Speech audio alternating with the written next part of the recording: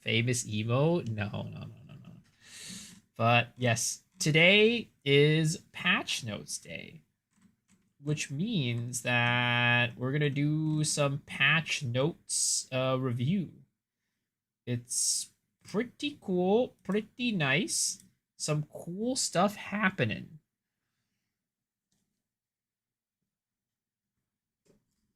I don't know if you guys got to review the patch notes at all, but it is as Mr. Jonathan here with the thumbs up says, towers are gone. This is absolutely huge, and I'm glad they brought this in before 0.4. Like, these are not patch notes. It's announcements, all right? Announcements, okay? Announcements. They're not quite patch notes, but reviewing the announcement does not quite have the same roll off the tongue. You also escape. How are you doing? But yes, there's going to be these updates for what we're getting for our patch upcoming next week. And it's super exciting. It's going to be big changes from Mr. Jonathan himself, giving us a very stern look with a thumbs up. Whoever made this thumbnail, I really question, right? Because I was trying to like see if I could. I'm Jonathan. Oh my god, so loud! I was trying to see if I could pull this for a thumbnail for like my own thumbnail today, and like you click on it, and Mr. Jonathan is like pixelated as hell. His arm is like in mid motion. I don't think he like actually posed for this. I think they just grabbed like a random screen cap of this and like put it for the thumbnail. They like looked at one of his like presentations and were just like, oh, this is a perfect emotion. We're gonna capture this one right here. They didn't even like ask him. Like, hey, they weren't like, hey, Big J, you know, can we get like a image of you doing a thumbs up for the thumbnail? It is no. We can't do that. Jonathan's too busy for that. We're gonna go ask. We're just gonna go and grab a photo of him from like a video. Yo, what's up, Morph? How's it going, man? But pretty big, pretty cool. I mean, we could watch this together just real quickly, and then we'll kind of discuss the situation. But saying this change would happen since 0.3 launch. Good news, good move, GGG. Are elementalists really viable in the current patch for the end game? Elementalists, like you mean like Stormweaver?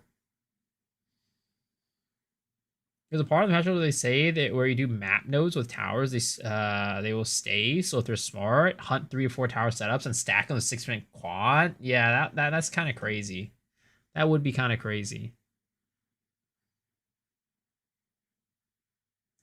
After watching, can you tell us again why volatility is dog shit? Tell me why not make a cock chaos warrior? Wait, from this or what? Giga tablets from our booty gonna jump in price? Hi, I'm Jonathan Rogers from Grinding Gear Games. Jonathan Now, it's no Rogers secret that we need to make some improvements to the endgame, and the plan has been to do some pretty major changes in zero. That's the question, right? Are old? I mean, I'm assuming this is the case, right? Old tablets are all just going to shit after this, right? Like, because they're not going to retroactively buff the current tablets, is my assumption. So, like, if you have any tablets in your inventory right now that are like decent or whatever, get rid of that shit, bro. Just dump it all. Just dump it all. Either that or find like a multi-tower setup and pop it onto the multi-tower setup so that when the patch hits, you'll have the multi-tower setup on top of being able to juice the individual maps as well. I'm guessing you'll still be able to keep the like the what is it called? The lines, the mods, like the increases and buffs from the tablets. But there is a chance that they make it so that you don't keep those anymore, but you just keep like what's on the map itself with like the, you know, mechanics. 4.0, but we realized it might be nice to iterate on some of the more mechanical. Does Gore Spike not work? It just doesn't show up on the tooltip. changes in 031 and just save the new content for 040. That way we can get a chance to test some of these things a bit earlier. A major concern for players are the mechanics around towers. Players don't like having to find towers to juice their maps, and don't enjoy needing to find multiple overlapping towers to get the best outcomes. In order to fix that, you no longer need towers to use tablets. Instead, tablets can now be placed in the map device to add their bonuses directly to your maps. Big. Each time you use a tablet... Let's see. Adds irradiated to a map period. 10 uses. Okay. 32% increased gold found in maps. Your maps have 88% increased chance to contain shrines. They're also adding like a lot of these like modifiers to it, I think, right? Are these modifiers for tablets or are these modifiers for... I'm assuming these are tablets, right? So, because this is like chance to contain additional shrines, right? Whereas this is like guarantee one additional shrine. While running a map, the number of remaining uses goes down. Once it reaches 0, what's the the tablet metric? is destroyed. You can use up to 3 tablets on each map, but the number of enabled slots is based on how many mods the map has. So here's the thing, right? When I look at this, I question 2 things. First thing, I really hope, and I talked about this in the video today, I really hope that these tablets right here don't get reset every single time.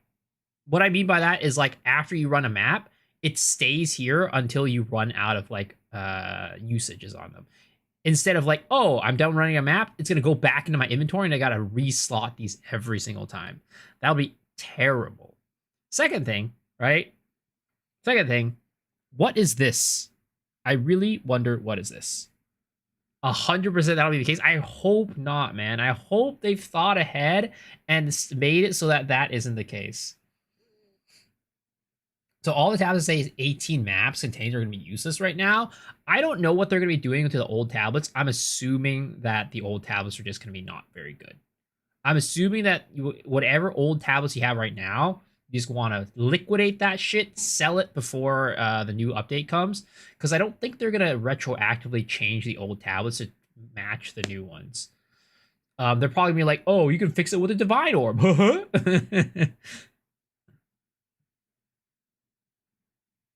But the other thing I wonder, right? What is this right here? Like, this is a waystone. That is a waystone. It's a socket that has a waystone on it. But you put the waystones up here. So I'm not really sure what this is. Reforge? No, you can't reforge here. It's an icon. It shouldn't be in a square. Like, maybe it's just an icon. I don't know. But it does leave me a little bit curious. You have to clear the tower with a waystone first. I mean, I don't think so. But also, like, yeah, they don't have like a. When they clicked on this, is this a tower map? Oh, this is just Meyer. Yeah, I'm just not entirely sure what that is. No, this is a new UI. This is a new UI. It's not that they didn't have a time to update it. This is a new UI. Am I a GGG employee? Shh! Don't tell anybody. Don't tell anybody. Tablet slots on the map device. This change allows you to benefit fully from tablets. Oh yeah, this was the most funny thing. I thought about tweeting about this, but even the example GGG person is out here using a goddamn constricting command helmet. Like, even the example character that they're using, they equipped this constricting command helmet. That is so funny. No matter what random layout of towers you happen to find. Towers can still be used to gain visibility on the explosive shot. And they'll with also Nova. drop an extra tablet as a reward for completing them. It's like it's literally the build Route 2 Something we've was never playing. really been happy with was the base experience of how you complete a map. In PoE 2, man's out here using whatever swarm, toxic swarm or something. This is like literally a garbage skill. They're really trying to throw some propaganda around telling us, look, it's not a bad skill. We could use this on our character. Fights to feel challenging and rewarding. So we decided to make bosses spawn only in some maps. In all the other maps, the completion condition for the map was killing all the rare monsters. However, we don't really Why feel am I this not is that DGS? enjoyable. You want to pay for It that? tends to degenerate into just following minimap icons. In order Tower to map is address just a this, normal we're map now now. making all Only maps difference is you're contain guaranteed a map tablet. bosses. Yep. I mean, it still does reveal the area around, right? But that's my whole thing. Like, I feel like right now, and we'll talk about it a little bit later, but it feels like towers are kind of useless right now. To complete the map, just kill the map boss. Am I playing today? You Yeah, no I'll play a longer little need bit to later. kill any rares, and you can do as much or as little of the rest of the map as you please. We still want some map bosses to be more challenging and rewarding though. The existing icons that currently indicate that there's a map boss now instead mean that the map boss of the area will be extra challenging, with more rewards and the map tier upgrade. I wonder what that means, right? When they say the boss is going to be extra challenging. Is it like maybe they're making it like a more HP or something? Like, I don't, because it seems like what they're saying is that the regular map bosses are still the same, right? I think, for example, let's say this is a, I don't know, Vol Temple map, right? Or a Vol Shrine map, whatever you want to call it, right? It's still going to be the same boss as like the normal one, but it's just going to be a more powerful version. I wonder if it means that it's just going to have like more HPs, do more damage. That's what I'm assuming. But like at some point again, these powerful map bosses, like so, the builds are just strong enough to just gonna like one shot them anyway. It's not really a big difference. I'll still clear towers, see if there's any Jade Isles around. Well, the thing is, if you're next to water, right, you're gonna just you could just like kind of path that way or something like that. I mean, that's like the only thing, right? If you're next to water, you might want to take the tower so you can look for the Jade Isles. It's kind of about it. What they're saying is you get boss every map, and the deadly map also slap me so harder. Sir, I can kill these bosses just fine. I don't know how I feel about the changes. What do you why don't you like the changes? Or what are you questioning about the changes? That the map boss of the area will be extra challenging, with more rewards and the map tier upgrade. We also wanted to improve the base experience of mapping in other ways by making sure that there is at least a guaranteed minimum amount of bonus content in each map. As you generate each map, we will now always add between 1 to 3 extra random features. Yeah, this is gonna be really nice though, because this was like a big complaint that I had a couple days ago. I was talking about how like when you path towards towers, it feels really bad because like you're running all these maps without any type of modifier on them.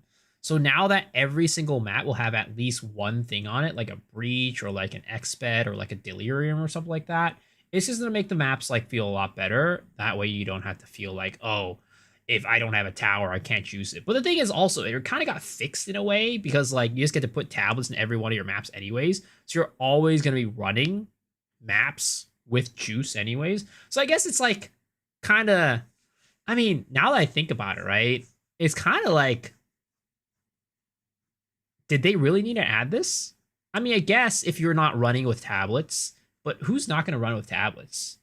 Maybe if you like just got on the map from like a league start, that's like the only. Yeah, it's redundant, right? It's like maybe if you just got into the end game with the league start, this would be relevant. But like other than that, it's kind of irrelevant.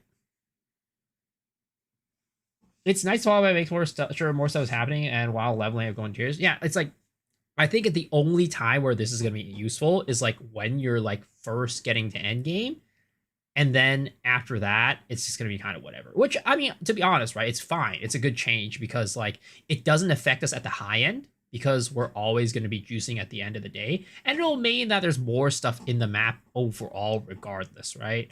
And then when we're working up, it'll make it feel better. But it is again, they're both kind of like they're solving the problem twice in a way.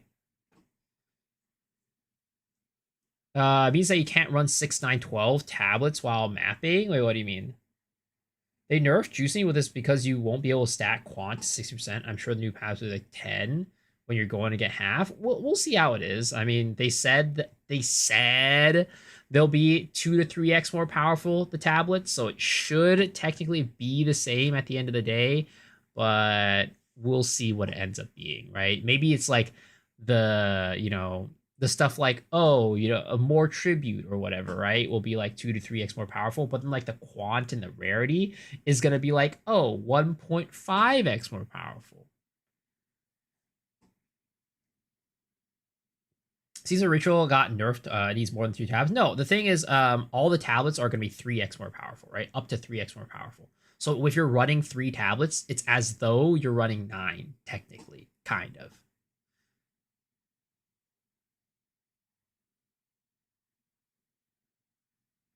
Having 3, 4, 5 tower setups. Well, the 3 tower setups will be the same, but then if you were getting 4 or 5 tower setups, then yeah, technically the ceiling lowered.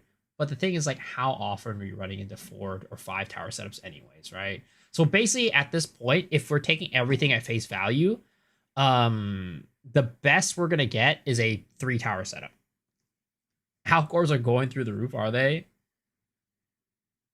They need to put additional stats on the unique tablets. Yeah, unique tablets are going to be a little bit interesting, right? Because there's some stuff like, for example, Grand Project. How is that going to work, right? I'm assuming that what you're going to do for Grand Project is when you run a tower map, you will, like, the only way to get the Grand Project to work is by running a tower with the Grand Project slotted into that tower. That, like, when you're running it, right? That's what makes sense to me. And then the same with what is that, Visions of Paradise, because it doesn't make sense if a Visions of Paradise you could keep like putting it into the map, right? Because it's, the map's gonna have like 3 sockets, the 3 slots, and then you could just technically keep feeding that Visions into there, right? When it should be set to W for Wumbo. So that's kind of like what I'm thinking about. Might be one-time use on a tower. Exactly. I still think that there's some stuff that's going to be interacting with towers, but like I think it's mainly just Grand Projects and Visions of Paradise.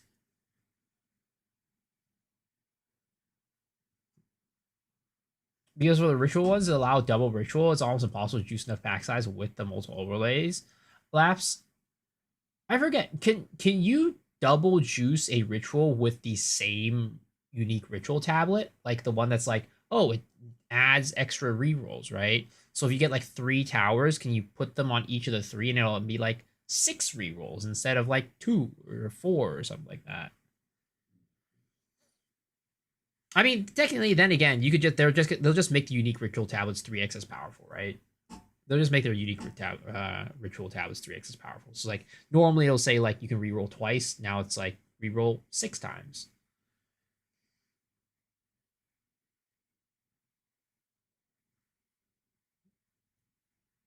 But yeah, I'm guessing things like unique tablets like Visions of Paradise and Grand Projects still need to be on the tower, and it'll influence everything within. Because it just feels very OP if you could just like keep slotting a Visions of Paradise into the map over and over and over again. They should let us 3-to-1 the old tablets and the new ones. Maybe. I think that's possible. Should I wait until next league to play, or is the inflation too bad to at the moment for new players? I mean, I don't think it's a problem because of crafting, let's just say.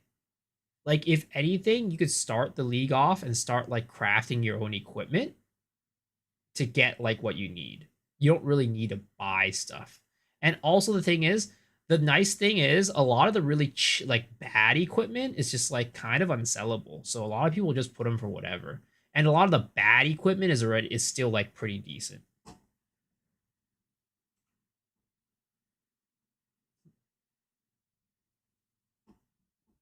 Try playing your build and something feels wrong. Sometimes sometimes the attacks are not registered and don't have the big ice AoE you have. I mean, the thing, it's like a Flicker Strike problem for the most part. Sometimes Flicker Strike desyncs. It's just a problem with the skill. I'm guessing they'll add 2 to 3 randomly rolled modifiers on the Unity tablet to make them more valuable. E.g., Breach one, you get 40% quantity of items.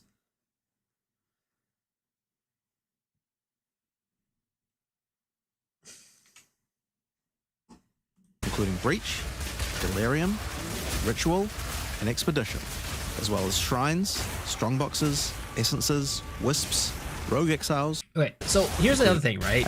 The wording that he puts here. Generate each map, we will now always add between 1 to 3 extra random features, including Breach, Delirium, Ritual, and Expedition. So he says Breach, Delirium, Ritual, and Expedition, right? And then, as well as shrines, shrines, essences, strong boxes, wisps, essences, rogue wisps, exiles, and rogue summoning exiles, circles. and summoning circles. First things off, what the fuck's a summoning circle?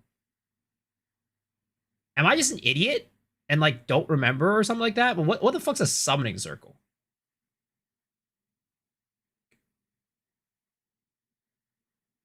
Oh, the monolith, the rune oh, the monoliths. Those are summoning circles. Oh, okay. Yeah, the little stone things. Okay. Yeah, I had no clue that was called a fucking summoning circle. That okay, cool. But here's the other thing, right? The way that he words it, I'm hoping that means that the second part, right? Wisps, rogue exiles, shrines, strong boxes, and summoning circles are separate from the league mechanics. Because like they said that we'll add 1 to 3 of these, right? And it's 1 to 3 of breach, delirium, ritual, and expedition. And then on top of that, they'll also have like the shrines, strong boxes, whatever, right? Because that would suck if you walked into a map and it's like, joke's on you, the 1 to 3 is rogue exiles, wisps, and a shrine. Or it's like a wisp, rogue exile, and a summoning circle. That's the 3 you got here. You're not gonna get the other ones. That would suck. Need to change the density of towers we hire so they overlap more. I mean, so I guess Dobry, what's your problem with the new changes, right? Why don't you like it compared to the towers?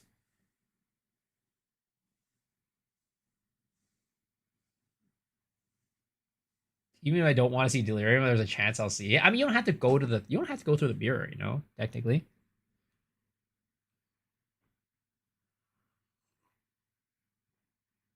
Shrines, etc. are separate. That's what I hope.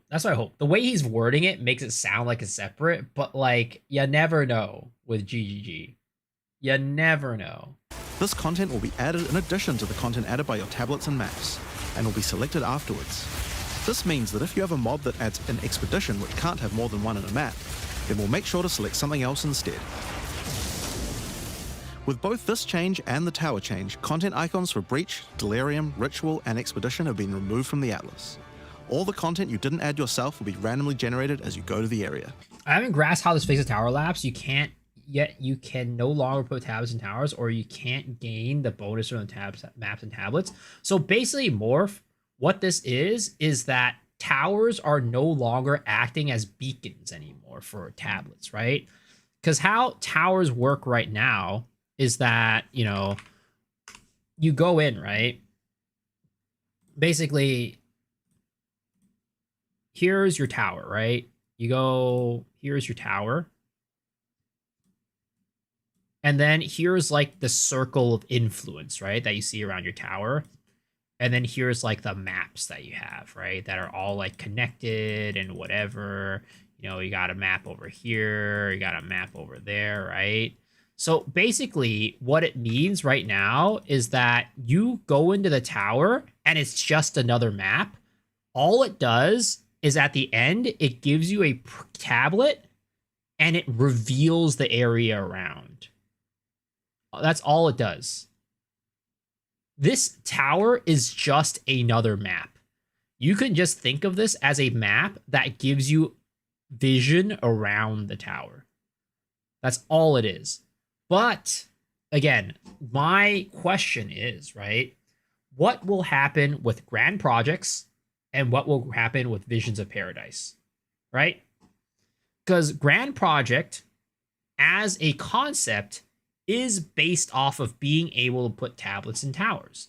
Now, you still will be able to put tablets in the tower when you're running it, right? Because how it works now is when you click on this map, right, it's going to open up this little UI right here, right, with the 3 tablets that you can socket into it, and it will be only for that map. So I'm guessing that when you click into the tower, if you socket a grand project, it will still work. But I think only the grand project and maybe Visions of Paradise will work. Because it would be extremely OP if you open up this tablet right here, this tablet panel right here, and you slot in a Visions of Paradise, and you just keep, like, every time you run it, you're just like, all right, I'm just gonna put another Vision of Paradise. Oh, I'm done with that map. I'm gonna put another Vision of Paradise, and you just keep running the Visions of Paradise over and over and over again, right? Because what it is, you could put an irradiated map, and then you can put Vision of Paradise, and you just keep running it over and over again. That would be really OP. I think what it's gonna do is that the tower will still let you use Vision of Paradise and Grand Project on them. Yeah, I don't know what the slot in the middle does. I don't know what the slot in the middle does. Using a tablet, you tabs in every map doesn't feel right to me because you can't juice a map 100% how you want. What do you mean? So basically, right? What it is, let's say you have you run. So how it is, right? How it was our current setup. Right now, you have 3 towers, right? Let's say you have 3x towers, right? And then you're going to run, I don't know, let's say tower number 1. You run, I don't know, breach tab with 7% quantity, right? No, tower, and then we also run a precursor with 7% quantity. And then you run a ritual with 7% quantity. Right? Technically, the downgrade is, right? If you were to run this on a, let's just say 2 towers to be easy, right? Let's say it's a 2 tower setup. Tower number 1, you have breach, precursor, and ritual, right? Technically, if you really wanted to, right? You're, instead of running a precursor here, maybe you're running delirium, right? Because you're already running a precursor here, or if you wanted to run the same thing, you can, right? If you're running the same thing, this is the exact same as what we're currently doing, because our tablets, the new ones, will have the ability to roll up to 2x or even 3x the power. So basically what's going to happen is in the new system, you're going to go to a map, and then you're going to run a breach tab that's going to have 14% quant. Precursor tab, that's going to have 14% quant. And then ritual, that's going to have 14% quant. So essentially, it's the same thing, right? Having 2 overlapping towers, you're going to have a total of 14% quant on each of these. And then you're going to have the new system where the map is also going to just have 14% quantity. And again, it can go up to 3x too, right? So it could be 21, 21, 21, right? So in that situation, that would be the same. But again, you could have a different situation where you're doing the same thing. 2x towers, right? Let's say you're doing 2x towers. Tower 1, you run breach. Tower 2, you run precursor. Tower 3, you run ritual. But let's say tower 2, you're running delirium. And then you're running exped. And then you're running overseer, right? Now, in this situation, this would not be the same, because your new system, you only have room for 3. Whereas in the past, you could have done tower 1 with precursor, breach, and ritual, and then tower 2, you done delirium, expedition, and overseer, and now you're getting every single one of those, right? So that's basically like the downside of this new one. Basically, we don't need a hunt for overlapping towers. We only need a hunt for good tablets. Yeah, basically. And the thing is, right, people were already hunting for good tablets. So there's not really too much of a difference between like now and then. It's like, oh, well, now you're flipping the RNG over to the tablets. Well, the thing is, the RNG was always on the tablets anyways, because people always needed to find the good tablets regardless.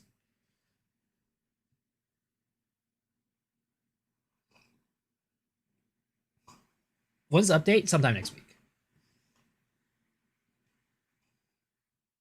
What other tablet that lets you run a map twice is it waste a slot? So again, that's the one thing that I'm not sure about, right? Because we were drawing this earlier. Like, it would be completely OP if you were to use the Visions of Paradise, which is what allows you to run the tablets twice, right? If you ran it, what is it called? If you, because right now, right, you technically put the unique tablet here. But the thing is, that would be really OP if you just keep slapping the Visions of Paradise in here and just keep running the map over and over again. And in that case, along with a grand project, which is what lets you skip maps and like just go to whatever map you want in the area, I still think that you're going to put those into the tower. Like when you run the tower, right? You're still going to have this option right here to put these maps in. Well, for that case situation, when you're running the maps, you're going to put a Vision of Paradise or like a grand project in here. Tab's gonna be worth divs? Yeah, they're definitely gonna be more expensive than now, I think.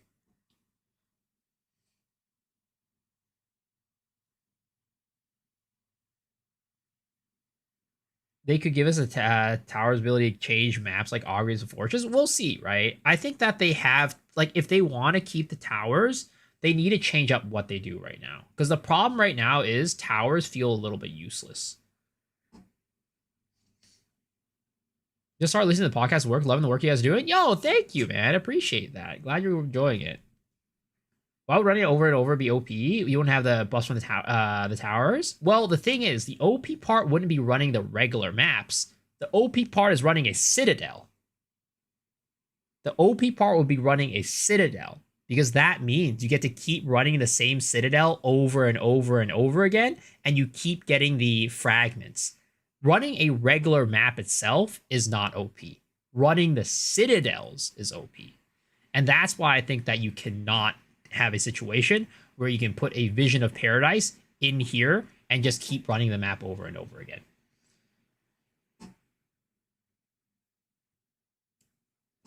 Farmer is a funny guy. I have a build of the week as a warrior build, a hideout warrior. I love Farmer. He's fucking hilarious. Using special tablets and towers could be the thing. Yeah. Because also the other thing, right? As it stands right now, and we can see him talk about it. Where is it? Does he talk? I mean, he just talks about it here, right? He just talks about it here, I think. Towers can still be used to gain visibility on the Atlas, and they'll also drop an extra tablet as a reward for completing them. Yeah, so that's all towers do, right? All towers do is give visibility. All three of the tablet slots right? on the map device. This change allows you to benefit can still be used to gain visibility. Right? It gives you visibility. But if you notice this thing, right? In the fog over here, literally you see the corrupted area. And that's the thing, right? When you're in the when you're playing the game, most points of interest, most important areas are revealed through the fog. Like you already see citadels in the distance. You already see corrupted areas in the distance.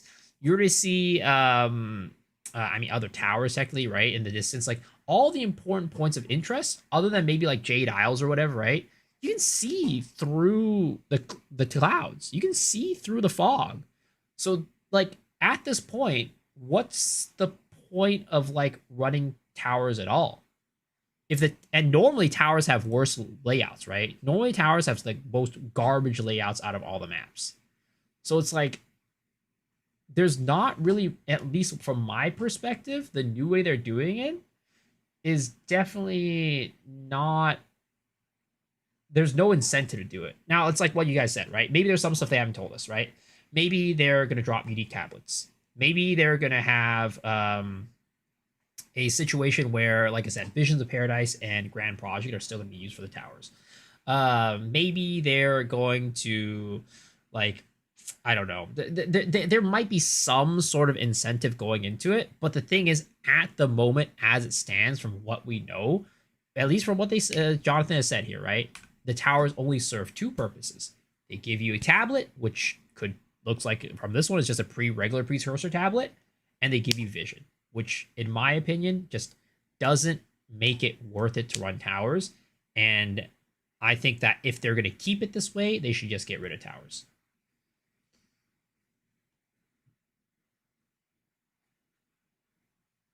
Towers drop tablets, you only put GG tablets and towers. That doesn't make any sense though, right? Like the how tablets work right now is like, you know, you run ritual maps and you get ritual tablets, you run delirium maps, you get delirium tablets, etc., etc. So it's like I feel like they're gonna keep that, but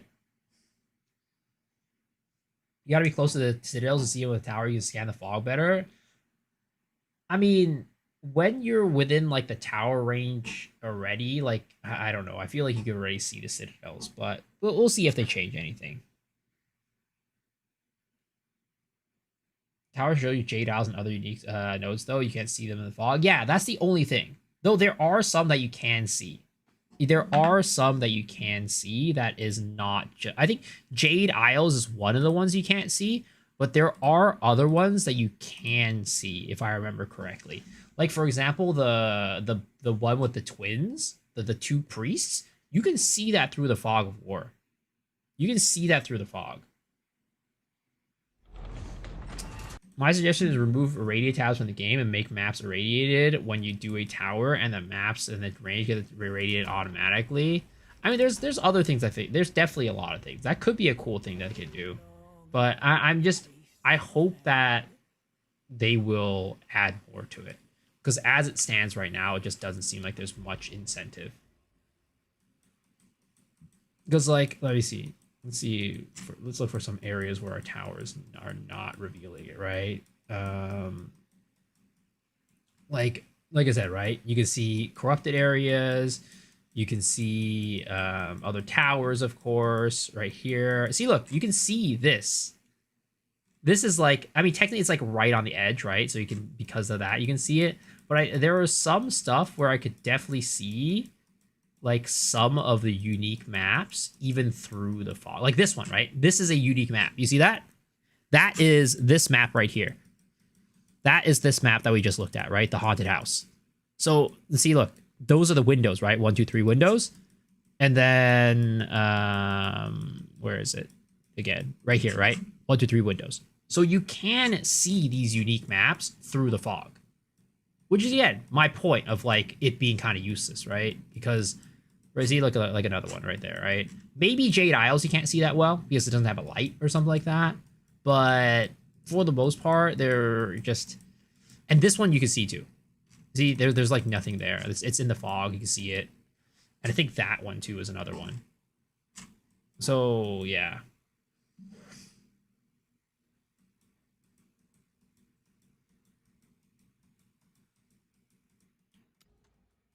I've definitely seen this one through the fog.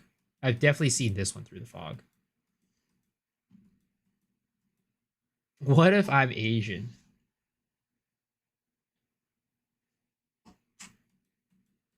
But yeah, I mean, for me, right? It just, I don't think it's enough of an incentive. Even if it's the case where you just can't see them at all, it doesn't feel like a huge incentive for me. I'm just going to keep mapping, and then like I'll be like, oh, cool, I found one, and I'm going to do it. Like, yeah. Unless you're Jade Isles hunting or something like that. Most people, for money, they're not really like Jade Isles hunting anyways. Like, people might just run them just cause, I don't know. But where I see it, it's just, it seems like there's a lack of value in towers. They need to make towers more incentivizing. Hey, yo, Mr. Future Clutchcore winner. Scarabs are so damn back. I'm a doubter. It's a good change. Oh no, yeah, this is a really good change. I'm just saying that I hope that they improve the towers. I started off with a stream with these are big W's, but then you know we got I hope that they, like, at the moment it's just a band-aid, right? I hope that they do add more stuff. Ritual and expedition, as well as shrines, strongboxes. Do you wonder why there are 4 slots while putting maps? Rogue exiles. So the reason why there are 4 slots is because, for example, like when you enter, I think the what is it called? Like some of the unique maps, right? Like which map was it?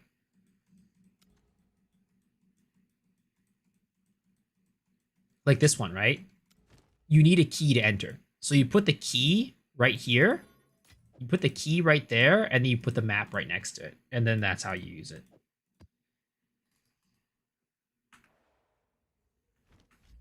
Reddit 1. Towers can reveal maps, and you pick maps and radius to allow for tablets. We'll see what they end up doing, right? And summoning circles. This content will be added in addition to the content added by your tablets and maps, and will be selected afterwards. This means that if you have a mob that adds an expedition which can't have more than one in a map, then we'll make sure to select something else instead. With both this change and the tower change, content icons for Breach, Delirium, Ritual, and Expedition have been removed from the Atlas. All the content you... I'm not gonna lie, This just looks so weird. Seeing a, like an atlas with like nothing on it just looks so weird. I mean, we'll probably get used to it very soon, but right now it just looks weird. Didn't add yourself will be randomly generated as you go to the area. Currently, we believe the time to complete a given map is a bit too long, nice. and so we're lowering it. To start with, we're taking the 15 largest maps and reducing their sizes. We also felt like there were just too many monsters. This is a goddamn The size good of monster packs in T1 maps was actually over 40% higher than in the interlude area right before it. This also resulted in so much some UI clutter right now. spike Yeah, at the start of endgame. I'm sure it's gonna be better, wasn't able to handle but it large just packs well. looks off because I'm so Getting used swarmed to by it. monsters is a common complaint in the endgame. To address that, we're lowering the number of monsters and monster packs at the start of the endgame by 30%. As you go through the tiers, the number of monsters... Again, man's out here using Toxic Swarm. They're really trying to push the Toxic Swarm to the players and tell them that that's a good skill when it's not. My friend brought up something early about this. It says in the notes that the existing towers that have been taking won't lose their buffs. So it would be ideal to find triple quad setup and just save it so the patch comes out. You get Giga Juice. Yeah, definitely.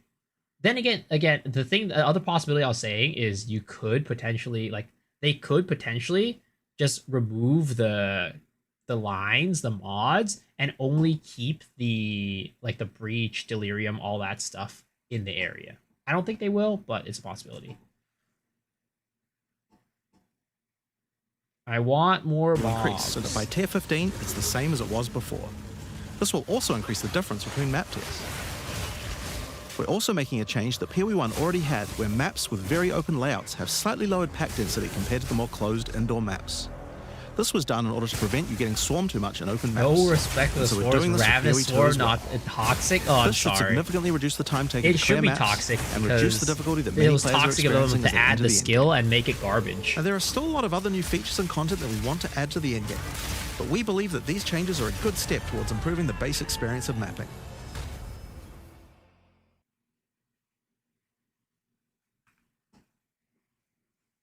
Okay, let's see here.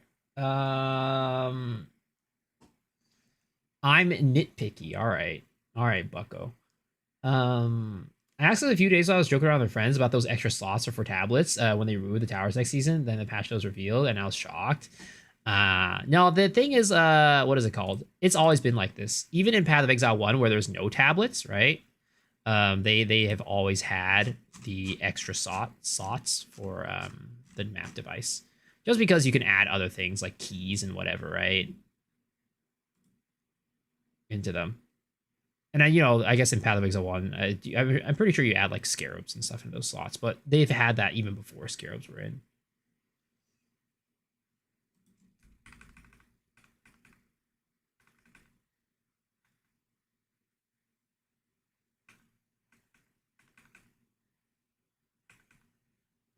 Also, Cap Tryhard. Yo, can I get into a map already? Can I stop hideout worrying or something like that? So yeah, you see, even in the Path of Exile 1 UI, they also have like the four sockets.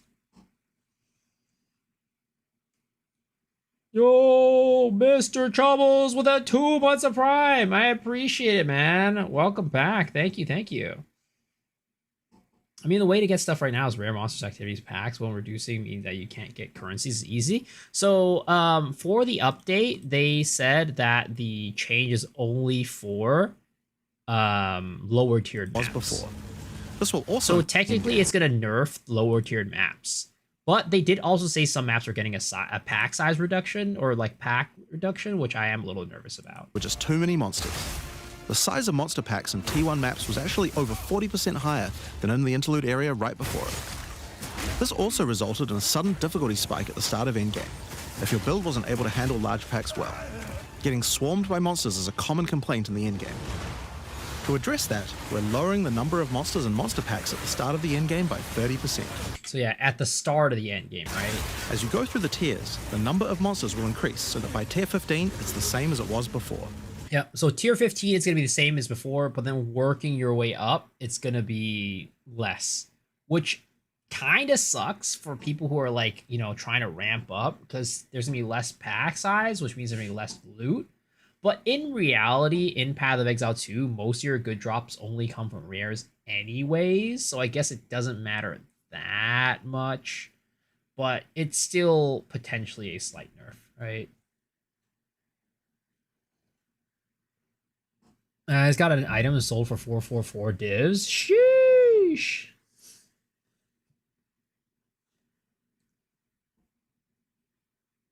Yeah, exactly, Alex.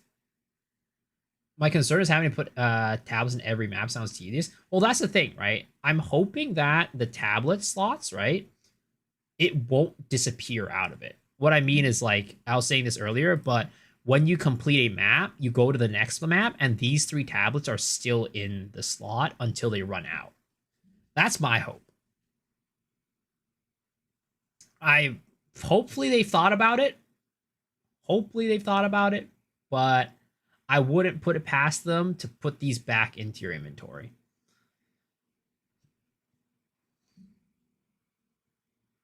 I heard nerf, so it's warrior. Yo, what's up, serious? I'm doing well. 100% they will stay in. Hopefully. I'm hoping so.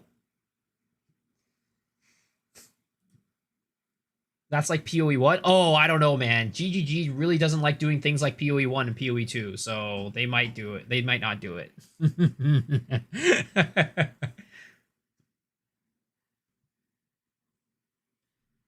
Probably less EXP2 from lower tiered maps. Probably, yeah. Same as it was before. We1 already had where maps with very open layouts have slightly lowered pack density compared to the more closed indoor maps. So this is another worry, right? We're also making a change that PoE1 already had where maps with very open layouts have slightly lowered pack density compared to the more closed indoor maps. So that's another worry that I have. I mean, like, that just means that the bigger maps are going to have less mobs across the board, whether you're in T1 or T15, right? And that's a little bit of a concern. Because, like, one of the best things with, like, Step, right? The Step map, that's a big map, huge map, lots of mob density. That's a lot of fun. Everybody loves Step. But if they made it so that Step had less mob density, that's going to be kind of annoying. That's going to be a nerf. So I don't know how they're going to address that. What if we get some movement speed boost from the campaign to combat for space? That's probably not going to happen. When does the update come? It's sometime next week. Is this my GGG employee streamer?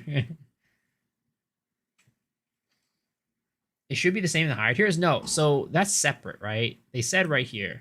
The build wasn't able to handle large packs well. Getting swarmed by monsters is a common complaint in the endgame.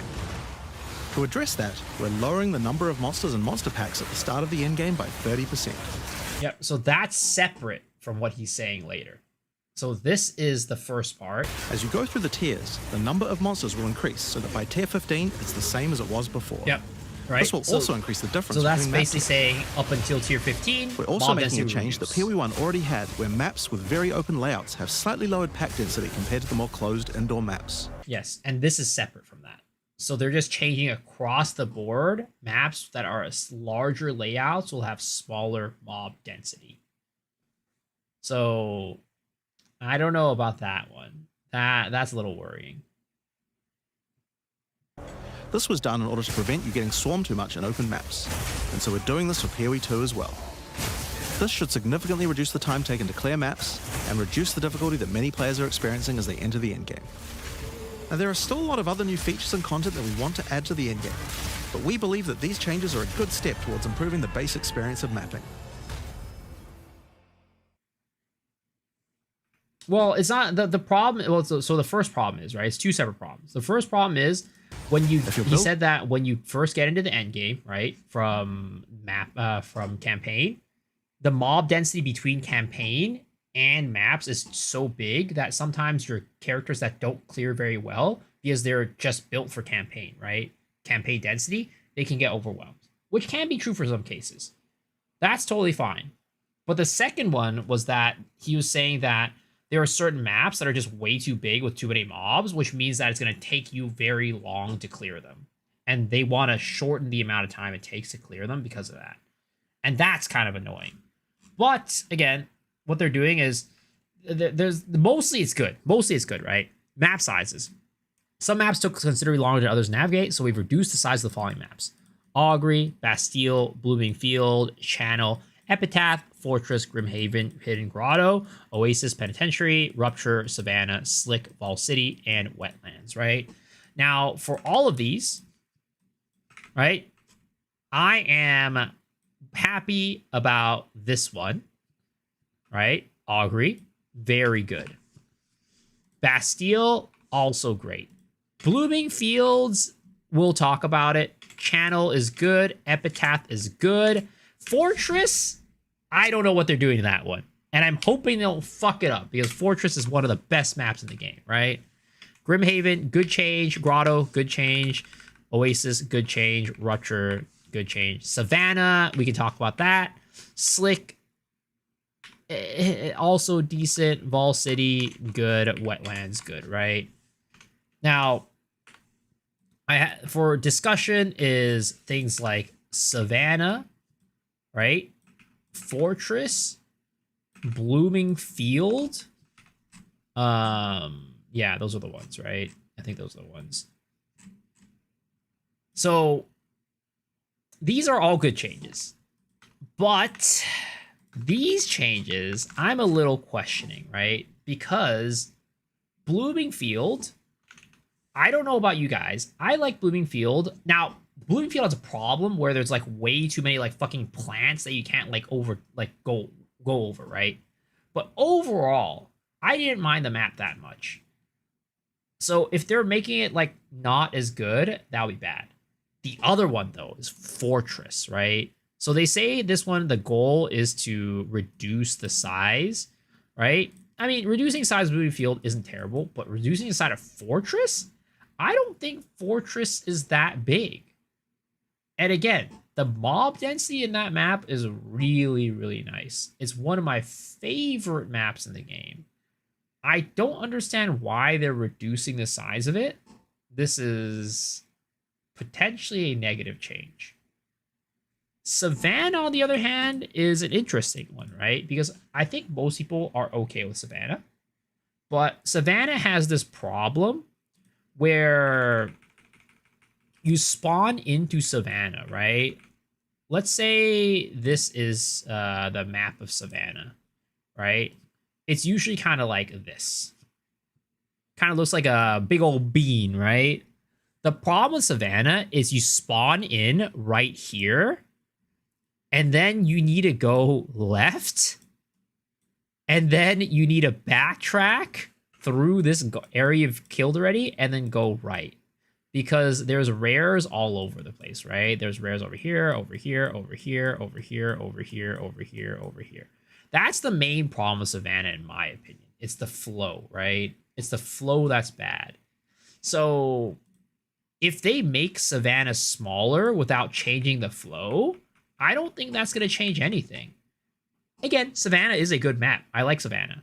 But the problem is the flow for me rather than the size. So I hope, I don't know how they're going to address it. I hope they address it like that. Yeah. What am I drawing? It's the Savannah map. Now, so those are those maps, right? But a big missing map is Sun Temple. Sun Temple. This map, for some reason, they have gone in and were like, what's the problem? There's nothing wrong with Sun Temple. We don't need to change it. They should have just said, we're getting rid of fucking Sun Temple. We're removing that shit from the fucking game. There's no way. There's no way. Yes, video checkpoints. Normally, if backtracking is really a problem. Well, I don't think they have checkpoints on both the edges. Sometimes it doesn't, at least. What do you mean? Are you like doing Abyss while being burned alive?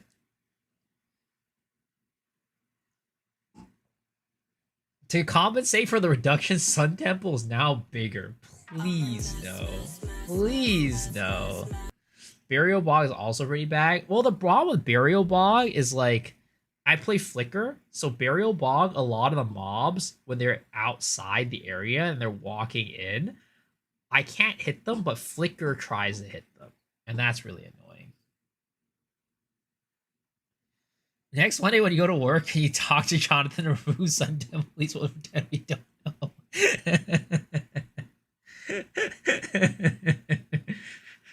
Yeah, Sun Temple, absolute trash. I don't know why they're not removing it. Also, I don't think Vol Foundry is on this list either. I think the new map is called Forge, right? That map is also not in here. Yo, what's up, Silk? That map is also missing. And I hate Forge almost as much as I hate Sun Temple.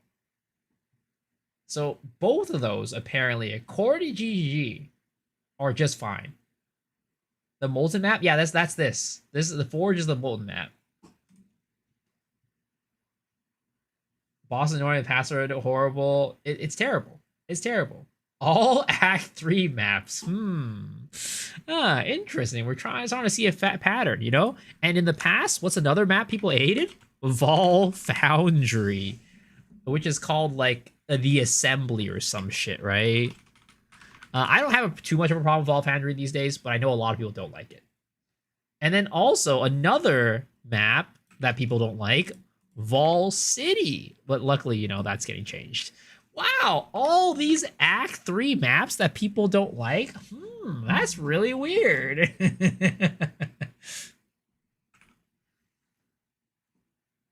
Assembly is good now? all these Act 3 maps are absolute dog shit. I wonder why. Ball City's pretty okay to me. I mean, it's not terrible. Like, it's better. I don't hate it with a passion, but it's not great. I think one of the main problems, though, right, on top of like the maps themselves being bad or whatever, the Vol mobs are just really annoying to fight against. That's like the other thing, right? Because in Path of Exile, maps have mobs attached to them, so it's not like in PoE 1 where it's like more random. You can just spawn any mobs in any map. In Path of Exile 2, the maps themselves spawn the type of mobs, and all of the Vol mobs fucking suck to fight against. So it's like on top of the maps being bad, the mobs are also terrible. Trenches too, yeah, trenches are bad, right? It's like if I were to list like, you know, all the maps that they're missing, right? We also got trenches that's missing. I mean, honestly, I'm not a huge fan of channel. Some of you guys might be okay with channel. I'm not that big of a fan of channel. Well, what other garbage maps are there? Usually they're like Citadel maps, honestly. Like the maps around a Citadel are just like all bad.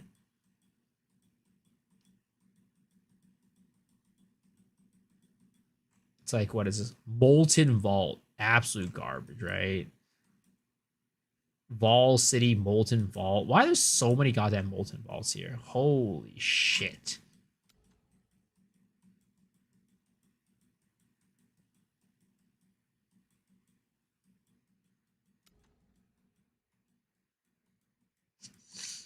What are some other Citadels?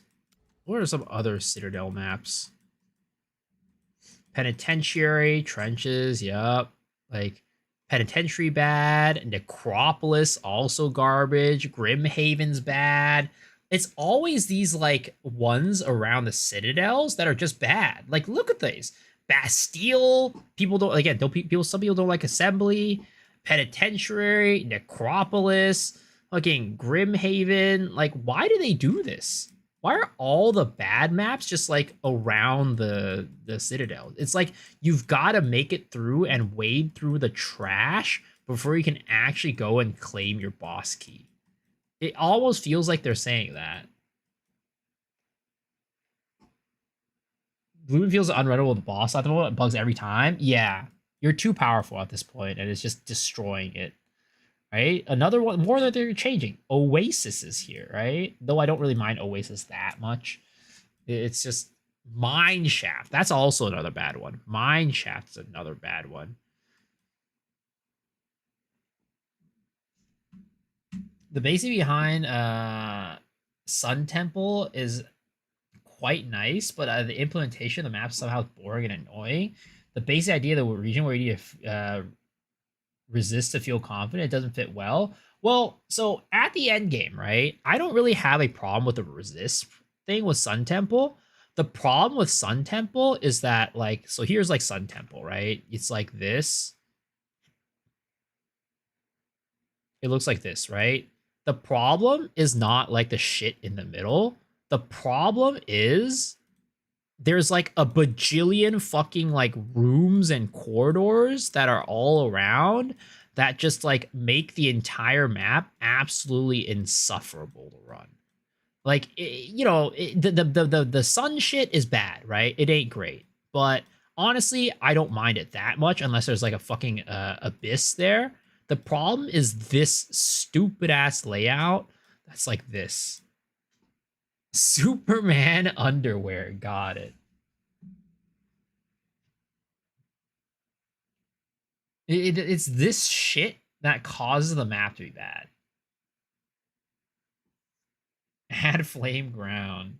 The tower version of this map is fine. Yeah, it's not bad. But yo, what's up? What's up, BCY? How are you doing? I was watching the Rue 2 video that he updated today, and I saw your name in the chat. I also saw Novel's name in the chat. I was watching. I was looking for you guys. Oh yeah, on the second floor, there's always a fucking crack too. You got like this giant ass crack over here, just like fuck off ass crack, like right here, and like right there that you need to jump over. It's terrible. Zone War Towers? No, yes. That's a yay. It should be closer to sinking towers. I agree. So that's, those are like some of the really garbage maps that we have in this game, right? And unfortunately, they are not touching any of like these really trash ones. I don't know why they're not touching it, but whatever. And somehow Fortress got caught in here. Like, why did they think Fortress needed to change? Fortress is not a change. This is a good map. Oh, Obkey. Okay, gotcha. The closer we get to scarabs and risk scarabs, the better the end game. Do you think they'll ever add a cat monster in the game? Everyone will walk around with a companion Rue. I mean, they have the they have Rue in the game already. I'm running around with Rues next to me right now.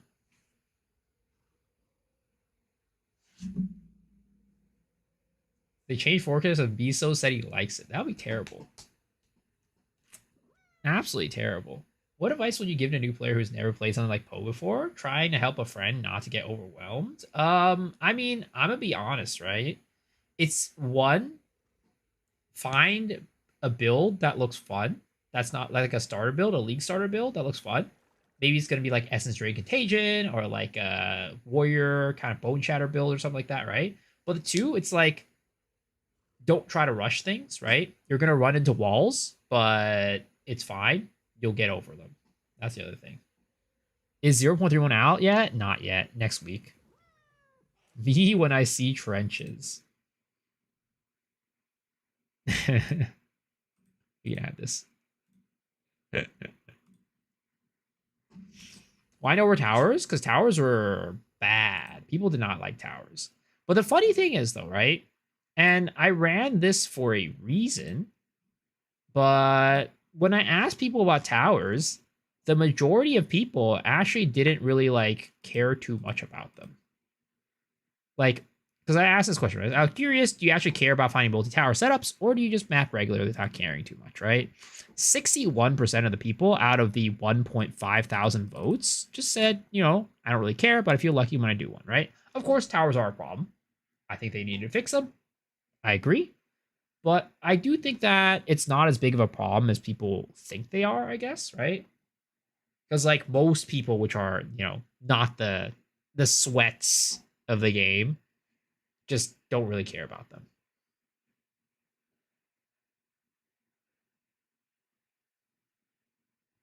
So yeah, that is it's a welcome change, but I also think that, you know, the not most people don't care about it. But at the same time, right? I think that the majority of people who are still playing the game right now probably do care.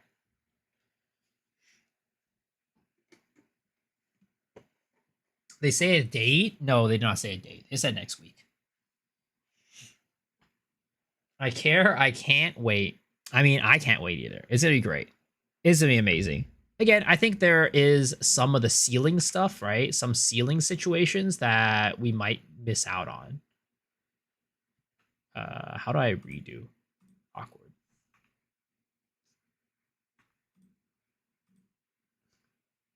I can't redo. But yeah, there's some ceiling stuff that you might miss out on, right? But I think overall, it's going to be just a huge positive change. The thing right now for people, again, is that there's two options that you have with your current tablets, because I doubt they're going to be updating the tablets. First option is searching for the good tablets that you have, right? 7% increased quantity. And then while people are still running these, right? While people are still caring about these, right? Sell them. While people are still caring about these, sell them, because I doubt these are going to be updated retroactively. But the other one is, of course, finding double, triple, quad tower setups and juicing your maps, right?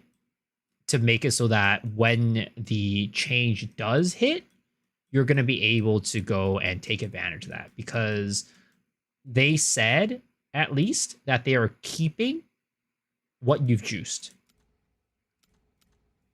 I don't know if they're keeping everything, right? Like, maybe when they say that they're keeping what you juice, what they mean is they're keeping these, breach and ritual, and not keeping these bottom parts. But I'm not entirely sure.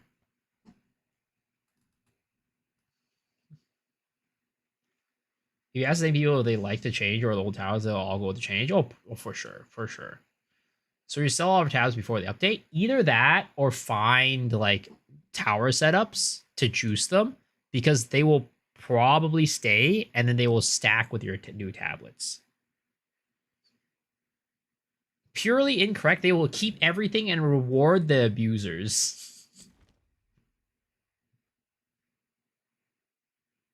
I doubt anyone's buying these knowing the changes are coming. I mean, the changes are coming next week, right? So people are still playing maps.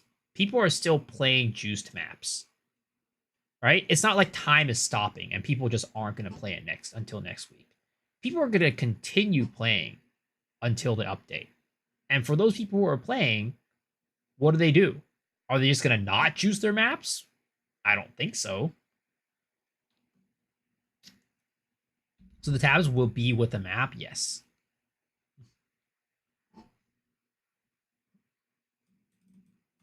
So I do think that there is merit to like selling them right now, right? Like, for example, let's go take a look at the market. I'm sure certain the many things have changed.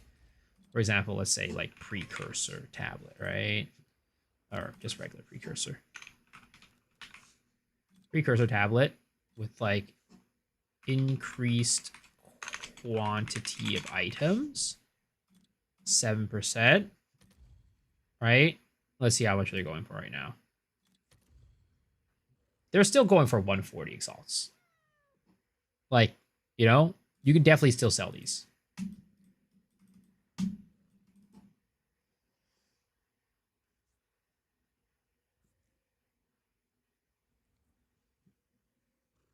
There's no point in not trying to sell. Yeah, basically. So if you're not the person that is juicing your maps right now with these, right? If you're just like, whatever, I would recommend selling them right now, because I doubt, right? And there's a chance they could make it so that they change retroactively, but I highly doubt they'll do that. I think more likely what will be happening is, oh, if you want your new tablet, your old tabs to turn into new ones, throw a divine order onto them.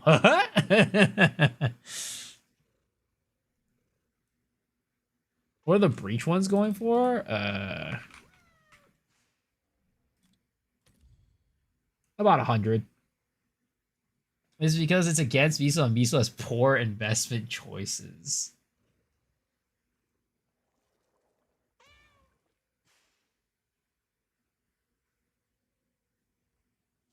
We wonder if the sales might go down because not everyone will have time to even use all their good tabs for the patch. Again, some people will have a bunch of them stashed up, but not everybody, right? Not everybody.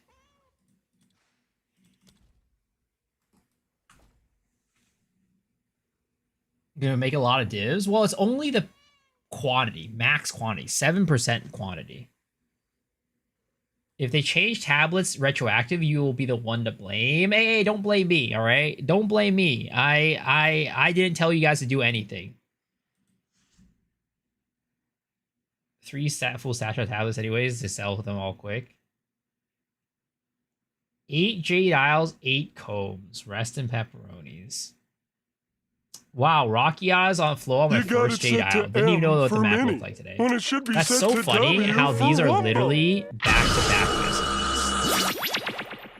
These are literally back-to-back messages.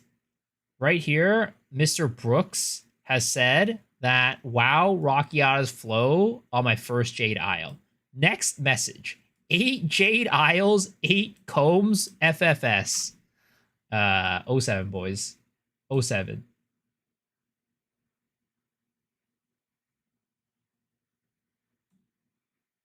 But yeah, so overall, very positive changes.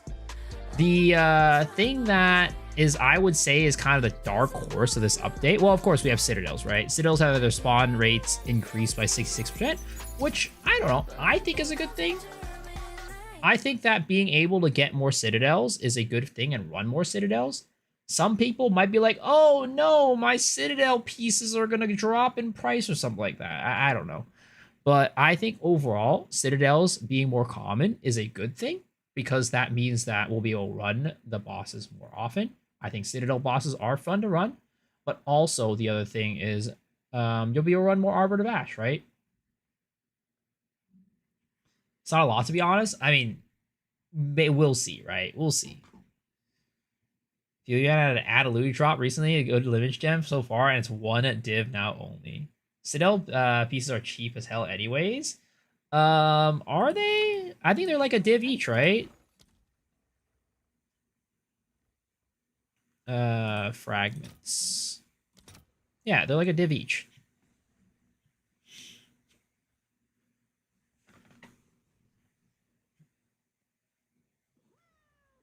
I apologize for ever doubting you. What's up, Apu? 1 div equals cheap. I mean, in like, you know, relative to other things, sure, right? But I think a lot of people would like 1 div.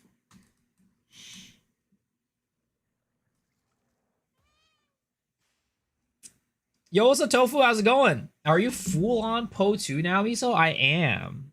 I haven't seen you in a while. Are you still doing like content?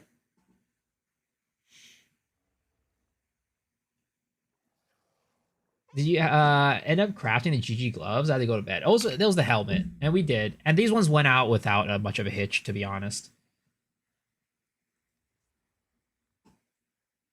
No, what the fuck? You just get tired of doing content?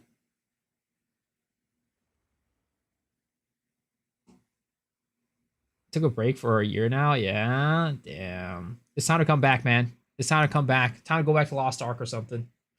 I won't be there though. I'm living in PoE 2 land. I know Lost Ark. Yeah, I haven't played since December. I haven't played for almost a year at this point.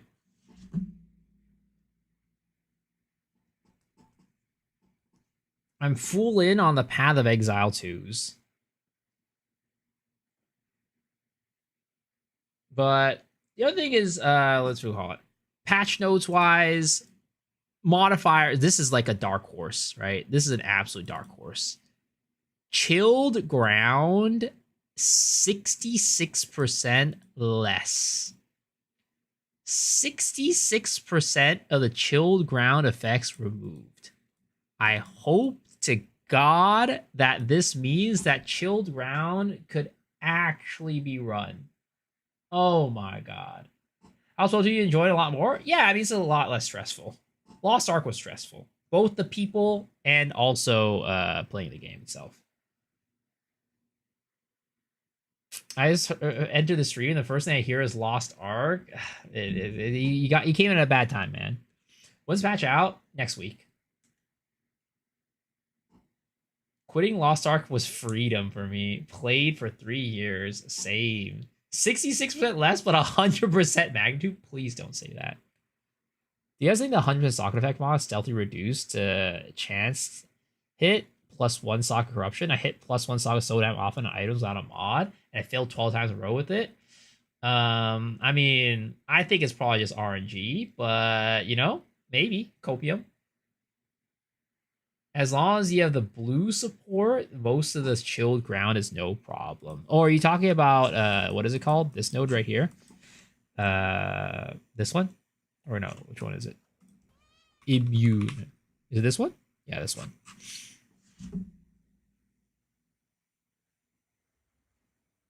Crystallized immunities? Are you just anointing crystallized immunities? Yo, what's up, Grulio? Check out my build, you'll like it. What's your build? You want to link it?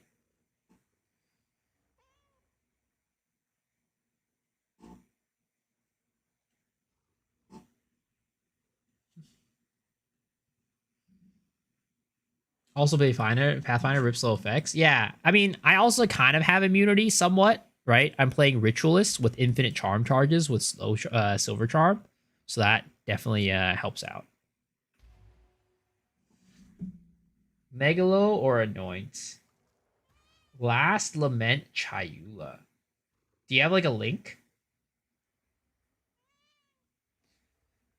Can you explain how you generate charges now? Because old cock sniper's mark combo doesn't work. It's cast on crit with profane ritual.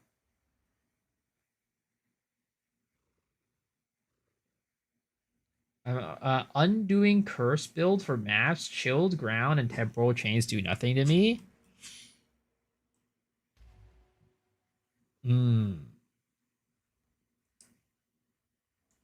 What's infinite charge of charm? So Ritualist has this thing, right, where instead of can instead consume 25% of maximum mana trigger charms with insufficient charges. So even if you have no more charges, you can go and what is it called? Use your charm. So I can run like a chilled ground map or something, right? So let's just grab a chilled ground map real quick. Just hop into somewhere. It's like this woodland map or something like that, right? So if I go in here,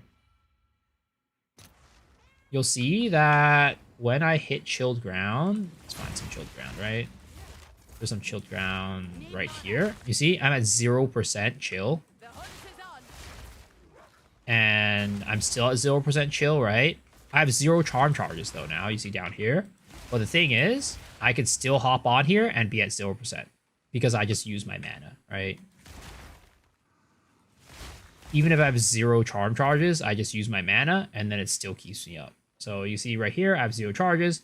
Come over here, my mana gets used and it doesn't matter. Right there, right? It's pretty nice.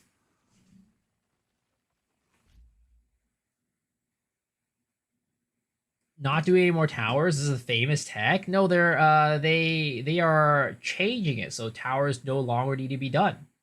Towers are no longer gonna be offering you the juicing qualities that they used to. I'd have to say Slam Titan feels pretty nice. Yeah, it seems pretty good. My first Trimaster gave me Adorned, and now my first Jade Isles gave me a Rock Yada. What the fuck? Thank God they changed it. Yeah, I agree. Something that I want to do tonight, right, is I wanted to play and so you guys know, as you guys might know, I'm gonna be doing Clutchcore, right? we're gonna do doing Clutchcore, and I'm gonna be playing Witch. And I was thinking that I might want to practice my Witch strats. I don't know if I should. Do you guys think I should just raw dog it, go in there without any practice? Or do you guys think that I should go and actually practice a little bit? Which has no practice. It's just easy. Who's my partners? Alcohol and King Kongor. Alcohol and King Kongor. Only practice your team is? I don't think my team's practicing. I don't think my team is practicing. I think they're just chilling.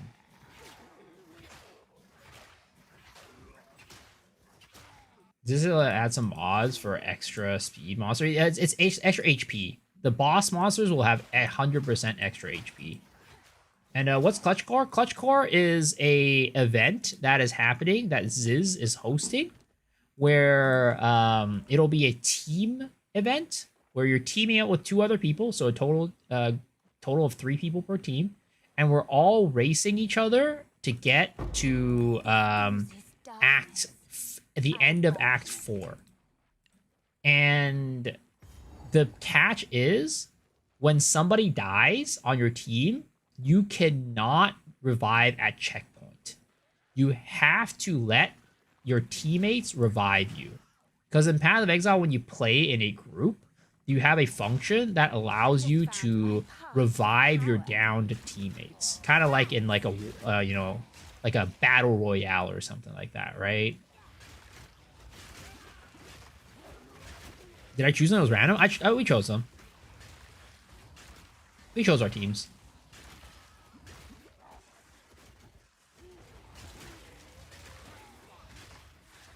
The thing is, what I want to like consider and think about is like what I want to build, because I think like building for a team is going to be very different than building for solo, right? Like, of course, you think Witch, it's like, oh, we're going to play Essence Drain Contagion, right?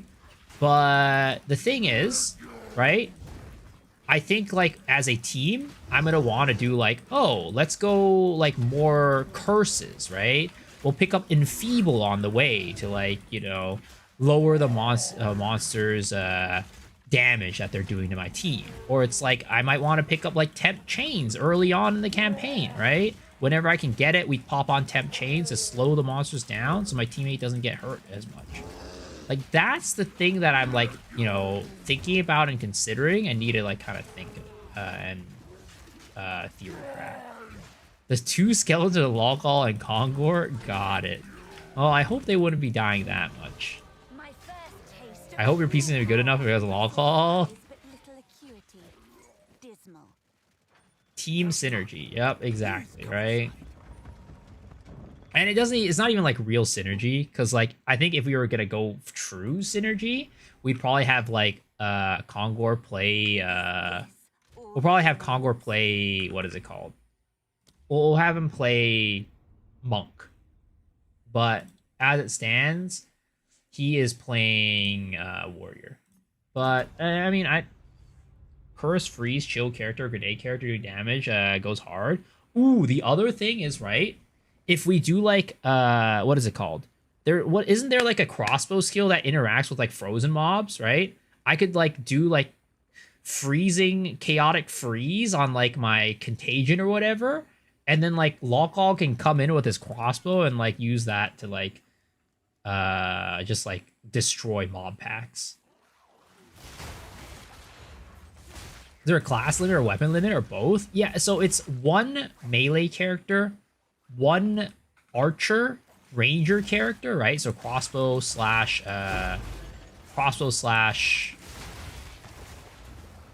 bow, and then 1 caster. So either elemental or occult. That is the limitations of this event. And they've also got a couple other rules that are like interesting, right? So basically, you cannot teleport to town with waypoints unless it's right after, or not with your T skill, your teleport, right? Your portal. So if you can't teleport to town with your portal unless it is after a boss. And I think it was like you can use waypoints, but you can't teleport. So like if you run out of mana or something like that, you can't just like go back to town.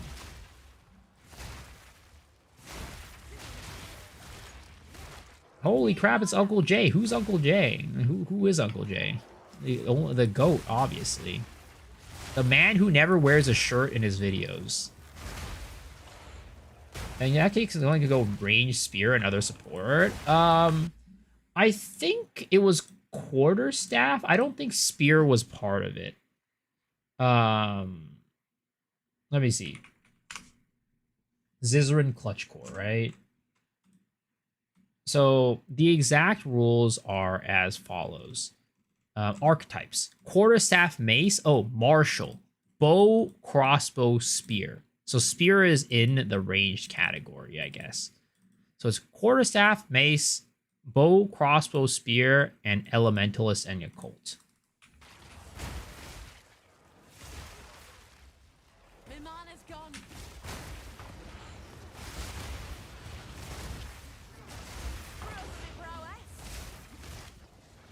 I do wear a shirt in 10% of my videos. All right. Can one bow Deadeye make a melee Deadeye and a caster Deadeye? Yeah, I mean, I don't think you're limited to the class that you choose. I think it's just weapon archetype.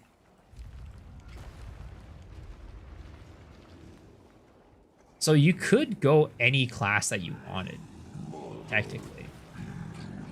Like, if I want to go melee Deadeye, right? I can definitely do that. Can you see the teams? Yeah. They're not, like, super up... Oh, no, they are up to date, right? So, here are the teams. We have... And I'll turn on dark mode for you guys to save your eyes, right? So, the teams are as follows. We have Team Doc Rant. I'm Exile. Alex... Alex, Sarge 2. Lanced, Captain Lance, Farmer, Dead Rabbit. Faceplant Express, Driz, Arco, Mostly Works.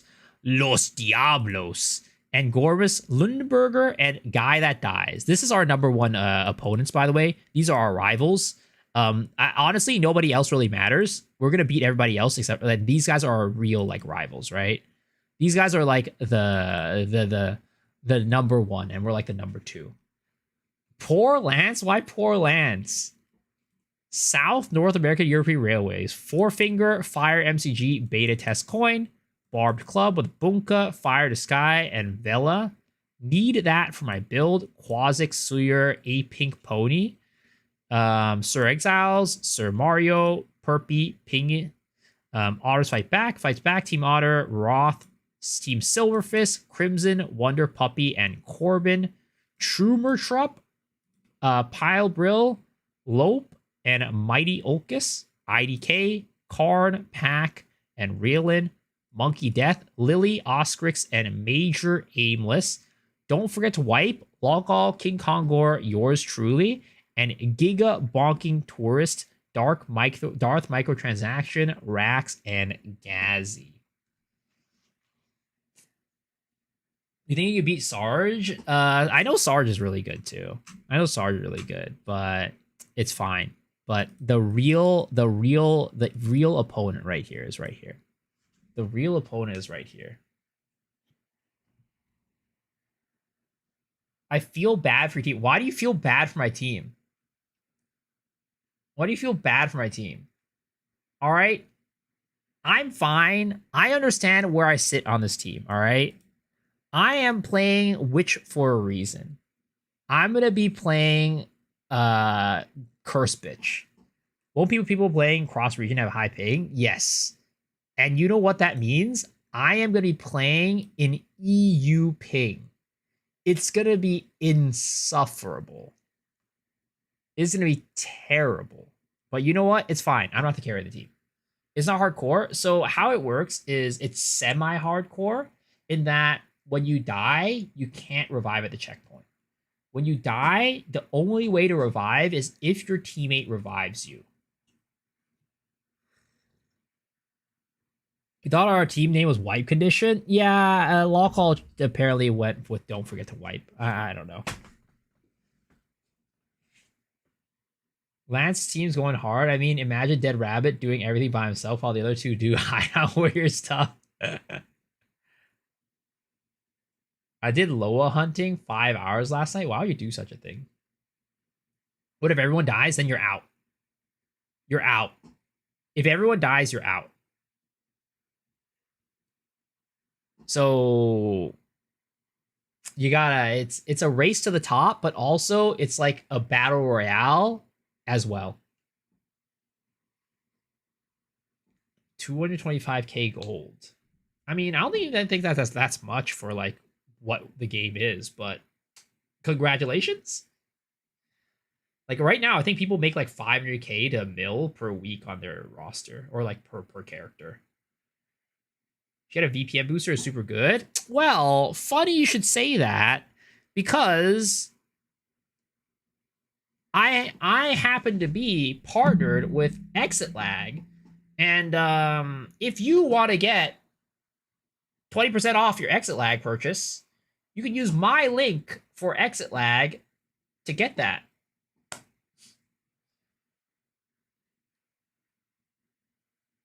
Whoa, it's King Kongor. How's it going, man? My our humble teammate.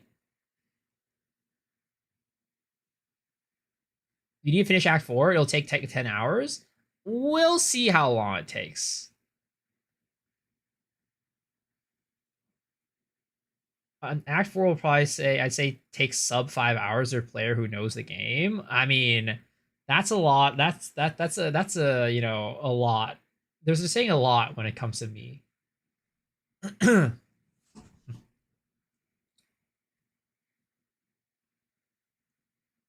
You sound a bit overconfident in the poor ability to hustle. No, guys, we're gonna beat Angormus. I guarantee you guys. Kongor is basically Angormus Senior, is what you guys don't know. Kongor is like, he just hasn't participated in any races yet. If he participated in races, Angormus will be looking up to him. When does the race start? It starts in about a day and 5 hours ish, something like that. In my dreams, he doesn't participate so other people can shine. What a guy! Exactly. Log into EU right now and clear the beach. Oh boy, let's take a look at that. Right, let's take a look at that real quick. Let's see how bad the ping is when I go into EU. So I don't know what server we're gonna play on, right? Let's I don't know. Let's go like London, right? Let's go London. That's like the one of the better ones. What server do you play on, Hong Kong? Or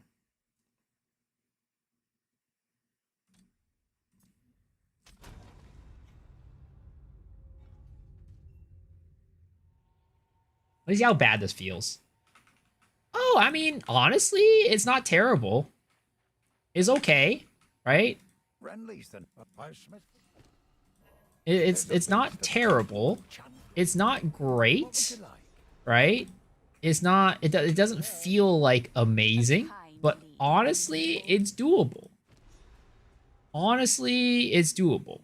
I can work with this. I can work with this. Kogor saved my house from burning down. What a true hero. Anywhere Patch Leak's my favorite GGG streamer. Yeah, big leak. We're gonna be they're gonna be nuking an entire class called Deadeye. Like, this isn't that bad, guys. Honestly, this is okay. There's like a slight delay, right? But it's honestly completely doable. I might try it with like exit lag and see how it feels. But even without exit lag, it's like, you know, about a second of delay, something like that, right? About a second and a half of delay. It's not terrible. What do the winners get? $5,000. What time does the race start? In about a day and 5 hours or so.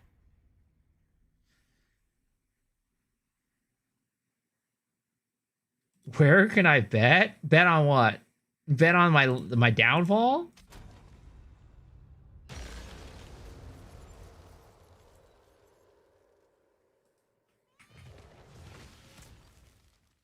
Dude, they gotta stop hiding these Orb of Alchemies. These Orb of Alchemies are going to the moon. 6 a.m. start Pacific time? Yes. Need an on-screen counter? Sure. We can get an on-screen counter, actually. We can actually get an on-screen counter.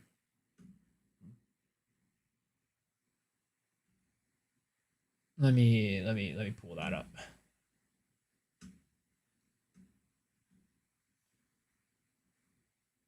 What happened? I got like 80% alks. What happened? I think alks are going up in value because what is it called? They buffed alchemy orbs in this. They're buffing alchemy orbs in the next patch. Oh, don't spoil it. Whoops, I spoiled. Awkward.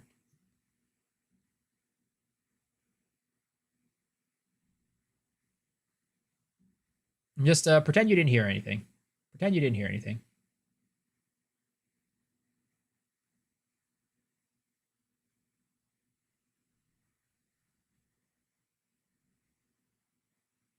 Let's see here. Where the fuck is the goddamn countdown timer? Ah, there it is. Clutchcore event. Start time. It's not the best UI, but we'll make it work. Clutchcore event start time.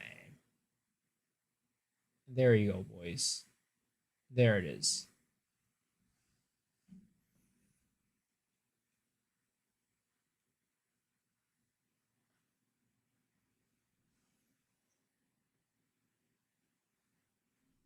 Farmer strat, play the market, let rabbit solo is pretty good. I mean, You look, got it set to M for that's mini, definitely a when it team should that be we need set to to W for Wumbo. It's definitely a team that we need to be afraid of for that reason.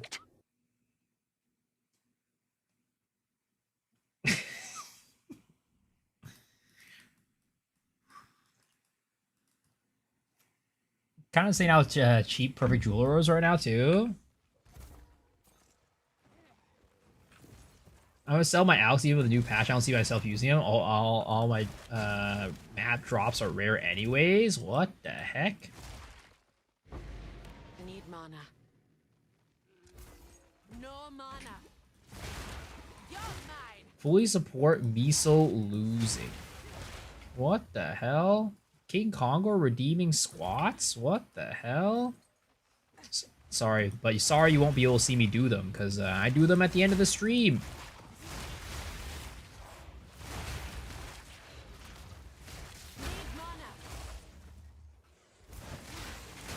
That tongue movement caught me off guard.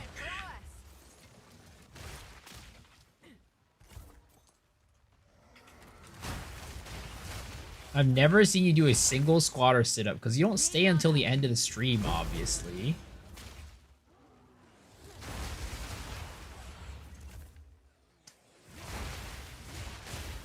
I see a big issue with this change. We're still rolling tabs when they become sparrows with more bag space time to manage because it means they won't be stackable.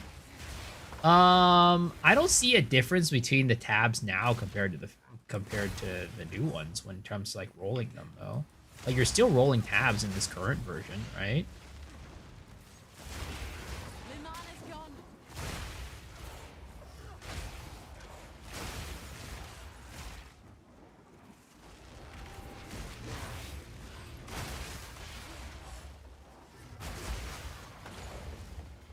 That's 2 years I've known you. I've never seen you do a squat or sit up. You're lying, sir. Sir, you're never here at the end of the stream. That's why. my muscles are soup. That is also true though. Regardless, that is also true. Regardless of whether or not like the squats actually happen, my muscles are soup. It is true. It is in my very nature of being a miso soup that my muscles are soup. What the fuck, Calvin? Stop pressing the goddamn combo again. Out here dropping goddamn dinos all over again, aren't you? We can I know it's you. 5 or 6 You don't need a feign ignorance. One. You don't need to feign ignorance. I know it's you.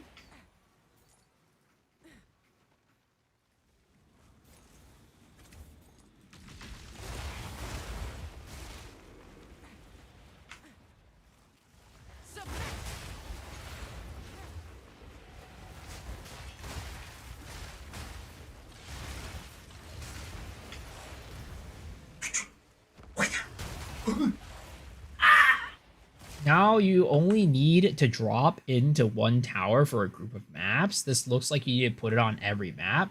No, so what is it called? The tablets have a usage limit. So every tablet will have like 10 uses, for example. Like, so for, right now, right? Let's say your precursor tablet says like, oh, this will influence 12 maps, right? So instead of saying, oh, this will influence 12 maps, it says this tablet can be used 12 times.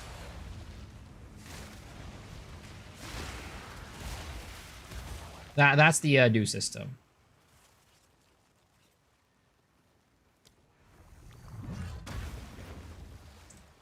I can see the you won't Statue need of to Liberty choose from awful here. maps. Yes, that's another thing.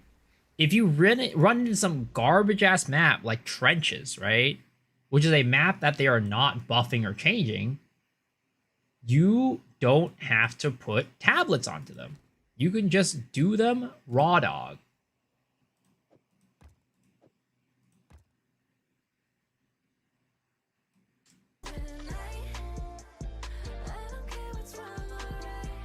Why are you guys spamming the goddamn channel points?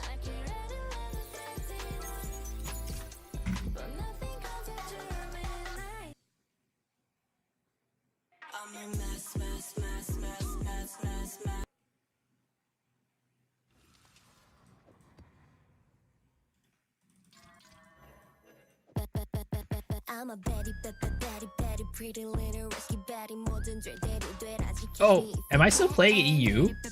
I hope not.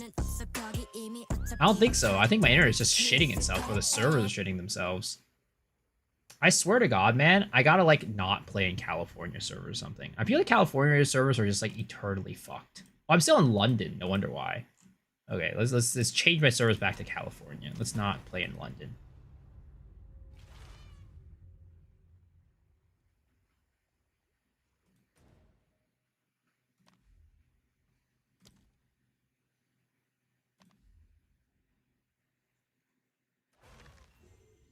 Do you rate farming Trial of Chaos? Wait, what do you mean? Do I rate farming Trial of Chaos?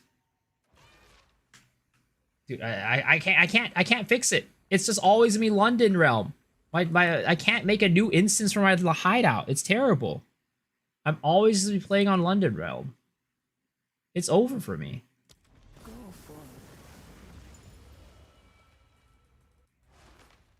Swap hideouts? True, I can. I can swap hideouts. It is true. That is how you do it. Trial of Chaos is good money. It's fine. It's fine. But if you really want to make money, you gotta go run Sekimas. You really want to get money, you run Sekimas. Because there's so much RNG that comes in the Trial of Chaos.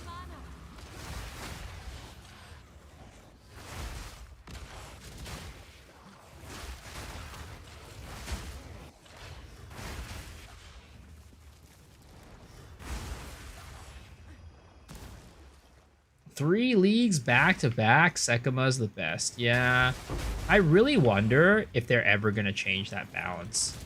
Because it's exactly what you're saying. We have never had a league where Sekima's was not the best farm. And I don't know if they're like, I hope they change it at some point. I don't know if they will.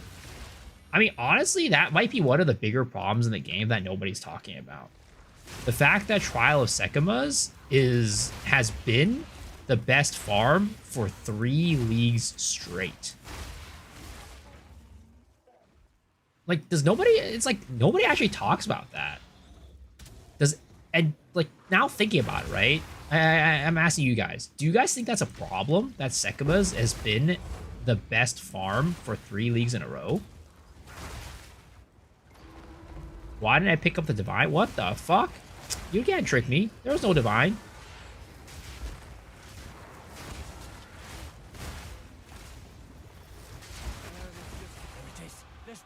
Arbor last season is better? No.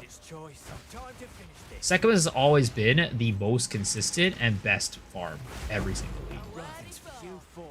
There was maybe a point where Arbiter was better, but usually as the season progresses to the end, Sekimas will always has always been king. Best farm because it's shit nobody wants to run it, and the stuff for a high rare price.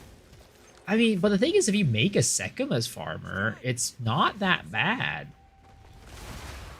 Like, if you make a Sekimas farmer, I don't think running Trials is that bad. The only reason why running Trials is bad is because you don't have a setup for it. And I guess most people don't have a setup or, like, don't think about getting a setup for it.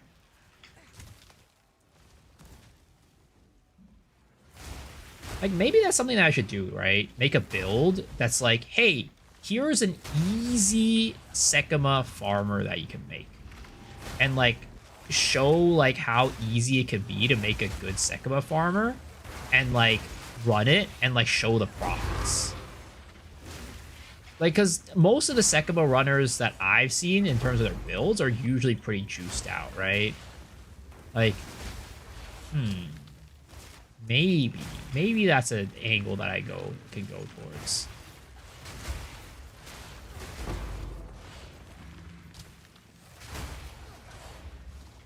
Made a character Sekima fast belt bosses for 5 to 6 days, get 70 to 150 per day. Do a video. Yeah, I mean, that is something I could do. High percent of player base you think are willing to set up a character Sekima? No, I know I don't want to. Well, the thing is, it could be a character that could do maps very well too, right? Like, I'm sure there's characters that can map well, but also, like, do Sekima as well. But, of course, it's like you need to buy the relics and stuff like that. Maybe not all players might want to do that. But we'll see. I mean, I'll try to figure it out. I'll put some thought into it to just try to see if there's, like, the most painless Sekima build ever. Interchangeable skill trees have 2 to 3 setup, 1 for mapping, 1 for Sekima, 1 for trials. That would be nice. That would be nice, but I doubt they'll ever do that. What is this no more towers thing? They're making it so that tablets can no longer go into towers. Tablets are now on a map by map basis.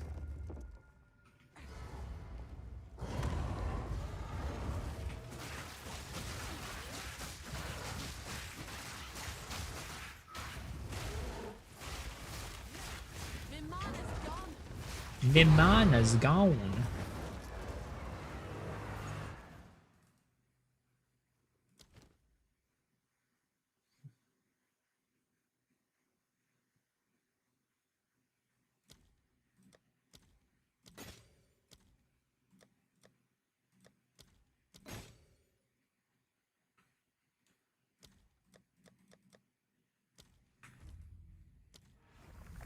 So Lightning Arrow Deadeye? I mean, Lightning Arrow Deadeye is a very good Sekima's runner.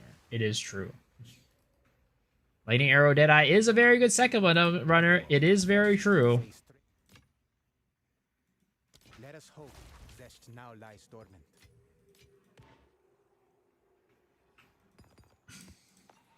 But the thing is, Lightning Arrow Deadeye is also very expensive to set up. That's the other, like, thing to consider, right? Lightning Arrow Deadeye is very expensive to set up.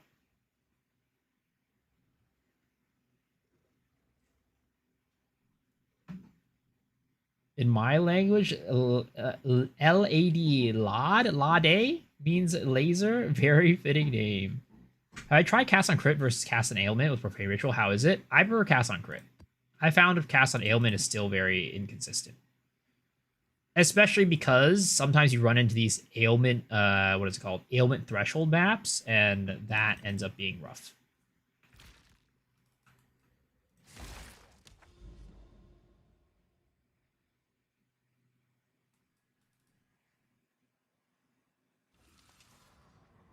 What's the power with no powers? Basically, every time you go into a map, you'll have a little thing on the bottom that'll let you put tablets into it. So you do not, when you're putting tablets now, it's not into the towers, it's into the maps. Beware the scorpion sting. Saw Sume rocking Twister for Sekima. Oh, I bet that's really good. I bet that's really good. Is that 0.4? No, next week. Coming next week.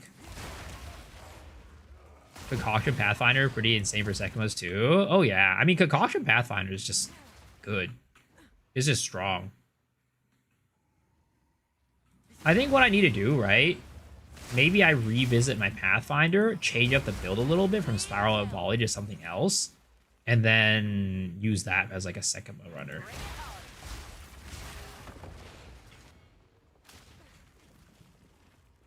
But again, I probably at the end of the day, the best Sekima runners are probably still Deadeye, Tailwind OP, right?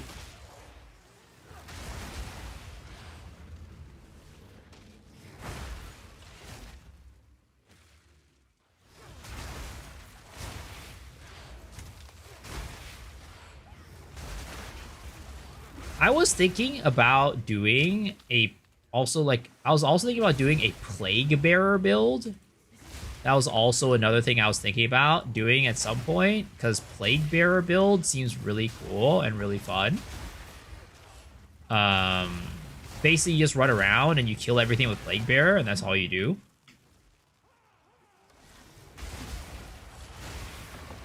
Anything can be a suck my ass runner to get the relics, save 100% less trap damage, and relics let you run the gauntlet room without care. Yeah, but you know, some builds are gonna have like more movement speed than others and stuff too, right? Like, naturally, some builds are going to have more movement speed than others.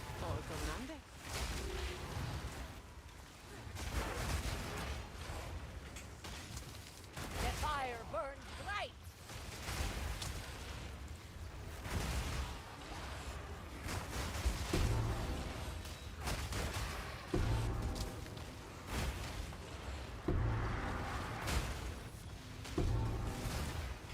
Doom, doom, doom. Gotta love it when the game does that.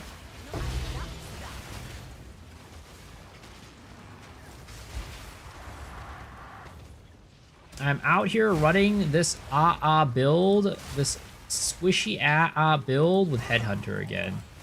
Let's hope I don't regret it. Dude, stop teleporting me. Oh my god, Ghost Shroud. You are just absolutely destroying me right now.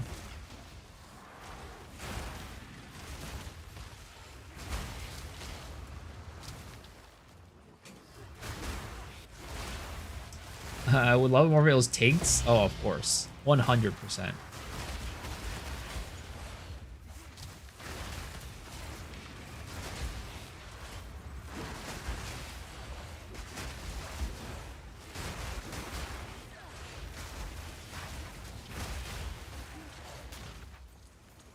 I mean, I think like any of like the attack speed scaling builds could be really good Sekima runners. I mean, there's just a lot of like builds that could be good to Sekima runners. Let's be real. I think it's just, I don't know. I really don't know why people don't run Sekimas very often. I guess at the end of the day, it's just not as fun as mapping. That's probably what it comes down to. It's just very repetitive, not as fun as mapping. Even if it's like fast and easy, it's just not as fun. And that's what it comes down to.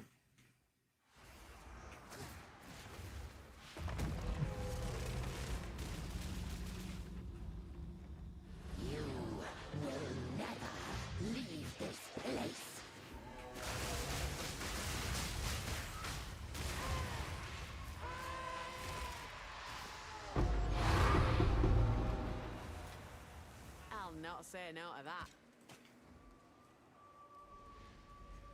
You treat Second as like a mini roguelike. Yeah, but also like it's I wouldn't say it's like the most fun roguelike out there. I'ma be honest.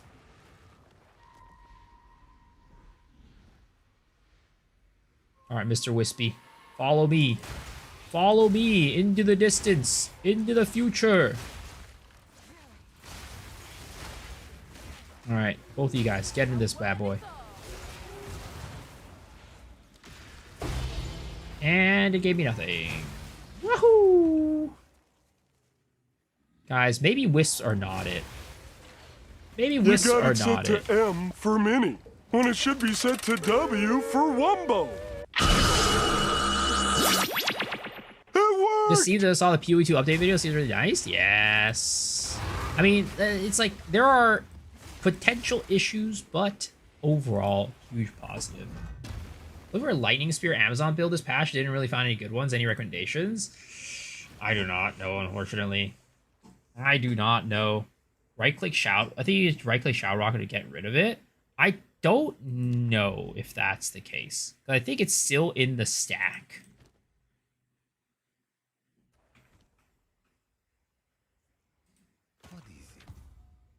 Still worth running time loss trials, buying the Varias. I know this season there's two things you want to run, right? There are the ATD runs, and there are the vase runs where you try to get like the ATD vase. Outside of that, I don't know if anything else is like very good money.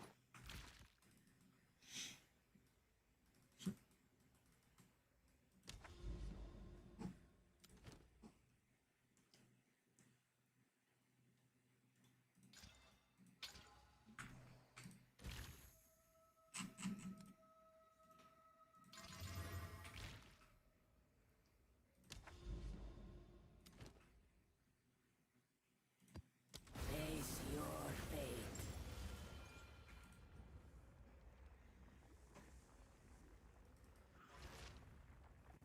Has to be coupled with vase or nothing. Yeah, I guess, yeah, pretty much.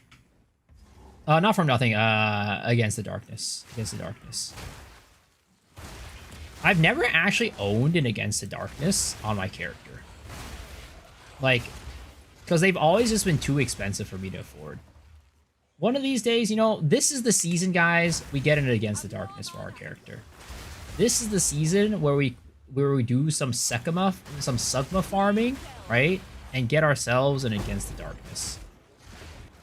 We'll make a fun Sekima build, and then we'll run that shit, and we'll get ourselves money for ATD. Wow, look at those triple perfects right there. And unfortunately, they all didn't do anything.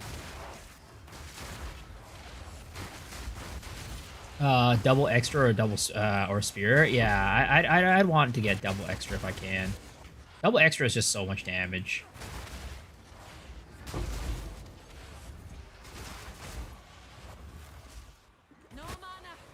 How do you turn on the gliding effect of MTX in your armor? It's not like a turning on. I mean, you can turn it on or off, but it comes default on. So if you have an armor that lets you glide, or fly, it'll just automatically do it.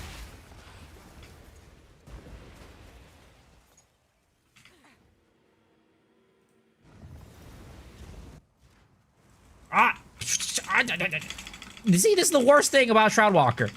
Now I'm stuck here because those goddamn mobs are there and I can't get into the abyssal depths.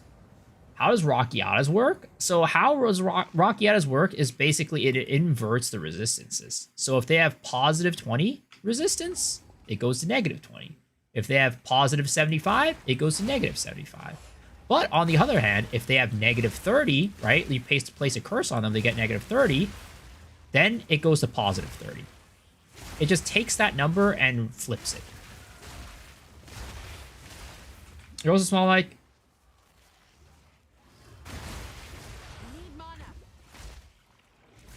Yeah, I don't use the Ferrodin armor. I'm using the Archon armor from PoE 1.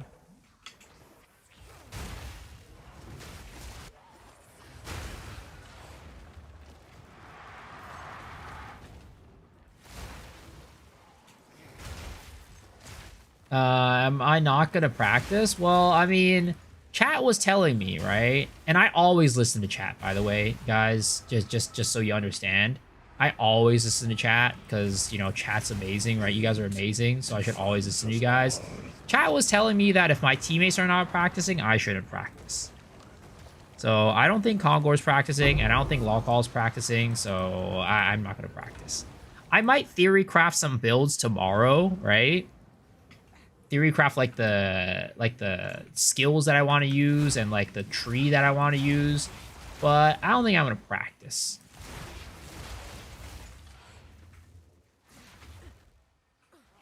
Chat is always right. Yup.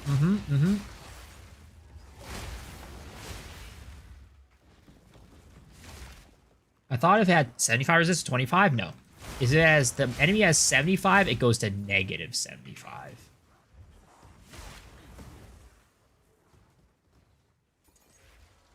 My opponents are practicing? Yeah, because they're not good at the game. Come on. You gotta understand. If you're good at the game, you don't need to practice. Obviously. That's like, you know how when you were in school, right? You had those, like, maybe you were that person or you had that friend who was like, you know, they didn't need to study and they just got A's on everything, right? That's me. That's me. That's our team. We're just that good. Thoughts on tower changes? Very positive. Very happy. I teach kids, they turn into dog shit later in life. You know, we don't worry about that. We don't worry about that, all right?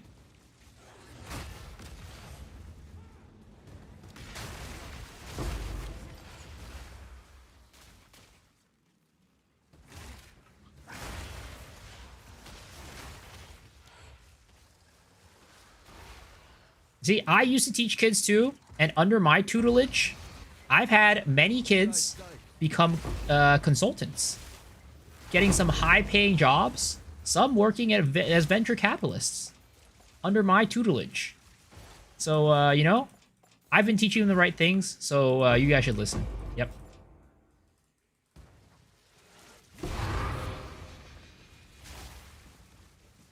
Gotta do my first map with Headhunter ever. Wish me luck. Yo, hope you enjoy it. It's good fun. Where the fuck is the goddamn boss in this map? I could have sworn the boss was already revealed. But maybe not. Instead of 200k VIP, can I spend 100k for a coin flip for a VIP?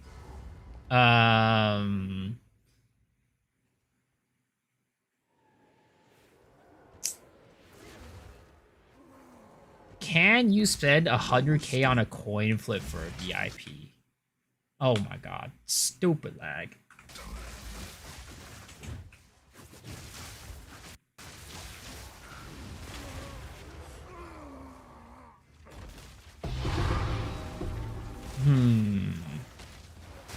That's a good question right there. What do you guys think? Do you guys think that I should add a function to the channel points for VIP? And at 100,000 VIP points, you can coin flip for the VIP.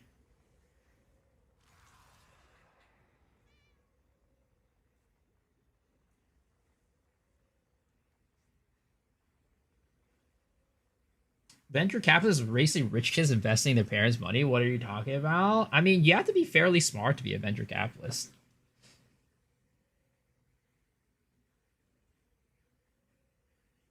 I've been leveling richer as your bomber, 6'5" right now. Any recommendations to when I should swap? You can swap in the end game. Anytime you get, whenever you get into maps, you can just swap over. How about this? We put it in the middle ground, okay? Instead of 100k, we put 120k. Okay? 120k channel points Gamba.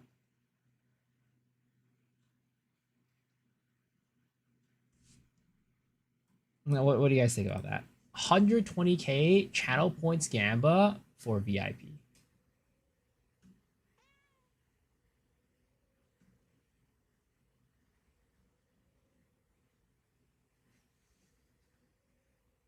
Then coin flip for 50-50 or guaranteed? It's a 50-50. It's a 50-50 coin flip.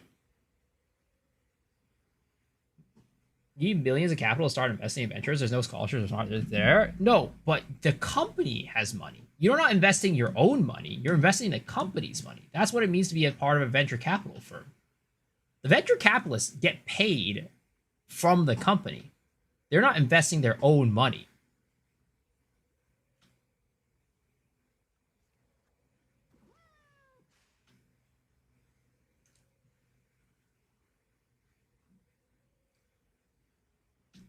VIP gacha. Gamble a 50-50 to get VIP or not. You know what? We'll put it 100K, all right? 100,000. Standard gambling rules, double, double, double, all right? Of course, if VIP inflates, then, you know, it'll change.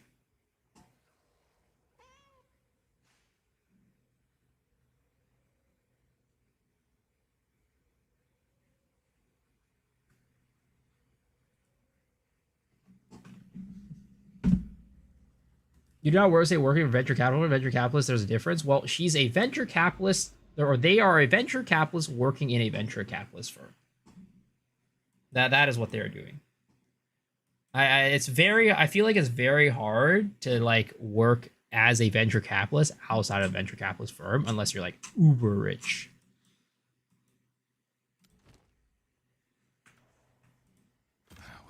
When I think venture capitalist, I usually think about venture capitalist firm. I don't think about like the person who is like, you know, using their own money. More otherworldly remnants. Those people are 1 in a million. Is Miso a venture capitalist? I wish. I wish I had the money for that shit. I'm too poor for that shit. Add a 1 million channel points for guaranteed. Oh, it's 200K for guaranteed. All right, but yeah, Elf, if you're still here, if you want to hit that channel point reward, we can gamble your VIP. All right, let's go to Well of Souls. Sell Headhunter, it's a start. I mean, you know who's like a venture capitalist of Path of Exile? It's Farmer. Farmer is the Path of Exile venture capitalist. Go, go, go. All right. Okay. Not this one. Okay. Flip again. Okay. So what do you want, right? Heads or tails? Elf. Choose. Heads or tails for your VIP? Tails. Okay.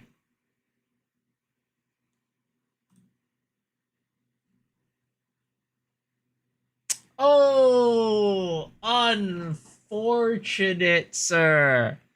Sadly, you could not get the VIP today. Better luck next time, buddy. Better luck next time. Scam! Rigged? What do you mean? I just flipped a coin on Google. Blame Google, not me.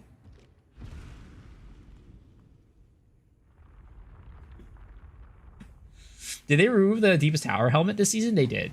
You still have it if you had it from standard, but it does not drop anymore.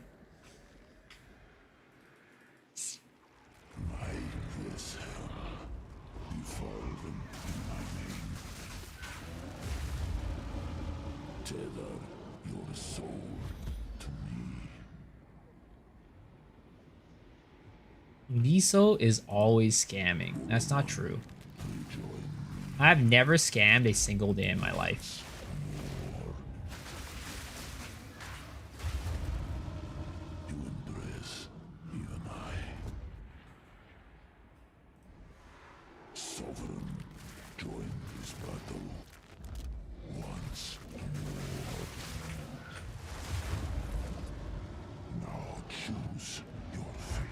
Guys, have any of you guys got the Heart of the Well jewel from this guy?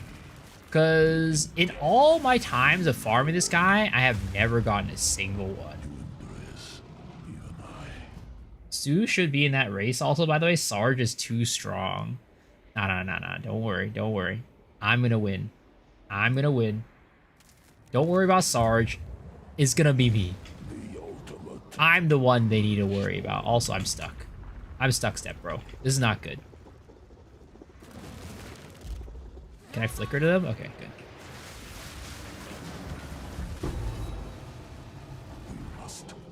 Yep, another run without a Heart of the Well.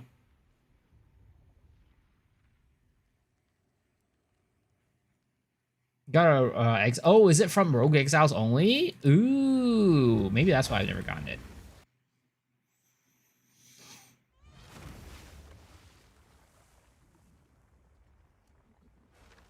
Well, so what does Kulabok drop other than like the ring and the belt and ring, belt, and staff?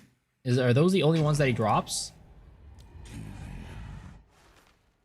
It drops your expectations. Undying Hate. Oh, I've never gotten that either. I've never gotten that.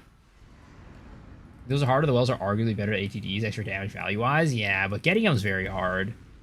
Like, ATDs are not RNG to get them, right? You can guarantee to get them, but the Heart of the Wells, like, getting the Rogue Exile and the Abyss is, like, literally hitting a goddamn jackpot. You gotta jackpot the Rogue Exile into the Heart of the Abyss, or Heart of the Well, and you also gotta jackpot good rolls on the Heart of the Well as well.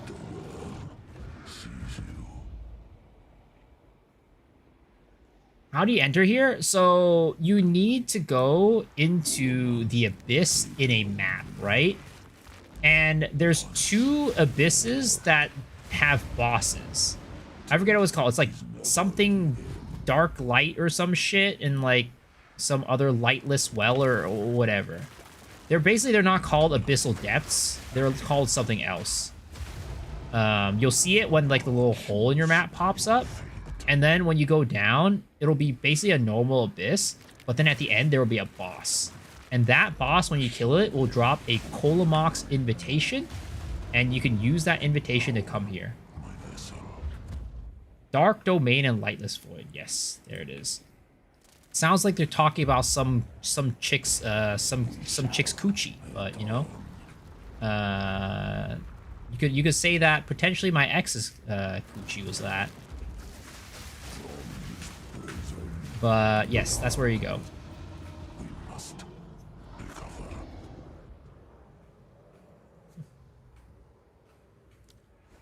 I don't envy your experience.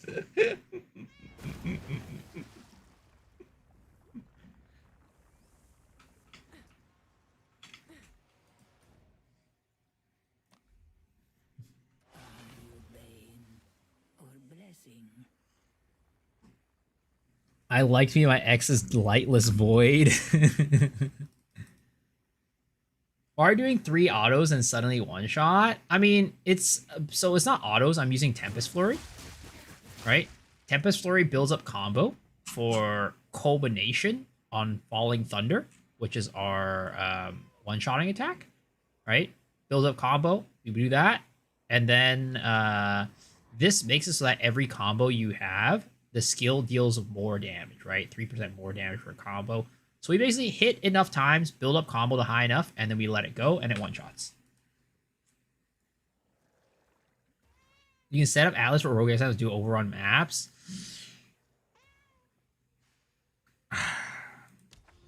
I just feel like the likelihood of it happening, I feel like I've never, I don't know, maybe you're right. Maybe you're right. Because I tested it, but I didn't do overrun maps. Like back when I tested it. Let us hope Zest now lies dormant. Evasion, critical damage, 45% chance for additional forking? Is that decent? Is this a decent ring? Am I firing Golok? No, I was just running the ones that I found.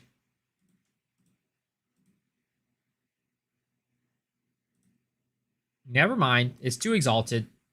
Are there any of these rings that are worth anything? I don't think I've ever seen a ring worth something.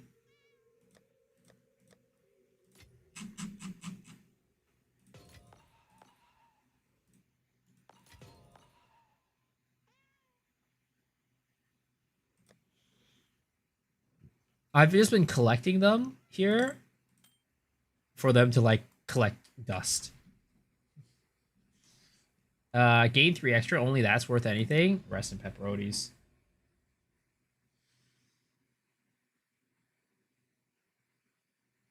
One vol orb is still something. Yeah, sure. You know, the shit that I take in the morning is still worth something to somebody, right?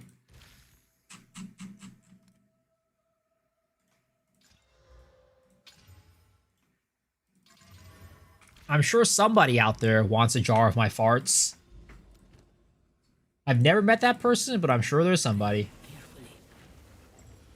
Can those rings be reforged or recombined? Actually, I don't know. I've never tried it before.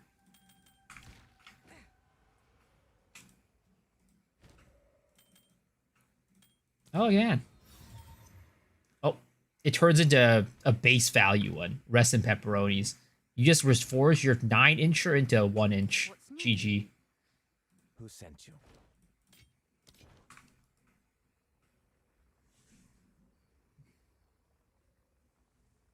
Any update for Chalupa on the patch notes? Nope.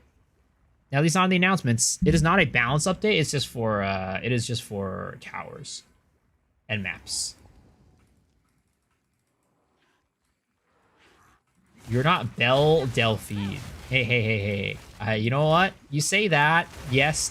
The thing is, though, the difference between Belle Delphine is Belle Delphine might have, like, thousands of people who want her bathwater or her farts in a jar. But, you know, as opposed to 1,000 people, I might have one. Okay? And that one is all that matters.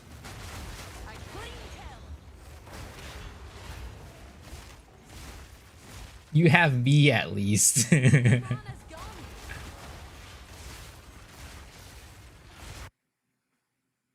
No. Is it Shadow? I just tuned in and we're cooking? Ooh, we're always cooking in here.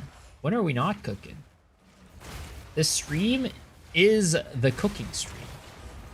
You're here with the master chef. Oh, okay, there it is, right? Whoever was asking right now. You see, this is a dark domain, right? So you just hop in here, and then at the end of it, you will get a Kulamox invitation.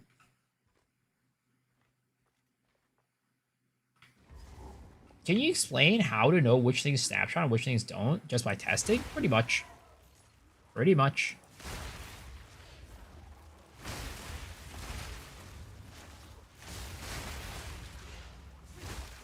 You could.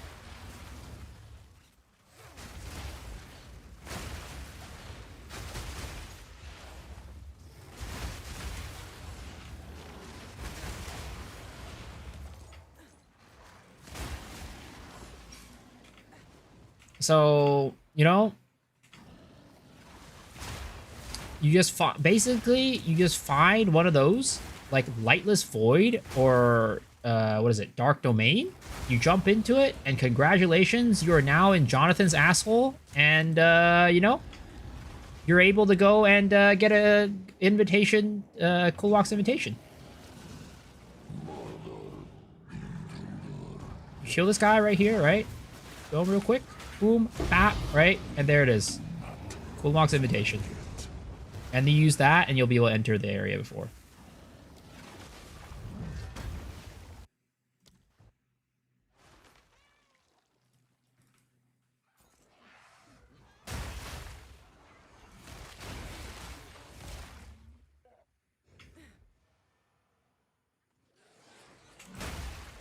Do you guys think, like, here's a serious question, right?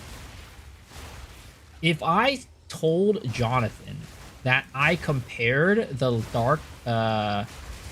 Lightless Void to his asshole, do you think that he would think that was be a funny joke, or would he feel offended?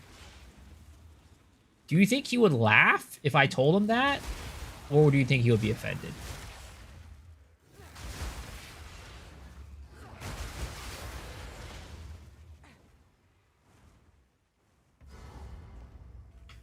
The Dark Domain would be the appropriate one.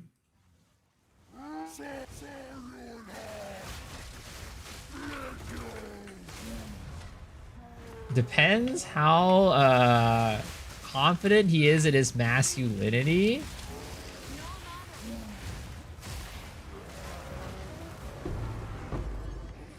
I think he would remove async trading. You laugh while putting his middle finger while fixing up his glasses. He banned me from PoE too. Now that's serious. I mean, honestly though, would you want to play a game from a guy who can't even laugh at a joke about his asshole being the the lightless void or the dark domain? You know, I don't know if I want to support that guy. I'm gonna be honest. Spirit's breath.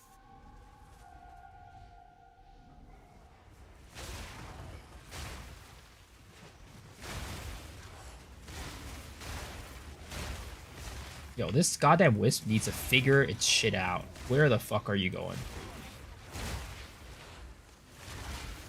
That's the one. Put it down. Stag and cowards. God damn it. No slouch. Following the wisp again has led me to utter disappointment.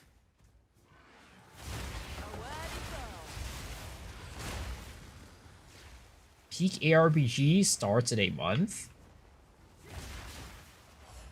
I don't like Delirium. I mean, in general, no. But, you know, every now and then I just don't feel like running it.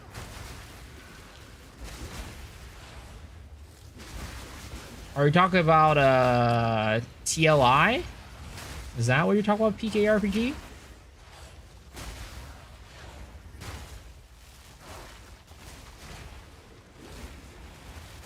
Oh, Po 1.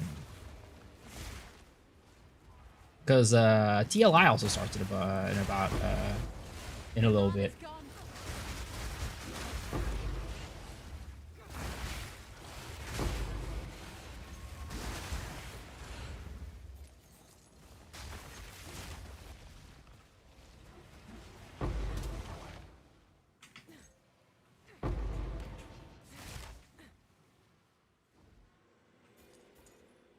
I really can't wait for this update, though. Like, I'm not gonna lie. I was a little bit, like, under the impression that they weren't working on any more updates for PoE 2.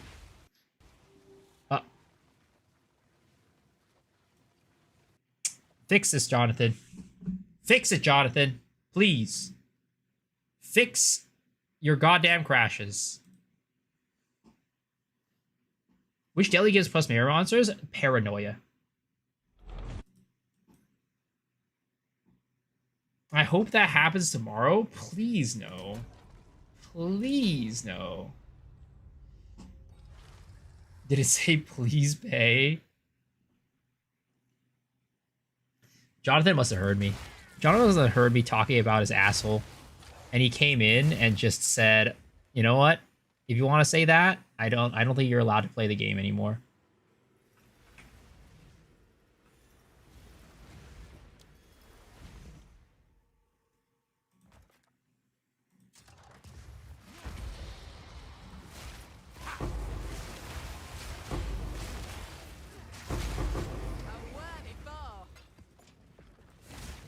My mana's gone.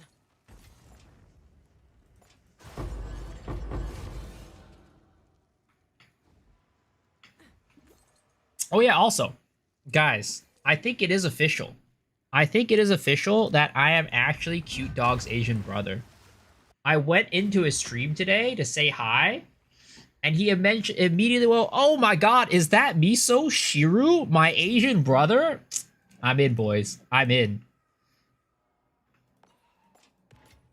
I am officially in. Well, how much is Ulamon's gaze? Absolute trash. Not even worth picking up. Get out of here. What do you need?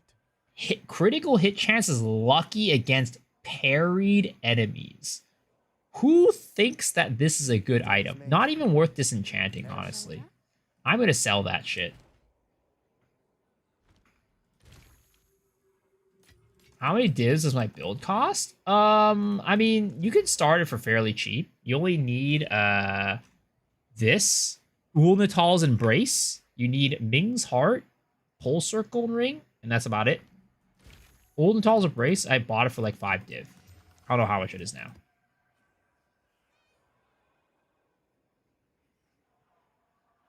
I found a Rogue Exile in Abyss at an Omen that summons a second Exile. Got an awesome diamond from the Abyss. Yo, let's go! Is Old Natal's Embrace 17 div right now?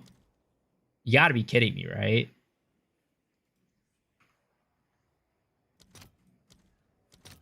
No, it's 8 div.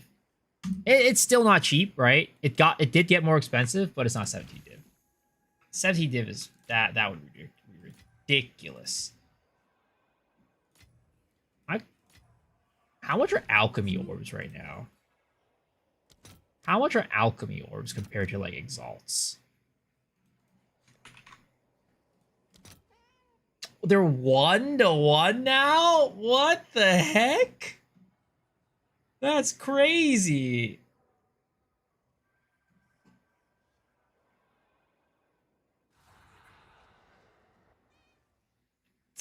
Man, the alchemy orb stonks have been rising. I mean, if you're talking about juicing your maps, right? It's better to use an alchemy orb into exalts. You used to play Lost Ark on a trip? Yeah, I used to play Lost Ark. I used to make content for Lost Ark. It's where I started my channel off on. I bought 2 weeks ago about 30 for 1x. Yeah, that's crazy. The inflation for alchemy orbs have just... Wow, that's insane.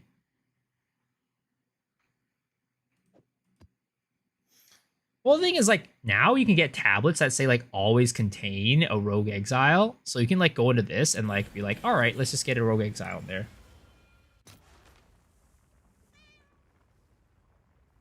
Follow this as good old Striker Lost Ark. Vault orbs feel really rare now. Yeah, they lower the drop rate of Vault orbs outside of, I think, what is it? Trials of Chaos. But they're still not really, like, worth that much, is a thing. Like, even though they're, like, kind of rarer, I don't think they're really worth much. Are people buying up Alxi as the next match? Yep, pretty much. That is exactly why they have inflated in value. Or deflated, I guess. They've gone up in value. Let's just say that. That is the easiest way to understand. I knew it before I played Lost Ark. Sick day, sick game. Yeah, it's real sick in the mind. It makes you real sick in the mind is what it does. But I mean, I still think it's like the best MMO out there right now. I think there's nothing that beats it. Despite how garbage of a pay-to-win game it is, and a game that does not respect your time at all, I still think it's the best MMO out there. L take. You know what? You're an L take. You're just an L person. How about that?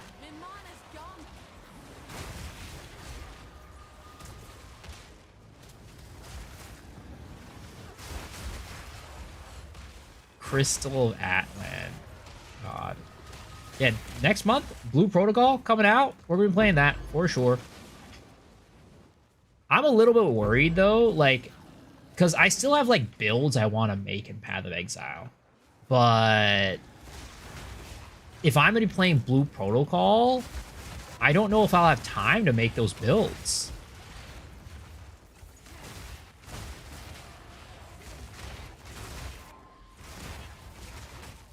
Wasn't Blue Protocol canceled?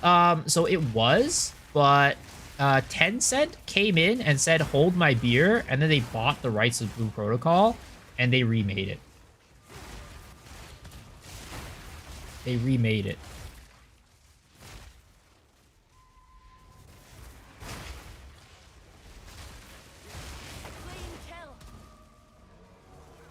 Dude, I'm so goddamn tired of following these wisps. I'm so goddamn tired of following these wisps. This wisp is leading me to some place in Narnia. You know what? Fuck it. I'm not following that wisp. It's over. Me and that wisp have broken up. We are not staying. Oh, hello, Divine Orb. Maybe that wisp gave you that definitely was a wisp drop right there, because the talisman was right next to it. Never mind. I'm sorry, wisp. I'm sorry I ever doubted you.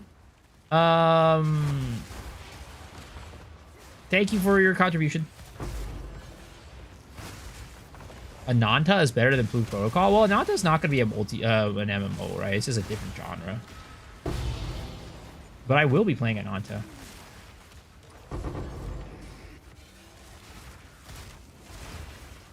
What next time does this come out? I forget. I think it might have been like October 10th or something like that.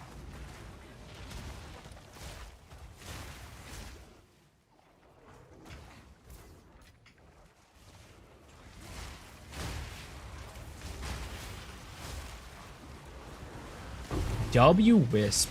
Absolutely W-Wisp. Guys, I think it's official. Dude, so, okay. The worst thing that happened to me today, okay? I went into farmers chat, right? I was talking to them. I was having a good time. We were chatting it up, right? And then he was talking about farming techs, right? Because he was like testing out rituals or something like that. I was like, bro, trust me, this is the future, right? I was like joking about it, okay? I was like, trust me, dude, this is the future.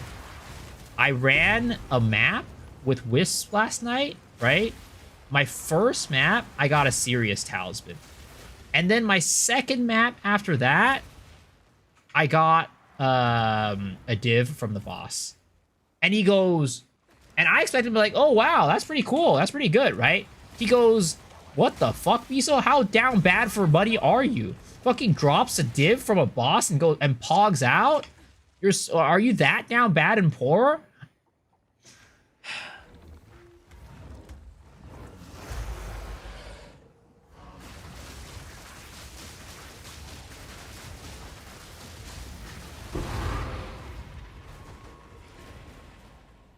He's right, though. So I'm, you know, last night, people were getting mad at me. People were like, well, how is this guy's RNG so good? How is this guy getting so lucky?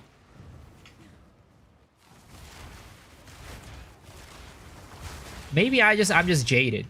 Maybe I'm just jaded, and like, you know, maybe I'm just always so poor that just a div from a boss gets me to pog out.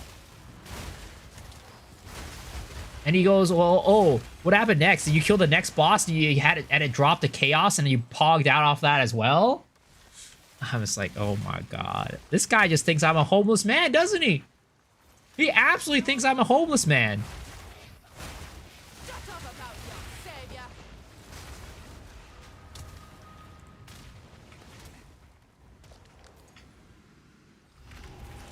Is that just the best possible currency drop? You aren't allowed to pog out? Nope. Not for just a single div, apparently.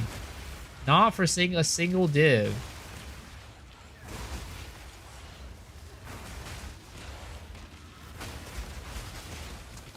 I mean, yeah, it's not the best. You want a mirror. That's the best currency drop. If we don't count like other things like Hinakora's lock and things as currency.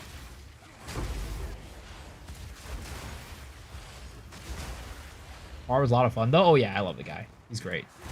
He's a guy that I definitely want to be like better friends with. I think he's fucking hilarious. I mean, the podcast with him and like, you know, we had with him was so much fun. I had such a good time on that podcast.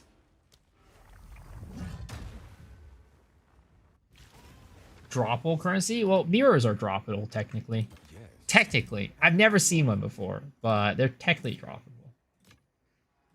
As far as I know, they're a goddamn urban legend.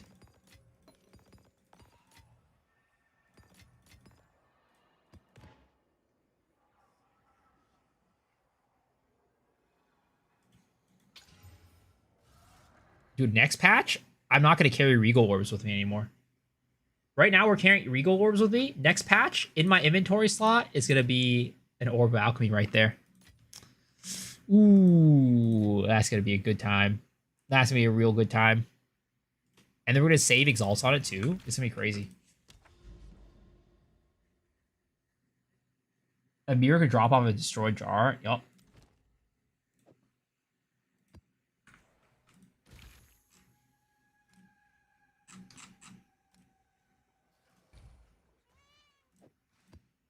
So he was also farming with double double guilds, which I appreciate.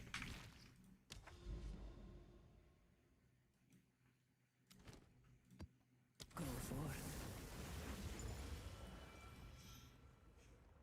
No way in hell mirror drop anytime soon anyways. True.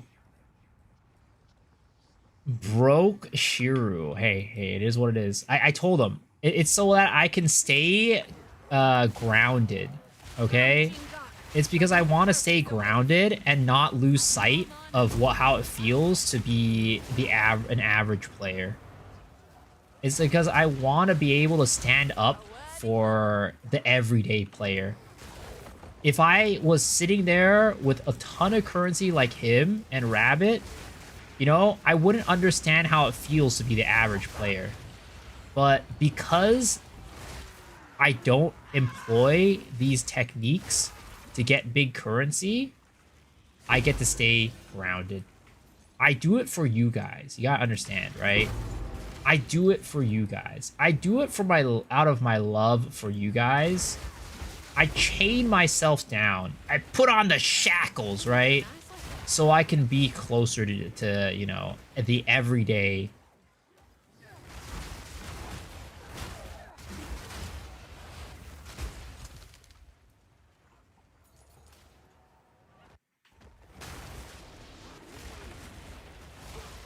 Don't need to thank me. Don't need to thank me. Not all heroes wear capes, guys.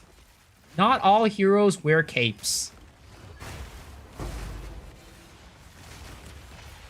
He's broke just like me, for real, for real. The everyday headhunter wearer, hey, this was gotten by luck, all right? This was gotten by luck. And for the most part, I don't even wear it. I don't even wear it most maps.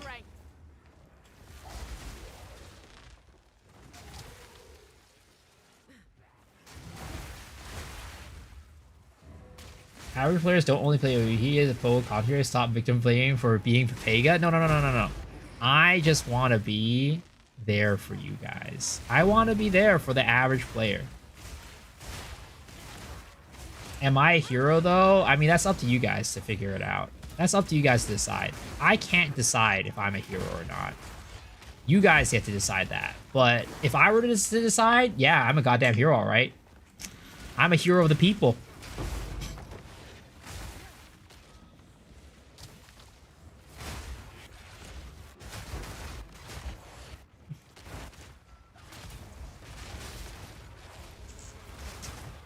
Not even ego. Not even ego. It's just the truth.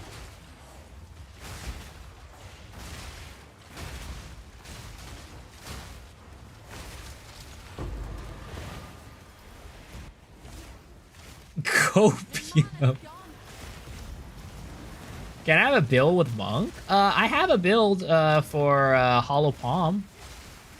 I have a Hollow Palm Chayula Monk build.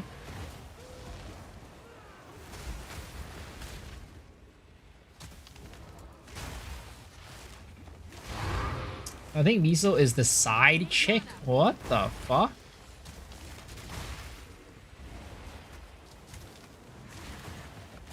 Yo, don't call me out like that.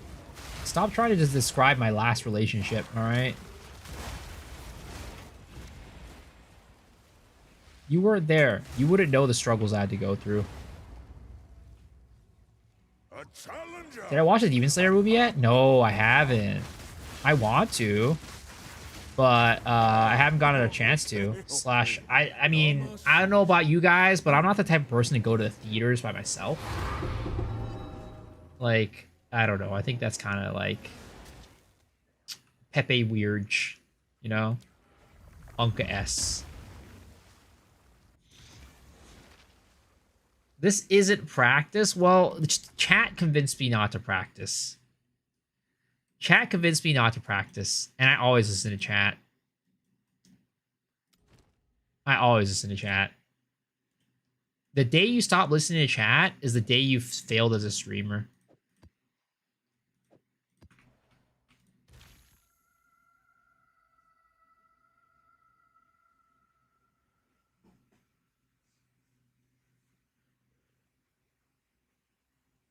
True. You better practice. No, I was describing this right. I was describing it like this earlier. The only people who need to practice are people who are bad at the game. It's like back in the day when you were in school and you had that one classmate who would just get like all A's without studying. That's basically me right now. I mean, that's not me. That's Kongor. That's our team. We're just that talented that we don't need to practice. We're gonna beat Angormas without practice. I don't want to see Papa Miso go out early on. Don't worry about it. It's not gonna happen. I hope you exit within the first hour. Well, you know what? If I exit within the first hour, I will gift 20 subs to chat. I will gift 20 subs to chat if I exit within the first hour.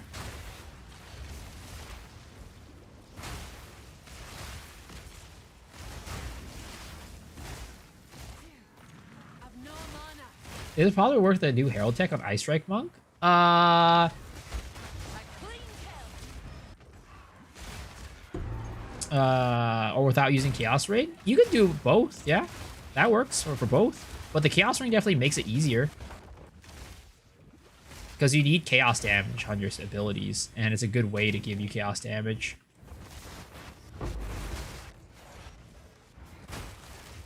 Need mana.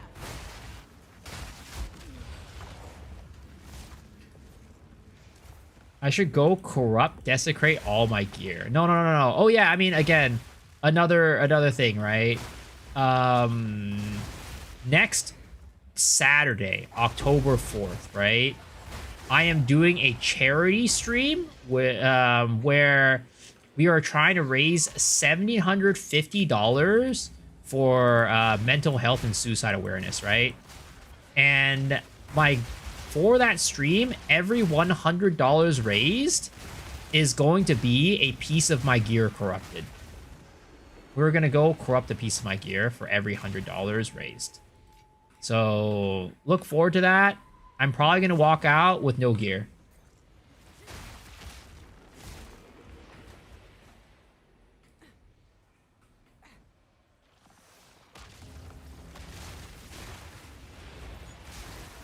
Please make one goal naked Miso. I think I'd get banned. I don't think the black bar meta is a thing anymore. Here's the thing, ground with us for I can't relate with all these streamers, 100 divs, I spent a lot of currency testing builds. You know, I got you, man. I got you. Like I said, not all heroes wear capes.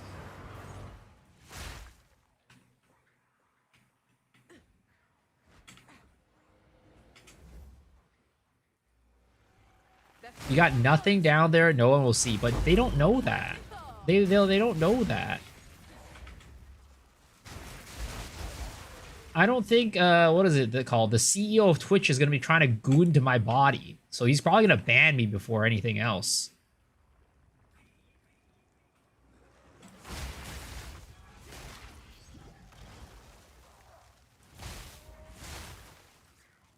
Cosmacius, I don't know if you're still here, if you're done with your ads, but I'm doing a charity stream where we're raising money for mental health awareness, and $750 goal, and every $100 donated, I'm gonna corrupt a piece of gear. I'm gonna corrupt a piece of my gear with probably the $700 goal to like corrupt my weapon.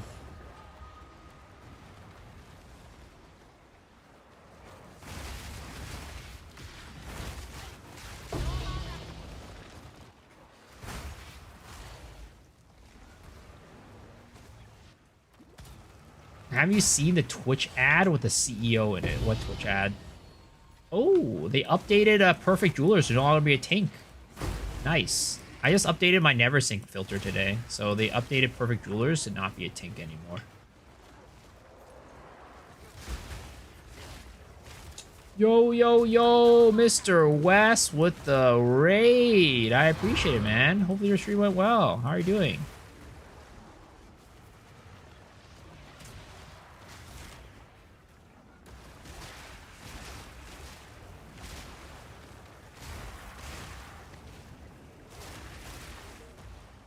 Yo, why can I not get a single goddamn charge? There it is. Thank you.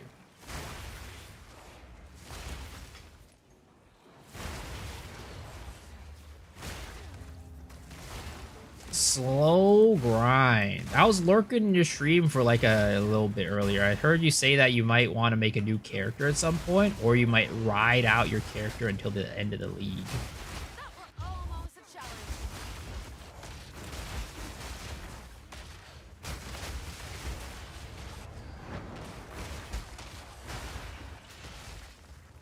How can I find your pro ninja? I want to see how much chaos and cold is needed. Exclamation mark ninja.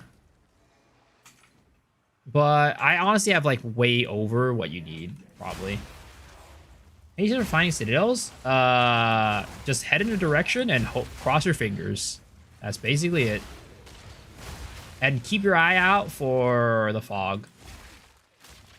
Because there's been so many times when I've had a citadel on my map and I just didn't know because I didn't look at the fog.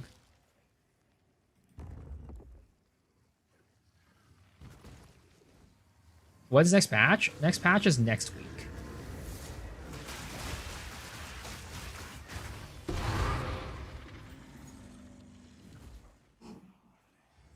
After I hit 100, I'll probably hit up the Flicker Strike Hollow Palm or something. Ooh. That is a very based choice right there. Very based choice.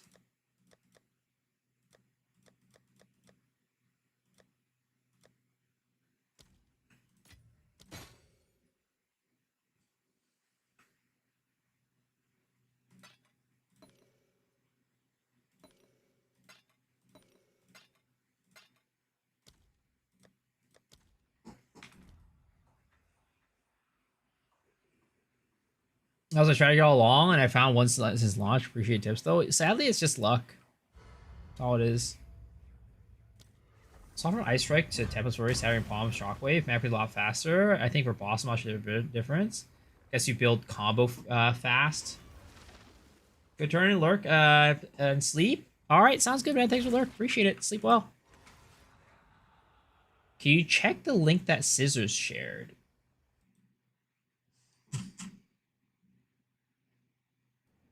That's very nice. And now you have a clip speed. Okay? Suppose you want to check out the stories to see what you missed yesterday. You click there.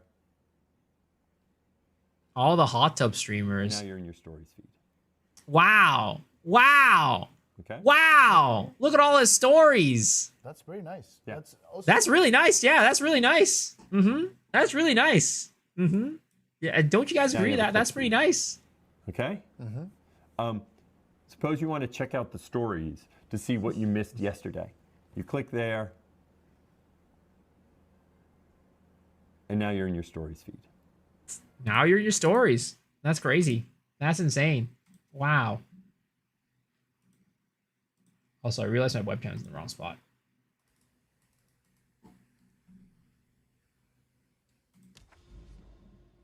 Now we know why they're not banning them. He's good maxing without a care in the world. Hey, you know what? All the power to him, right? When I become old and wrinkly, you know what? I want to be able to be proud to say that I goon to, you know, whoever I want without a care in the world. What's the point of hiding, you know? What's the point of hiding? Now you're in Jonathan's bumhole. I goon to Yuvi, so I mean, you know, I would have chosen somebody's different, but hey, you know, more power to you, right? More power to you.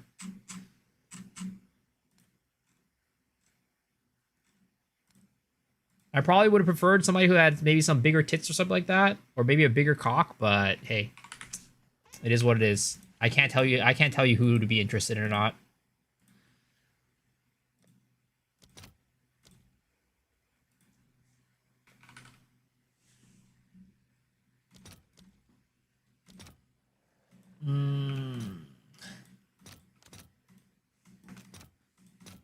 Let's see if there are any takers. All right, let's see what we get here. Oh, we don't have any Essence of Corruption? Really? Oh, not Essence, Omen of Corruptions? Damn. 1 to 7. All right, boom. 14 dexterity. Kind of garbage.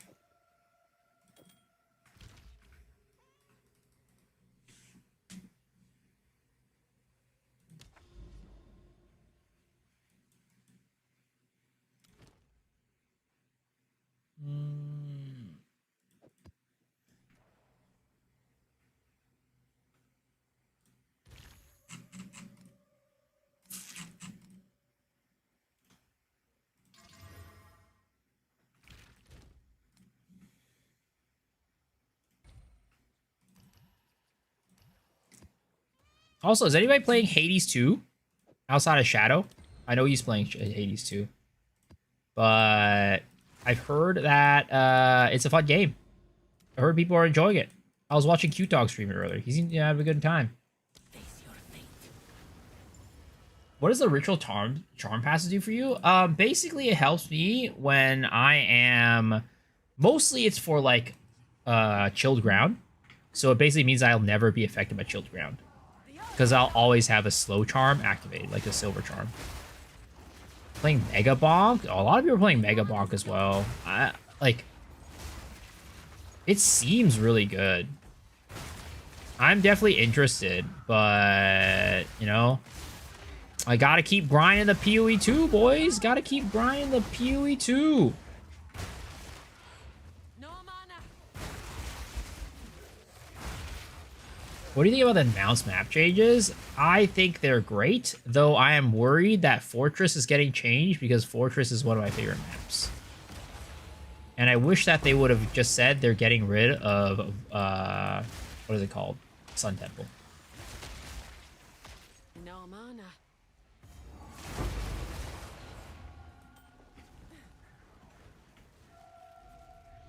Oh, you don't like Mega Bonk?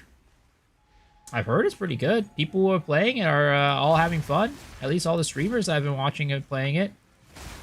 Like pretty much every single Path of Exile streamer is playing it.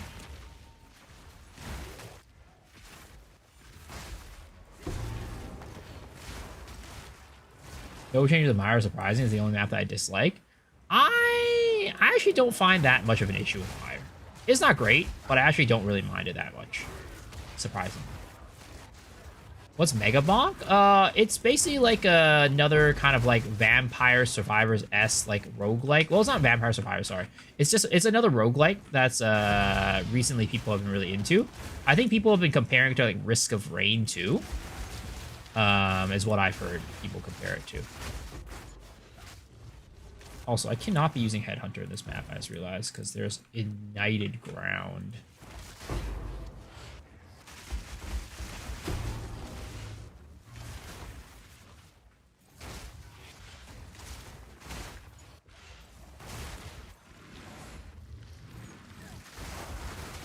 Proof of my prowess.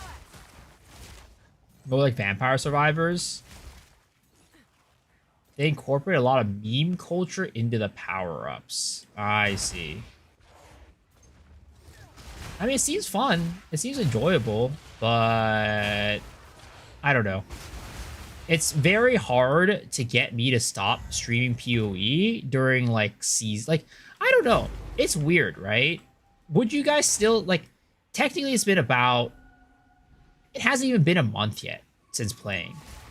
And I really feel like I've been getting the sense that the season is kind of already, like, dead. Like, not dead, but, like, a lot of the streamers who were streaming PoE have stopped.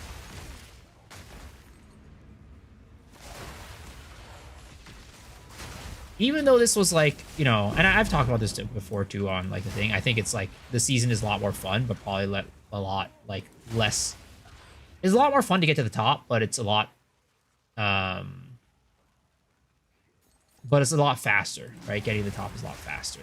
So people get bored of it faster.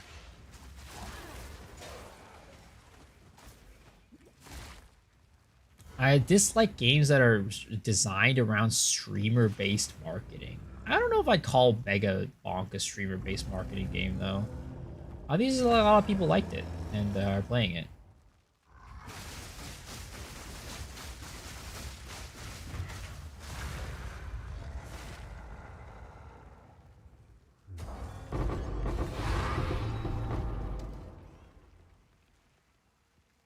I already have Vampire Surge. I don't know if I need another one right now.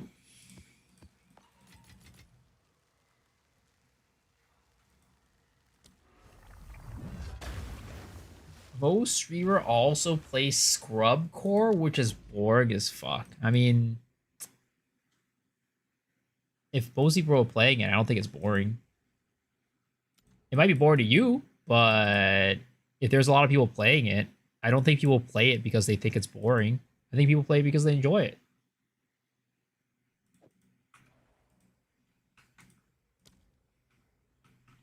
Speak. Like, personally, I wouldn't want to play something boring.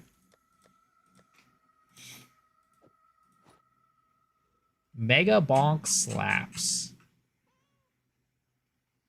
49% rarity. Wow. T1 prefix, T1 suffix rarity.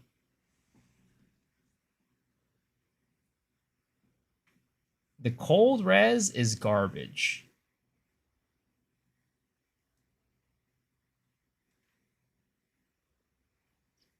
Is there any, like, could this be something? Like, what if we fracture the T, like, what if we fracture the suffix rarity, right? This could be kind of big.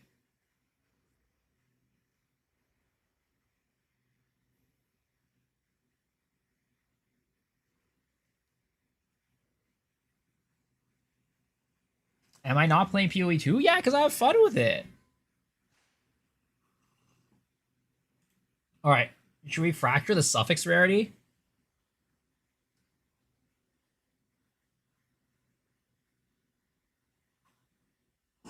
One and four, boys.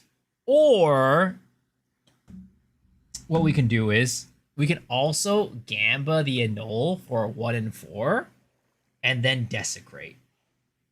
That's another option that we have. Do you guys think that I would... What do you guys think of the chances, right? I mean, it's either it's a 50-50 of hitting the Annul, and then it's a 1 out of 3 for suffix rarity, right? Or I hit the 1 out of 4.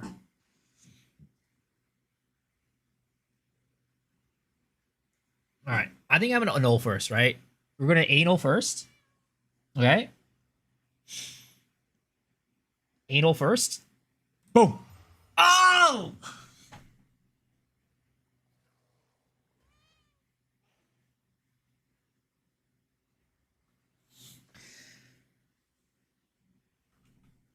And I hit the suffix too. Fuck. I should have fractured it. If that anal was a fracture, it would have fucking hit. Oh my god, bro. There's no way. If I fucking analed that, if I just fractured that instead of analed it, it would have hit the...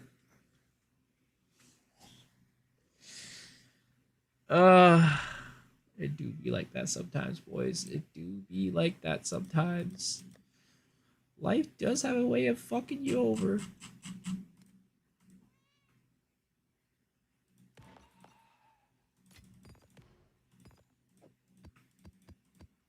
I found a div for 370x a couple hours ago. Now it's 460x. Holy.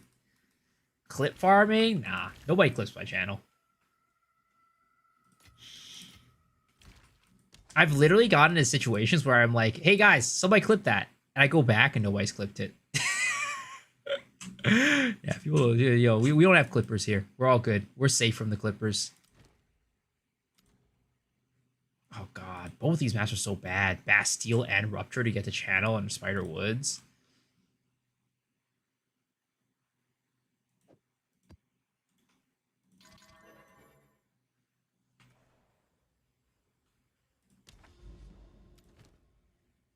I guess we could do Ornate. No, we could do Bastille because it's the fucking shit. I clip every time you ask. I don't think I've ever asked you to clip though.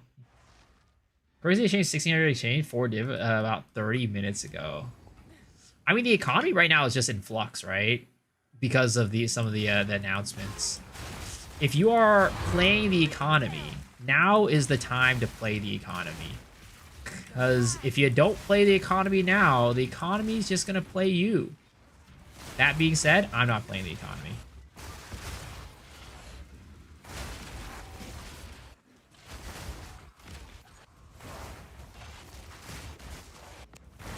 Sounds like Standard League exchange rate? Is Standard League only 460 Exalted Divine? I highly doubt that.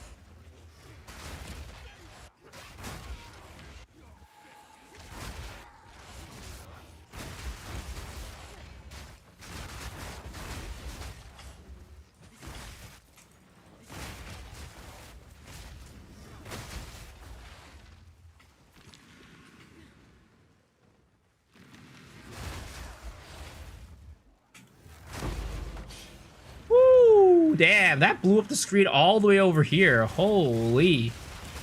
That was a big pop, baby. That was a goddamn big ass pop.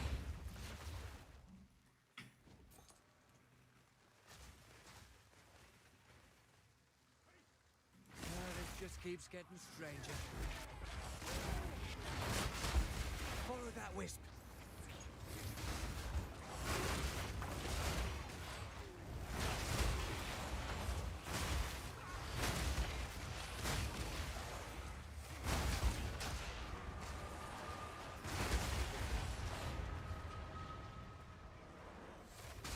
A worthy foe.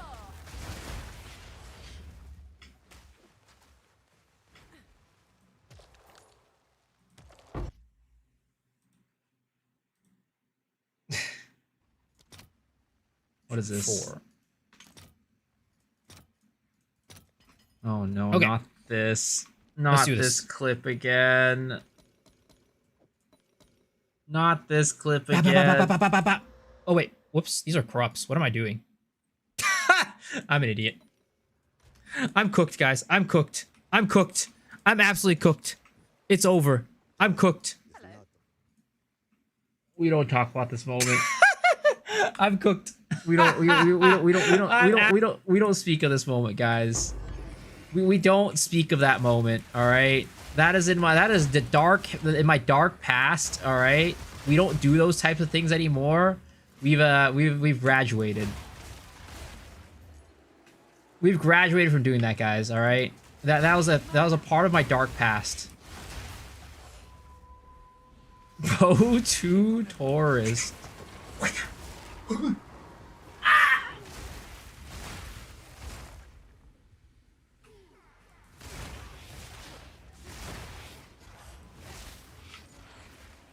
We need to speak of this moment. I don't know what the moment is. I have to know. No, you don't have to know. You don't have to know. Nobody needs to know about that moment.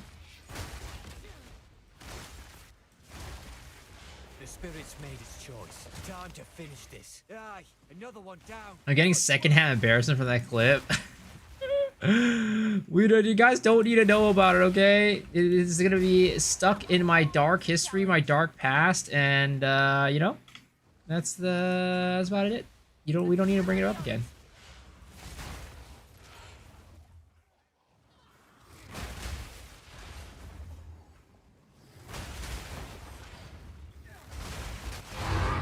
Wait, Uncle Jay, you didn't see the clip that I just showed? Oh, good. You don't need to see it. Don't worry about it.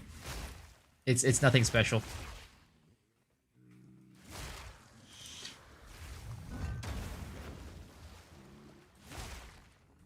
What's the setup for the screen exploding thingy? Type whatchamacallit, exclamation mark POB. It'll lead you to my build link and it'll talk about it. Yes.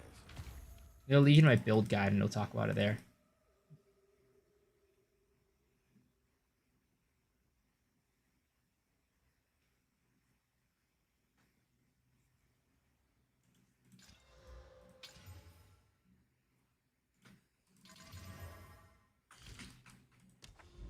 You said, well, wait from an employee fucked up a minor thing I gotta fix at work. Always when I want to just remember. Yeah, I do. I do remember that.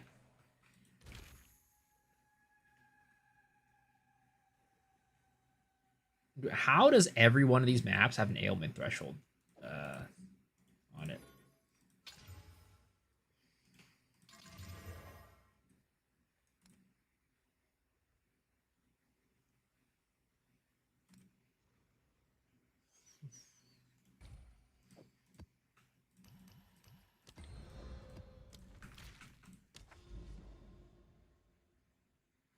Got your first successful base drop. What the hell? Yo, congrats. Is there a unique that lets you use 2 of the same skill? No. You can use it for there's a unique that lets you use 2 of the same support gem, but not the same skill.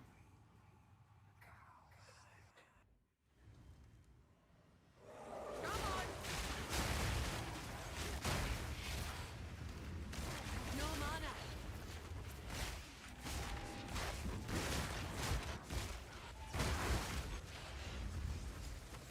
Proof of prowess.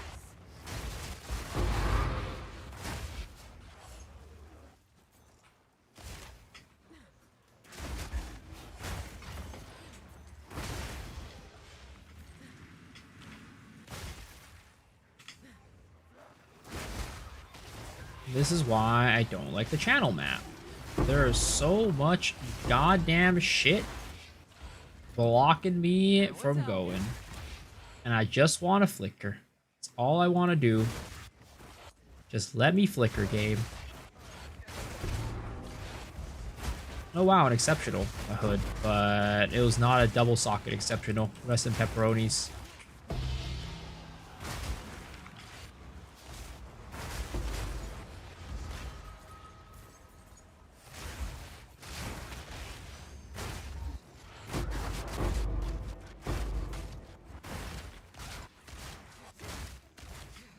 No mana.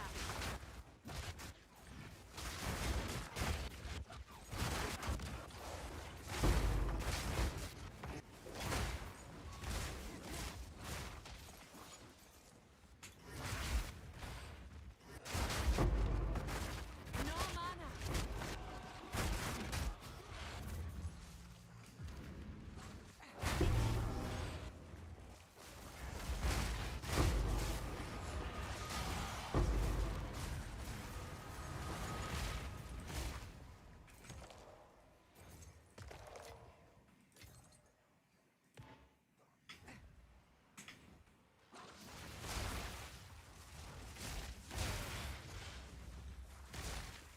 mana. You don't pick up tabs anymore? Oh, I pick them up. It's just that for this map, I'm just gonna go and, what is it called? I'm just gonna go and, do... Like, I'm just gonna go and kill the mobs first before anything.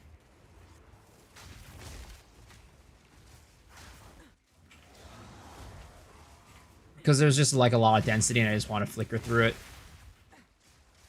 And I had an accelerated shrine, so I didn't want to, like, waste it.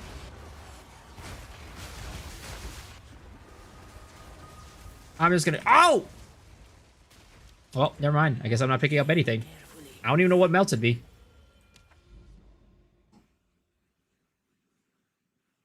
I don't even know what melted me.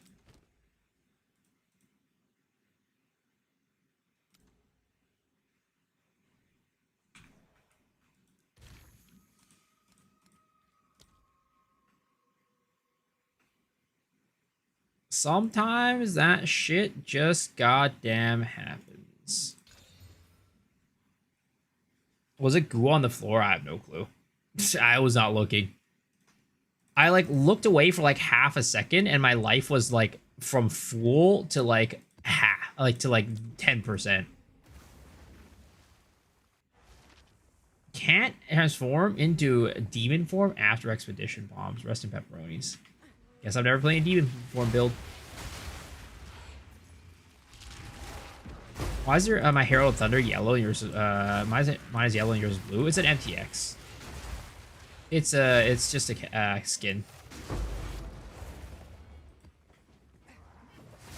Hi, great stream. I have a 1-hour meeting for my shift, so gotta log off now. All right, thanks for hanging out as always, man. Appreciate it. Have a good rest of your day at work. This is why we don't play hardcore, boys. Pretty much. I'm the type of person that just I get too distracted. I get very distracted.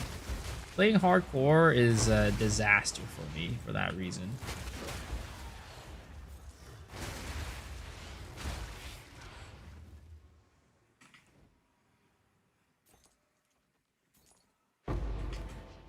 Breach splinters.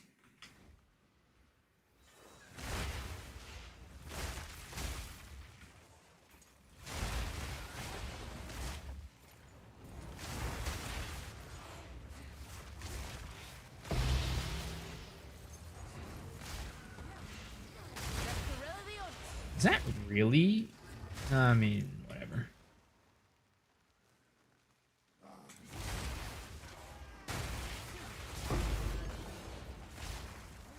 Hardcore is a lot more fun. Softcore is brainless farming. Hardcore is a lot more tense. I mean, I've played hardcore plenty of times. I still would just prefer a softcore trade. Especially when I'm streaming. I don't want to, like, I want to be able to focus on chat. Like, maybe it would be a little bit different if I wasn't a streamer. But as somebody who streams, I like to be able to read chat and answer questions and whatever it might be.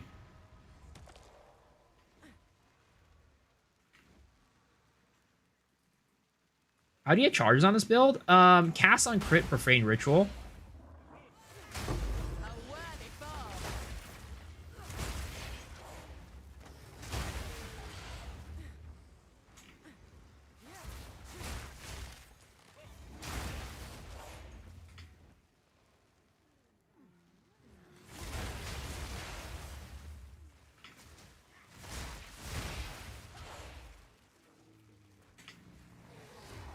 Died 6 times this season. The last one was a fucking boat. Dude, I have died so many times this season due to the abyss mobs.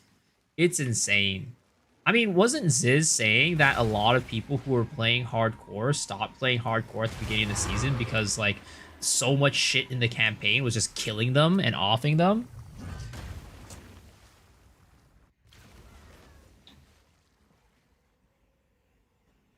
Using Linger Illusion tech that you can spam dodge roll and procs giving you power charges. Are you talking about the old tech that was patched out, or is there a new one?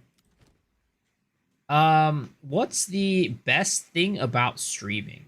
For me, my favorite thing about streaming and being a content creator is that I get to talk about what I love and also teach people how to play the game.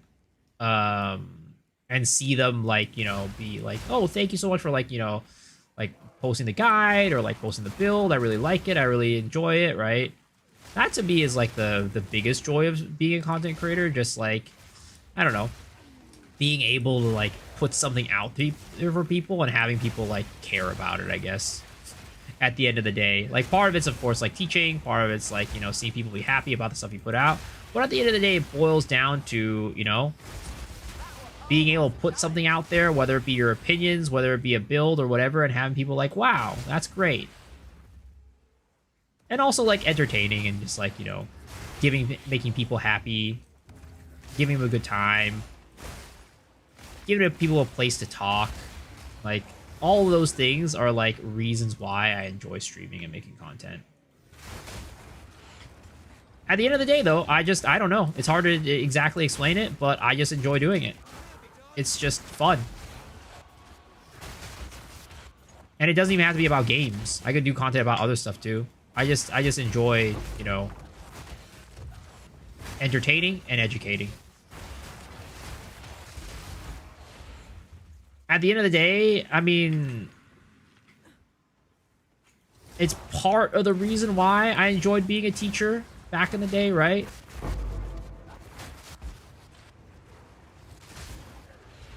I should start doing life hack videos. Yeah, if you stick your dick in a grapefruit, it'll feel really good. That's a life hack right there for all you guys. Microwave a grapefruit, stick your dick in it, it'll feel really good.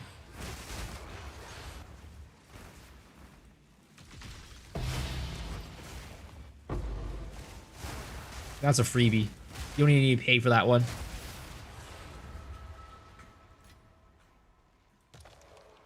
What did I wake up to? Don't worry about it.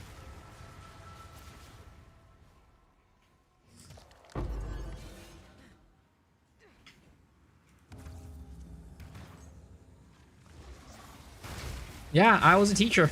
I taught students. I taught kids. I taught 7th grade biology.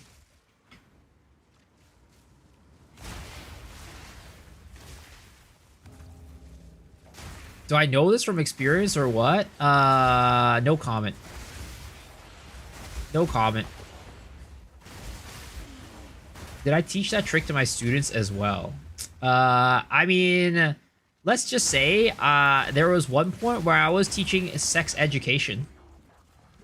Did I teach that trick during sex education class or not? The world may never know. Only the kids in that class would know.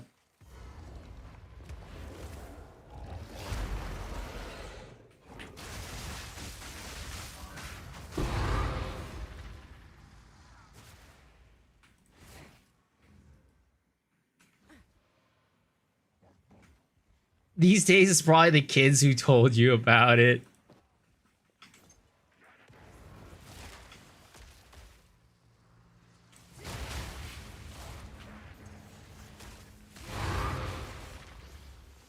I will neither confirm nor deny.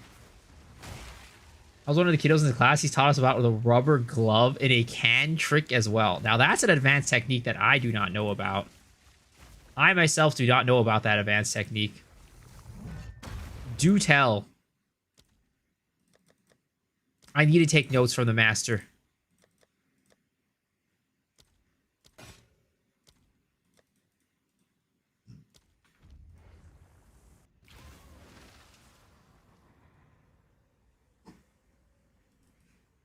Yamete senpai.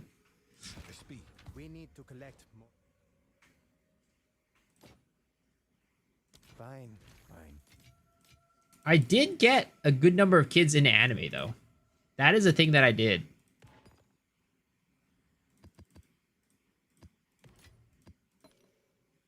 I converted them. I molded them.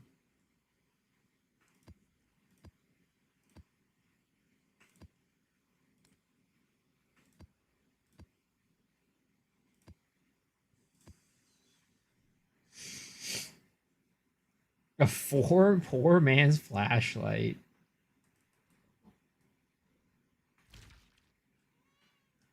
Two Pringles can, two sponges, rubber glove, and a rubber band. What the fuck are you trying to get me to show on stream, sir? Zest is a string.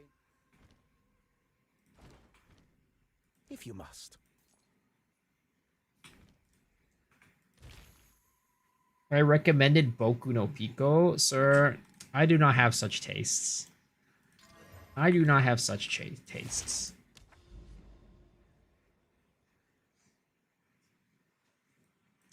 When I was in high school, right, I used to be the leader of the anime club. And we watched everything in that club. I showed, what is it called? I showed High School of the Dead in that club.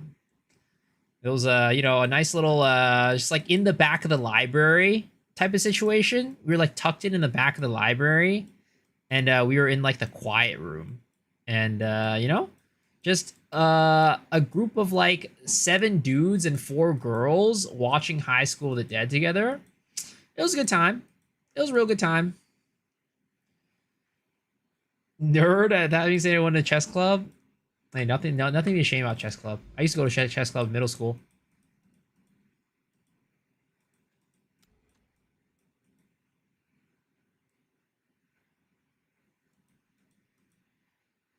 Let's see here.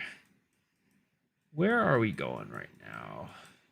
Is there any tower setup that I can go towards in a corrupted area nearby?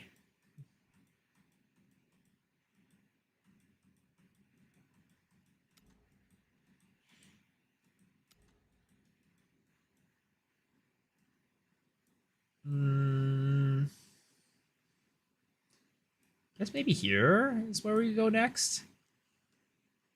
We have to do the Enzymite megaliths, unfortunately. Face your fate. Isn't that a titty anime? High School DxD is much better. Well, that one I don't think I could have gotten away with. I don't think I would have gotten away with showing High School DxD in Anime Club. I'm gonna be honest. I feel like we definitely would have turned some eyes. There was a story one time where I don't remember what we were watching. I don't remember if you were watching High School of the Dead or something else. But basically, so in the library room, right? Basically how it looked was like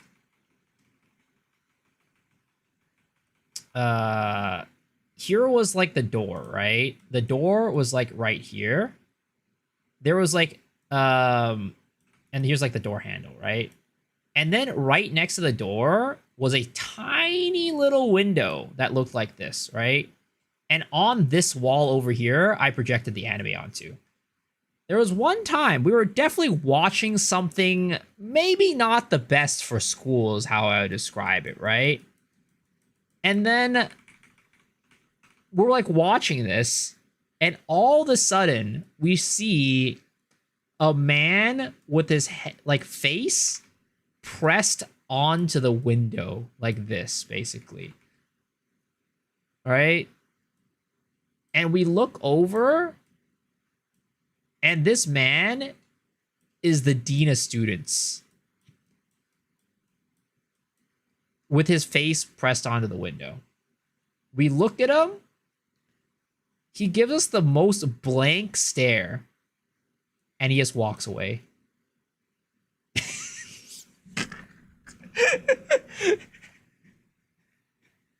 He just gives us the most blank stare. Our eyes meet, right? My eyes and his eyes meet. He gives me the most blank stare. And he just walks away. He approved. Can you draw your favorite booba size and shape? Sir, I love booba of all shapes and sizes. I awakened something in him? Yeah, immediately he left to go goon. That's why. He immediately left to go goon. That is exactly why.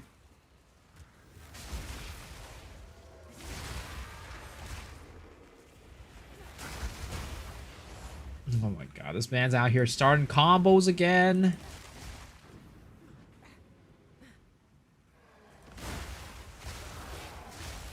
Not today. I don't feel like doing the paperwork.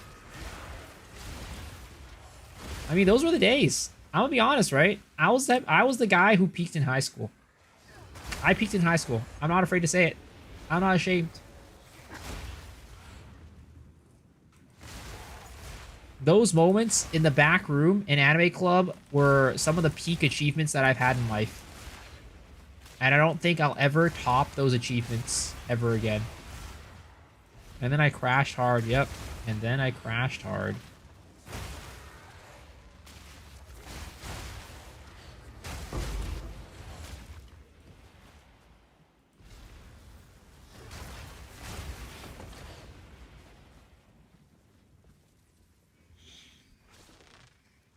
Too real. All I can say is, when I went to college, right, I expected my... real talk, right? All my buddies in high school anime club, there were some pretty cool chaps. Most of them now have, like, girlfriends / are married or whatever. They're like, you know, they're relatively normal, well-adjusted human beings.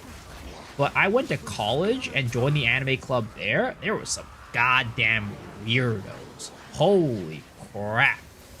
There were some goddamn weirdos. I'm like, you know what? I don't know if I even want to talk to these guys. I don't want to associate with these people. They're so weird. And I'm a weird person. And if I don't want to associate with you, something is really fucked about you. I'm 32 years old, chaps. There's nothing wrong with saying the word chaps.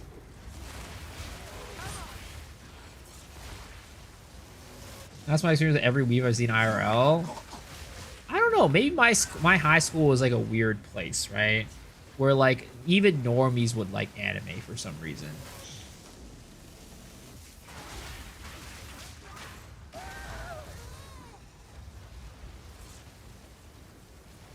Viso's definitely weird.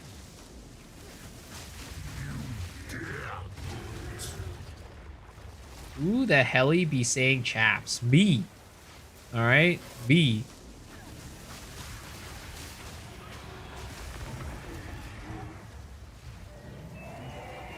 What's this little thing on the ground? Oh, shit. I almost got fucked by the monkey. That would have been bad.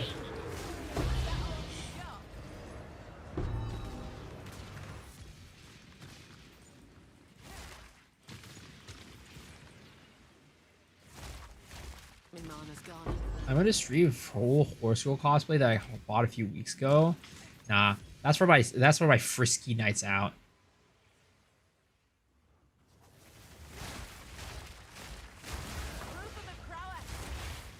That's for when I'm trying to attract all the ladies. When I go to Japan in November, that's what I'm wearing.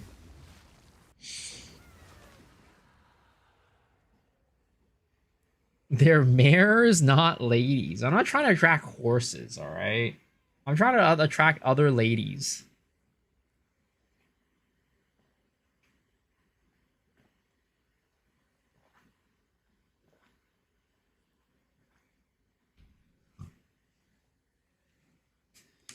You don't think ladies are attracted to men in full horse girl cosplay? I beg to differ. I will send you a picture at some point of me in full horse girl cosplay with 2 women on my arms, around my arms. I guarantee you, it's gonna happen.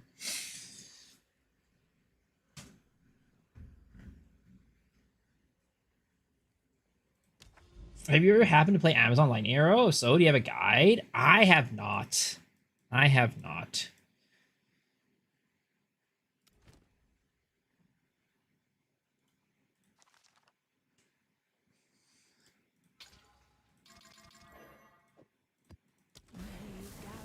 Can I get that picture with no ladies in it? Nah, only with the ladies. What about ladies Shinjuku ni Chome? Is that an anime? Or you just talk about somewhere in Shinjuku? What about lady boys? That's for when I go to Southeast Asia.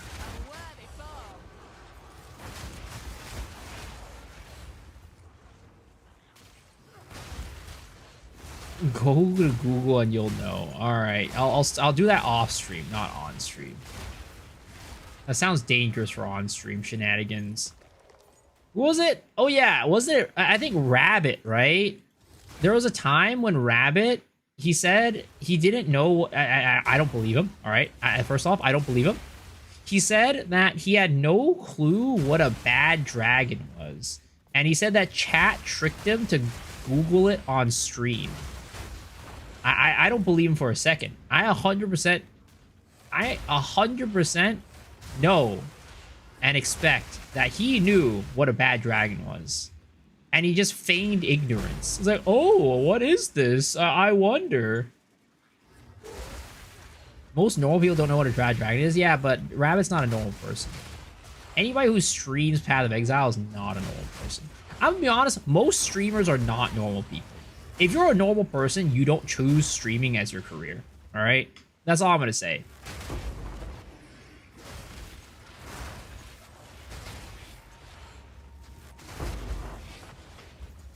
That being said, I'm a very normal person. I'm very normal, well-adjusted. I'm one of the exceptions.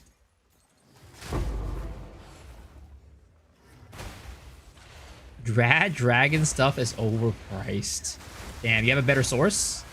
You got a better dealer?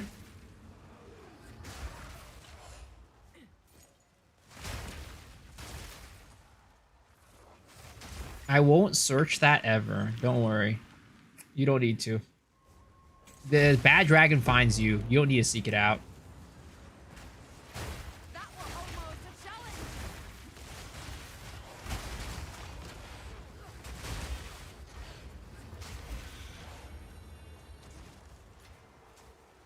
Rabbit is a free, I bet. Oh, I bet. I'll bet. But there is one thing that Rabbit has that I don't have. And I probably will never have. Rabbit has a wife. Do you think it's more normal to have a wife or less normal to have a wife?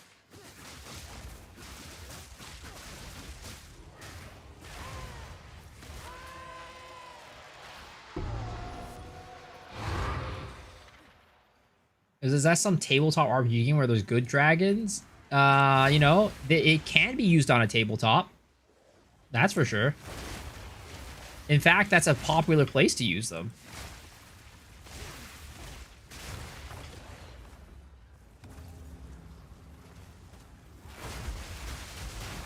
Why I'm not flickering on the boss? I don't like build my flicker to be super high single target. The whole thing for this build is that you one shot with the falling thunder. If I want to do that, I'd have to put culmination on flicker, which would lower its kind of like AoE damage, which I don't really want to do.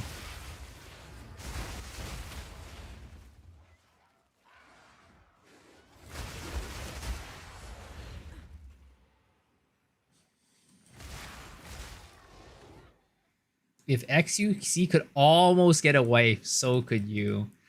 I mean, I did almost have a wife, you know? I was in a relationship for 7 years. I was in a 7-year relationship. So you could say I almost had a wife at some point.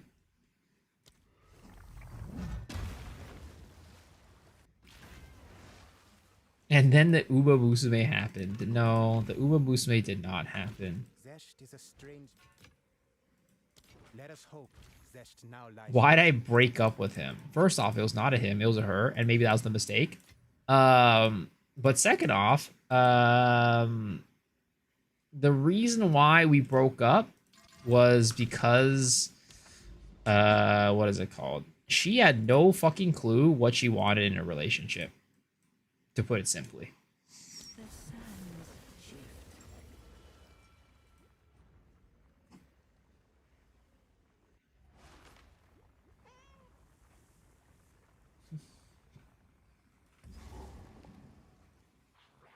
7 years to realize that? Well, a lot of that 7 years, we were long distance.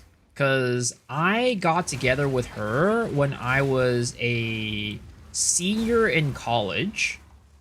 And she was a freshman in college. So basically, what ended up happening was, well, I'm a senior, she's a freshman. Eventually, I graduated. She moved away from home because I met her here, like where I live, right? So I met her here where I live. She eventually graduated high school, moved away, and went to become a college student. And she was on the East Coast, I was on the West Coast, and we did long distance for that, like basically half the time. So we were long distance for her entirety of her college years, and then we after that, she also went to Korea to teach English for a year. So in reality, our time together in person was only for about 2 years or 1 year, whatever, a year and a half. I've no mana. So actual time together spent, not very long. And, you know, after spending some time together, maybe we just realized that, it wasn't meant to be.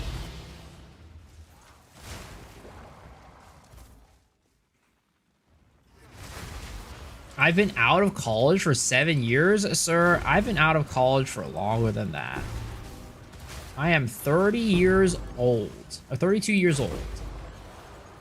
I mean, actually, just kidding. I'm 21 years old and have celebrated my 21st birthday for 11 years. What's going to happen to 2,000 tablets? I'm assuming that they will stay there in its current state and nobody will buy them. And if you want to replace them, you're going to have to recomp them, or you're going to have, not recomp, reforge them, or you're going to have to divine them.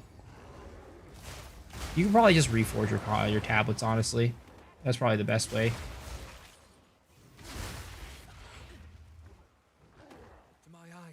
Same here, the 32 part. You need an older female plus or minus 5 years. How about plus 30 or 40 years?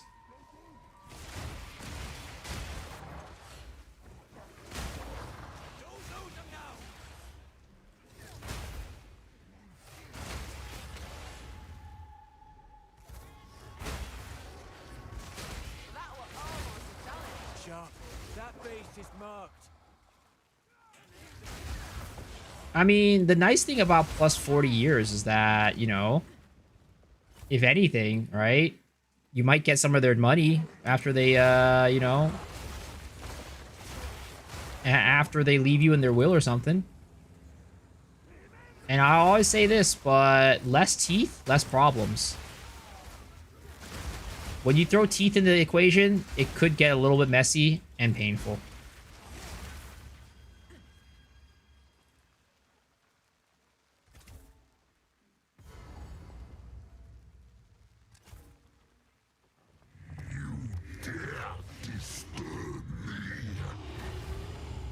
I was reading in Japan, a 60-year-old female marrying a 32-year-old. Ooh, hello. Sounds likely. You know, sounds like it could be something that can happen. Maybe it's me. Maybe it's me in the future. Divine drop from bosses. New strat unlocked. Yeah, Farmer's gonna call me poor again if I tell him that I dropped a dropped a divine from a boss and pogged out. He's gonna call me a homeless man again.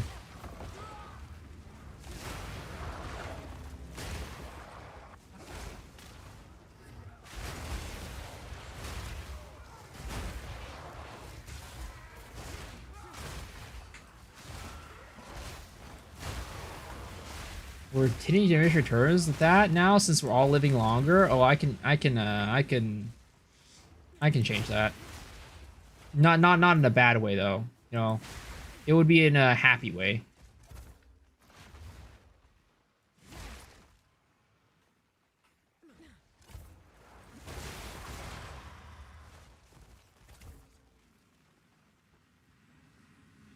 Oh, you don't like Hollow Palm? No, I love Hollow Palm. But this build works better without Hollow Palm. Flicker Strike is much better without Hollow Palm. Clean kill.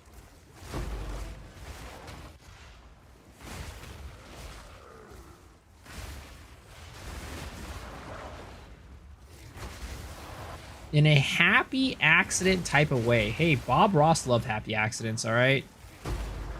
Do you guys remember that phase when Bob Ross was like all over the internet and everybody loved Bob Ross? Whatever happened to that? The internet and the world was a lot happier place when that was the case. And now we're just filled with negativity and you know, unhappiness all over the place.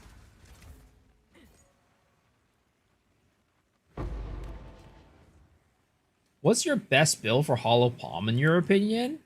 Maybe some sort of Deadeye or Invoker Hollow Palm, right? Doing like what is it called? Tempest Flurry.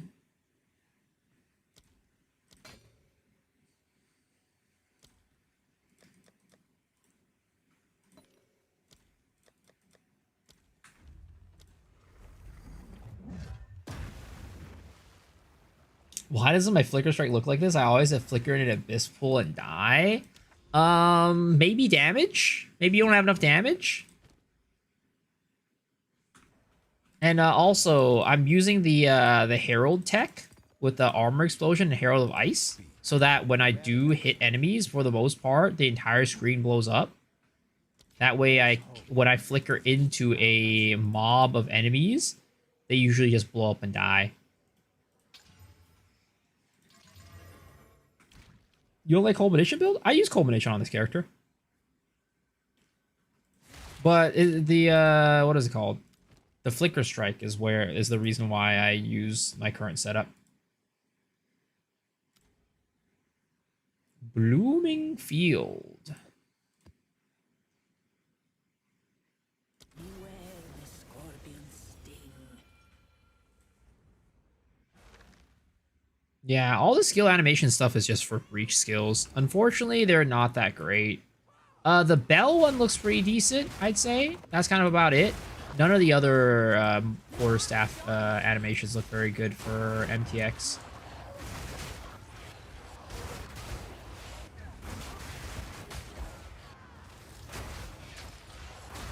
Shut up about your savior. Shut up about your savior. Another trophy. She always says that, and it's not like any of the mobs are yapping or anything like that. I don't know who she's talking about their saviors, but these mobs are definitely not yapping about their saviors, that's for sure. Wind Blast looks cool? Yeah, Wind Blast does look pretty cool. I agree. Have you watched Rue's video on what's wrong with 0.3? I watched like half of it.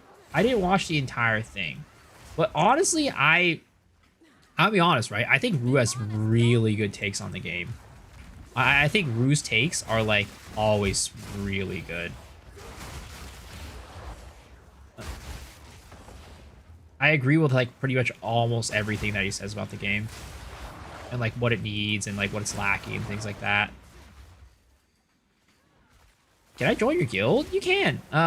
What's your IGN? But the one thing is like just an expectation. My guild is basically just you just join it because you just want to be in the guild. You don't really do anything guild-like. If you want like actual stuff, you know, I joined another guild. Like I know Farmer, he does like giveaways in his guild or something like that for like currency.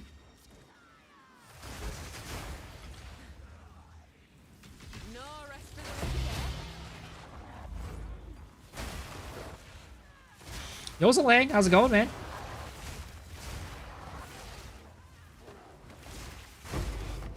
He's knowledgeable and complains a tad bit too much. I mean, the thing is, right? It's like part of his character.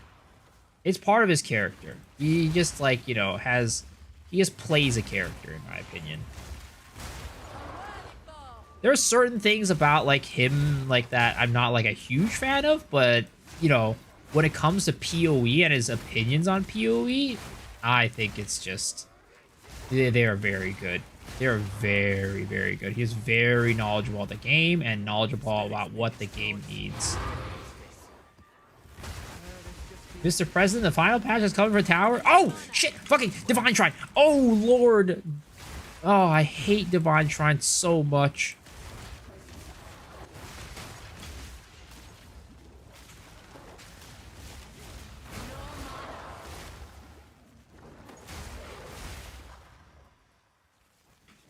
I still enjoy his content. Yeah, I think he's a very good content creator. I think he's a very good content creator. Very, very entertaining. And again, has very, very good opinions and thoughts about the game. I mean, I enjoy him as a content creator. I wouldn't do content in the way that he does. Right? There's a lot of things that I just personally wouldn't do. But I do, you know, a lot of things are what... Those things are why he's like popular.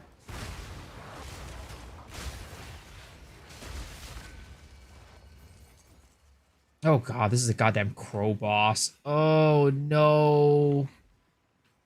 Who is he? Rue? He's a big PoE content creator. He's a cat.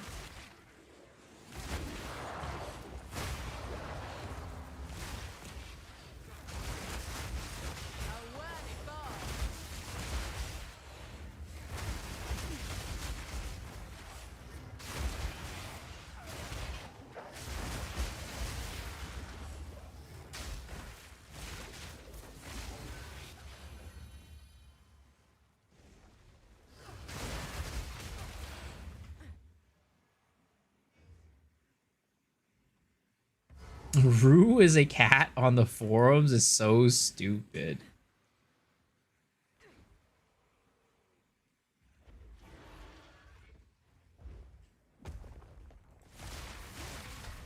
All right, we gotta be a little careful about this guy. We can't burst him down too quickly. Wait, did he already glitch?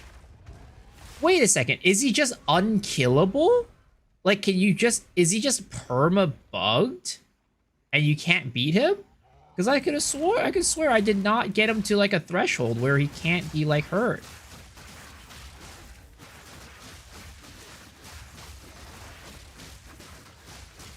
Let's see.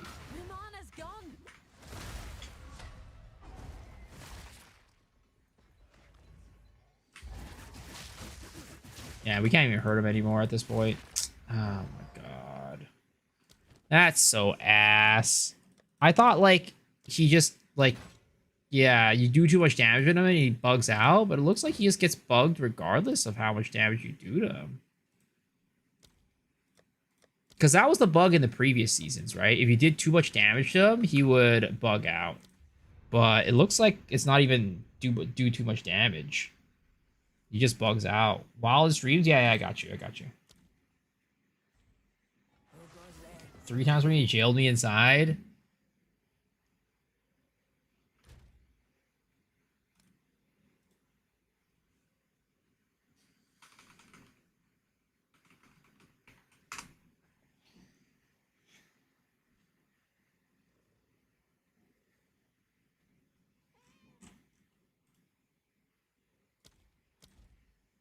Had to say bug like an hour to this boss. It's so bad.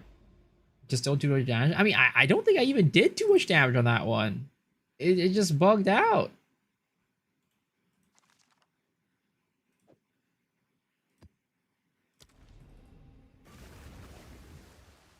When am I switching to Glacial Lance? Hard to say. And it's like I'm not even sure if like I'm like when I'm gonna do it, like whether or not it's gonna be the next build. Because I was thinking of like even like making like a Sekima's character as my next character and just like making a really good Sekima's farmer. But we'll end up seeing what I do and when I do it. I might, if anything, I might like play Glacial Lands for like a day or two, and just to like make sure the build works, and then swap over after that real quick. We'll see. We'll see. But it's definitely not gonna be until next week, because I'm not gonna be able to stream normal hours tomorrow because I'm doing Clutchcore, right? So I'm not streaming normal hours tomorrow. And then after that, I guess I do have one more stream before my day off. So maybe after Clutchcore, we'll try out something new, but yeah, we'll see.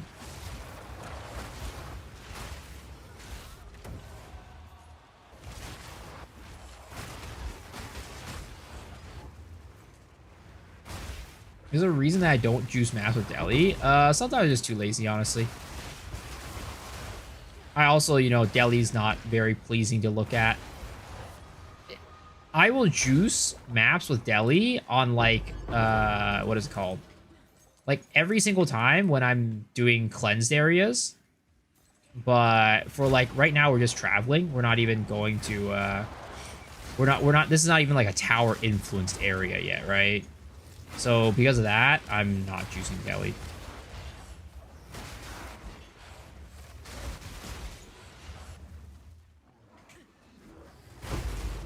Clean kill.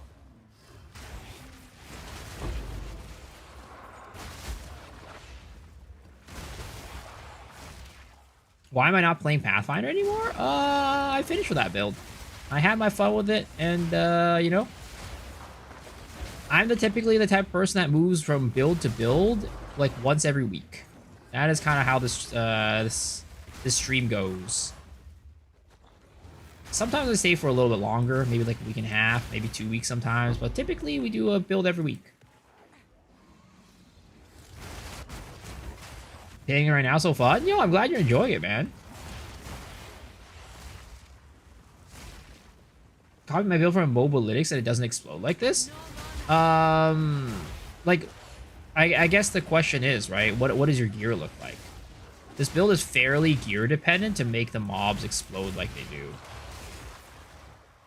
Because, like, the amount that you chain is directly affected by the amount of damage that you deal. Take this.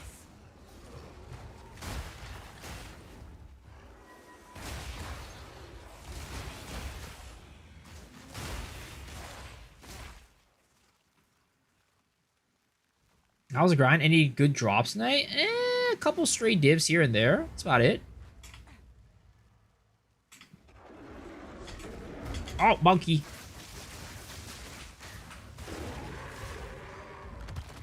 Do you think this build is doable on Boker? Yeah, you can do it on Boker. The only thing you miss out is like the ring slot. That's kind of about it, right? Which is kind of important because it allows you to run Wind Dancer with the current setup. You'd probably have to like, you know, you might have to like drop like, I don't know, Hand of Chayula or something and use the culmination A-list chime setup on like an auto attack instead. So yeah, you can definitely do it.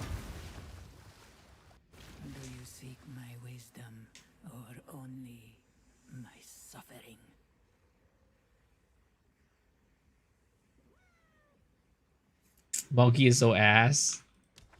Niso calling that man. Who am I? Who did I call a tourist? I didn't call anybody a tourist.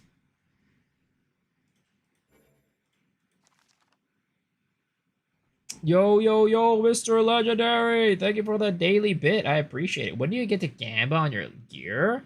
Next Saturday. Again, for anybody who was not here earlier or did not hear, I am doing a charity stream on October 4th. And on that stream, I will be gambling all my gear, hopefully. Basically, our goal is to raise $750 for mental health awareness and suicide awareness, right? And basically every $100 that somebody donates, we are going to vol a piece of our gear on this character. And we're gonna voling a piece of our gear, and yeah, so basically, since it's $750 at the end of it, right? I guess we could even go beyond that, right? If we go beyond $750, every $100 even beyond that is another piece of gear that I vol.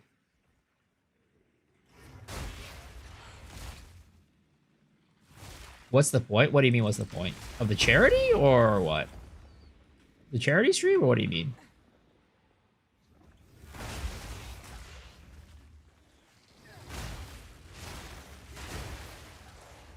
$1,000 Miso does another chat craft? Oh god. Oh no. I mean, if you guys want that, sure.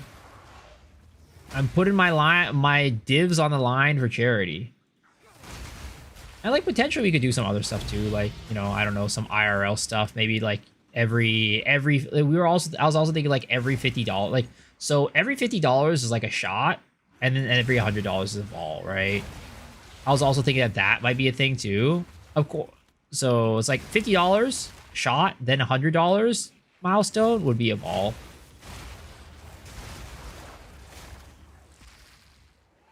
Drunk stream extra step. Yeah, I was thinking about that too. Just to, again, motivate, encourage, give you guys more incentive to donate.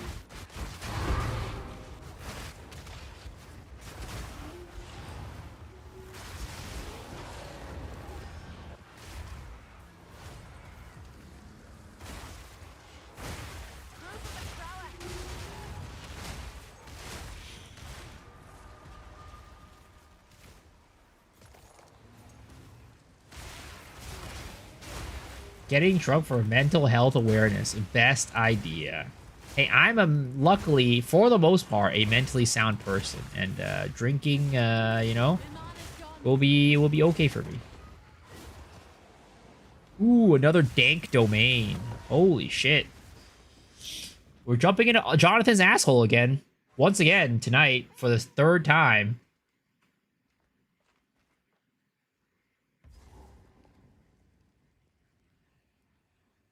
Oh, how do you activate the ring slot? It's a ritualist ascendancy. Sorry, I missed that.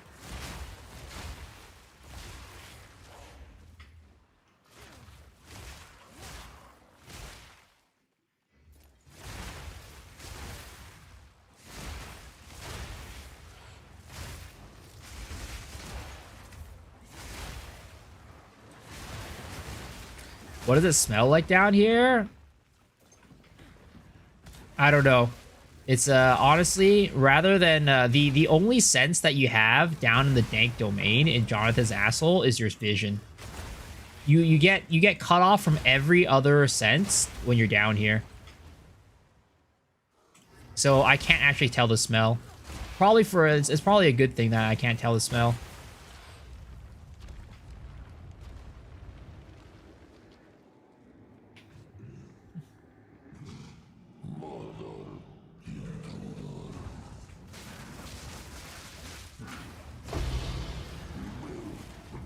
I feel like depths is a waste of time to do. Just like in general, the abyssal depths, or are you talking about like what is it called? The dark domain and lightless void.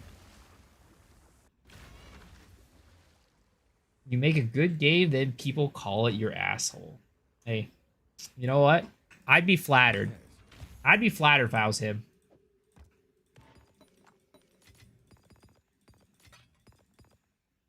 A piece of me has made it into the game.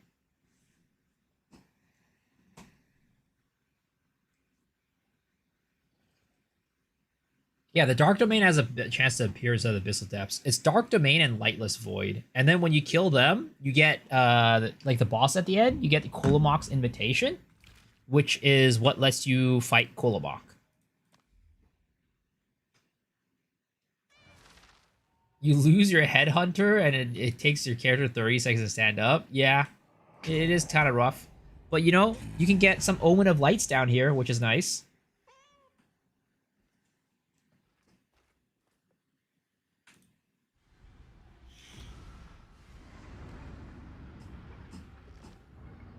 Does it drop anything useful? Like the like the Abysses or Kulamok? Because the Abysses have a chance to drop like all of the Abyss stuff, right? The Abyss omens, like the the Abyss omens, all of them drop down there. Like Omen of Light, which is like, at least last I checked, was 3 divs. I don't know what it is now. That has a chance to drop. And then, of course, with this guy, I think the only thing you're really going for is the Abyss Jewel. That's kind of like the only thing that I think is worth from him. How much are Abyssal Echoes? Last I checked, I think they were like 30 exalts or something like that. What the hell? This guy didn't die. But I don't. I haven't checked since like 2 or 3 days ago.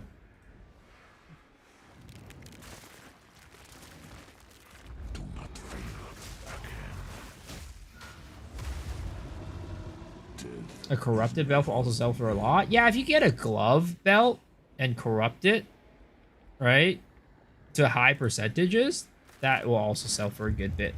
I think maybe the helmet belt too, because people go helmet belt for like EXP. Gotta ask the Clutchcore, is it a speedrun the entire campaign or first 4 acts? It is first 4 acts.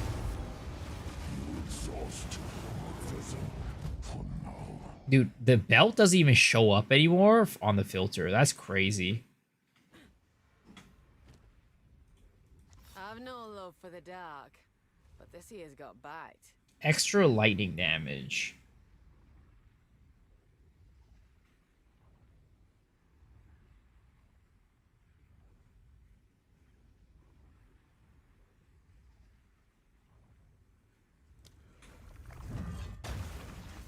Does rarity from map mods stack with rarity from gear? It's multiplicative. I'm pretty sure, if I remember correctly.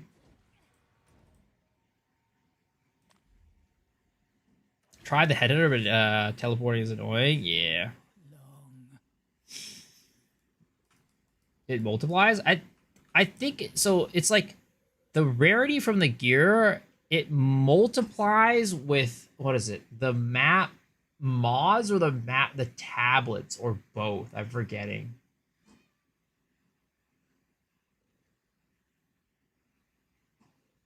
I'm not entirely sure, guys.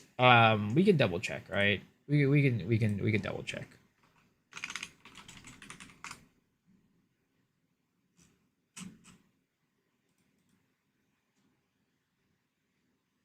Let's see here, right?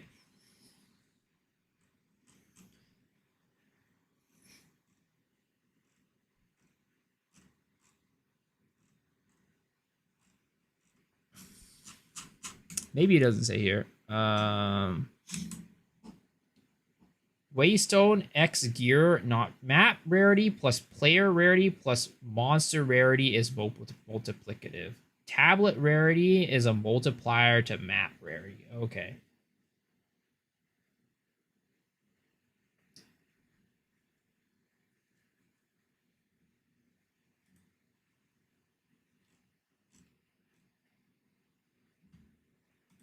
Yeah, so I guess long story short, it is multiplicative.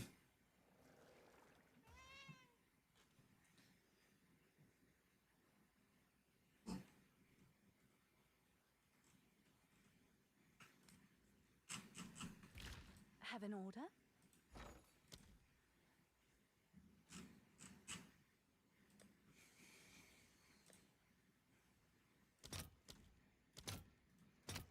Let's see if there are any takers. Oh, garbage. Zest is a strange being.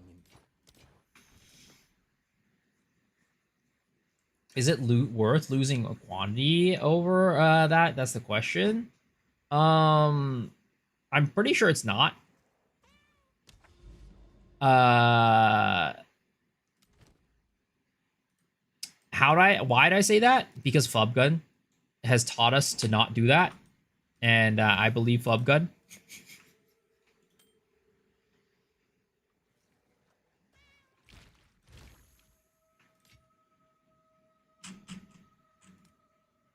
I don't even need to know. I need to like know his reasoning. He tells me that it's not. He tells me to do it one way. I will do it that way.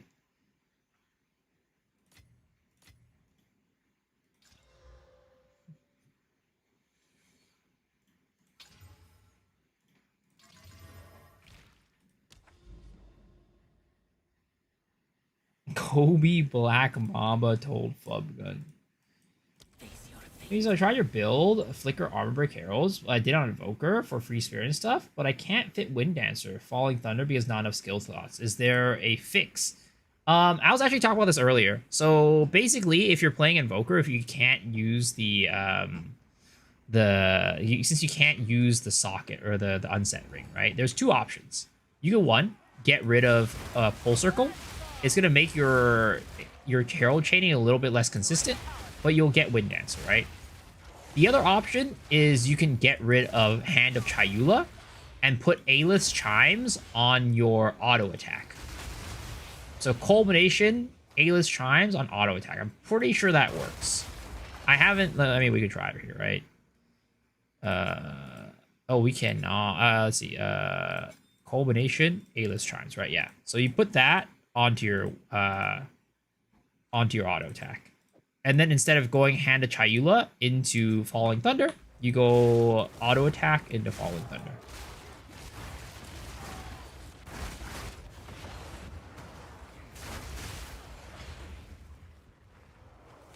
Thank you. Try that? Yeah, for sure.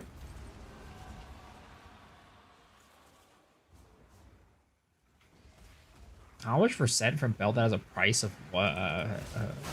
How much price for 120%? It depends on the belt. Depends on the type of belt, honestly.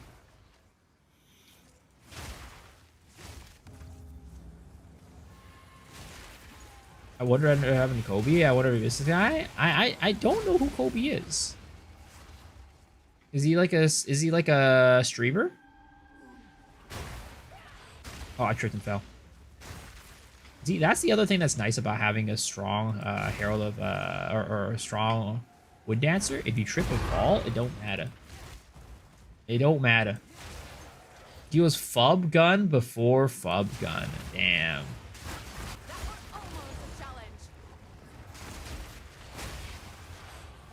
I mean, I don't know. I would say that I don't know if he was like a very popular streamer, but if he wasn't, then you know maybe that's the thing, right? Sadly, if you're not a popular streamer, it doesn't quite pay the bills. But the other thing is, you know, at the end of the day, streaming might not be for everybody. Streaming is let's just say, a fucked up career, right? Streaming is a fucked up career for most people. Most people, I don't think, would want to be a streamer. Like, you think you want to be a streamer, but I don't think it's, like, for most people. Because streaming is not a job. It's a lifestyle. Yes. Streaming is not just a job. It's a lifestyle. Unless you kind of, like, either A, you're really, really lucky, and you just get, like, you know, super popular and you don't care about like money that much, right? You could probably make a good decent living off of streaming and not have it become like consume your life. But especially if you're trying to start off, and even if you're beyond starting off, most streamers, I'd say, streaming is their life.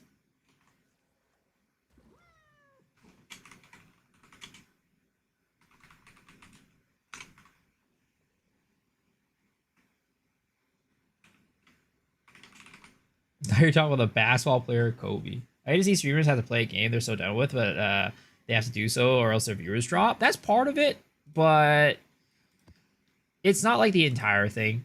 Like, it's just that streaming is so... I mean, it's kind of like running your own business for one thing, right? It is running your own business. So you're always thinking about it. And like in general, streamers don't really like take time off that much. They might have like a day or two off like during the week, but like they don't have holidays either or anything like that. And like at least for me, right? This is my experience. I pretty much like always am thinking about streaming. I'm always thinking about my stream. I'm always thinking about my YouTube. I'm always thinking about all these things, like what can I do to improve it? What can I do to make it better? Or like if, you know, my YouTube or stream isn't doing that well, right? Then there's times when I actually just like lose sleep over it. Just like thinking about like what I can do to make things better. And this is me who has not gotten to a point of being a career yet either. So you can imagine for somebody who has like turned streaming into a career and then all of a sudden their stream starts like dying in popularity, right? So it's like, again, it's not a hard job per se, but it's like there's a lot of like stresses that, you know, normal people like you don't have to deal with as like just somebody who's working a job. Like the nice thing about working a job is that you don't like, for the most part, you just kind of do your job and that's what matters, right? And you'll get a consistent pay. And usually somebody's there to tell you how to do your job too. But for streaming, there's no formula. I mean, there is sometimes a formula, but for the most part, there's no one size fits all formula, right? You could do one thing that somebody else is doing and be successful, or you do one thing that somebody else is doing that's very successful and just not be successful, right? Because of your personality or whatever. So it's like it ends up being kind of like you're always just stressed out from that. And also, it's an inconsistent job, right? One day you could be really successful, and then the next day you could fall off, you know? So, yeah. One size would fit them all. So it's basically a job? No. I mean, it is a job, but it's a different type of job. It's a different type of job. Most jobs, you can go 9 to 5 or whatever, even if you're not 9 to 5, your salary, right? You just go, do your work, and then just not think about work afterwards. Some people do. No, but most people, I'd say, if they finish their work day and they don't think about it anymore. But streaming, for the most part, is like you're there 24/7. Like, I think about my stream when I'm going to sleep type of situation. And it's definitely not healthy. And again, I'm not going to say that streaming is a harder job than some jobs out there, but it's just a different type of difficulty that I would say that people aren't really used to, I guess. It's not like a natural thing that a lot of people do. I'll say that. Who just started to start? Oh yeah, for sure. It's very similar to a startup, for sure. It's very similar for a startup.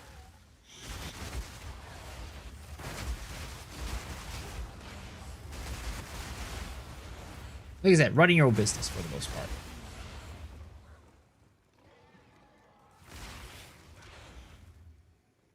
Thanks for giving me employment. I get as a hate watcher. One day you just develop a cocaine habit.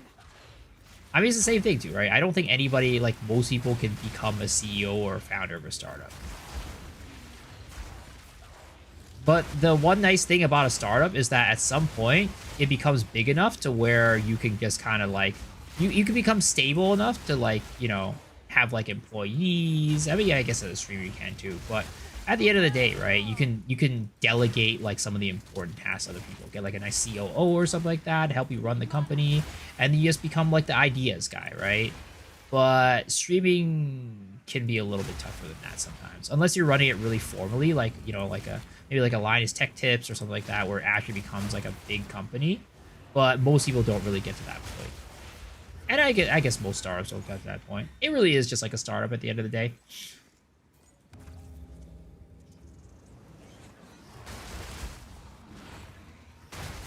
Streamer fun to a small community. Yeah, he is way nicer than 10K's viewers can't even keep up with. It is nicer, but the pay is not nice, right? And that is the unfortunate part. No mana.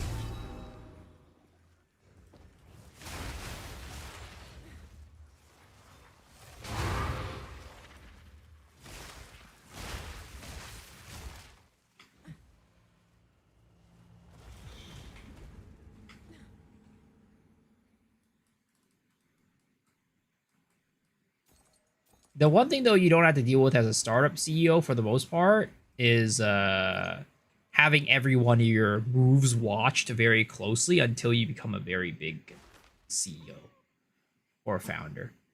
And even then, you can still kind of play in the shadows. Whereas a streamer, you know, you're literally online and talking to the camera most of the day. And, you know, let's just say some people could really fuck up what they say. Nobody is perfect, right? At the end of the day, everybody can fuck up. And also everybody has, you know, a lot of people have beliefs that the majority of people don't agree with. Like, and I'd say that is the majority of people. I don't think there is many people in this world that doesn't have at least one belief that the majority of people don't agree with. There's always going to be something that in your life you believe in or like live by that most of the people in the world don't agree with. And it's just a matter of how well you can keep that hidden or like not talk about it or not have it come up.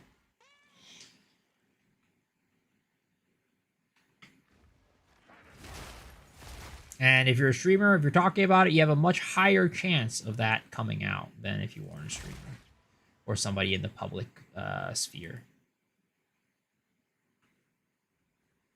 What's your thought on the major endgame changes? They're good. They're good. I like most of them. I like all of them.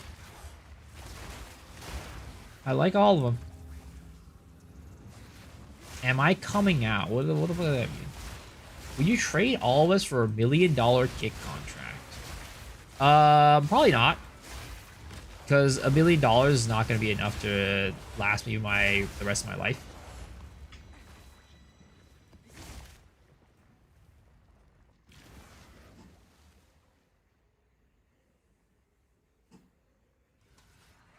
Let's say Miso wouldn't disclose who he voted for last election, is what he's saying. I mean, yes, I wouldn't, but also I didn't vote. I am not educated in politics enough, in my opinion, to vote intelligently. And that in itself could also be causing riots out there as well. Some people could not, you know, be annoyed at that answer too.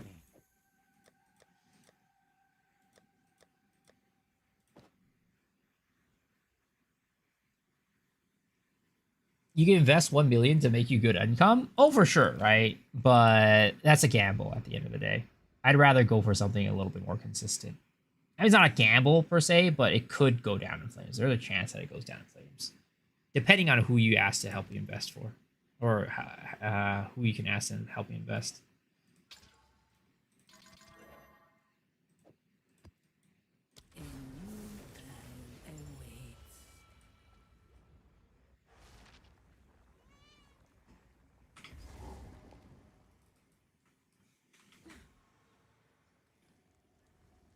Invest it all into roulette. I mean, hey, I'm down. I'm down.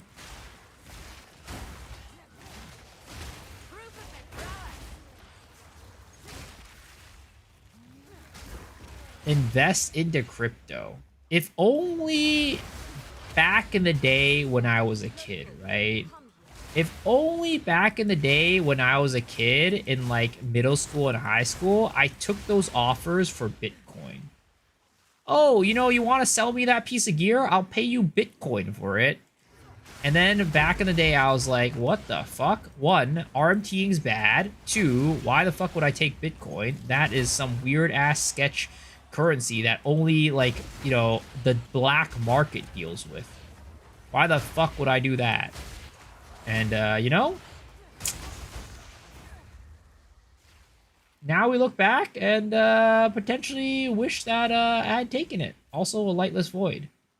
Another one of Jonathan's assholes has opened.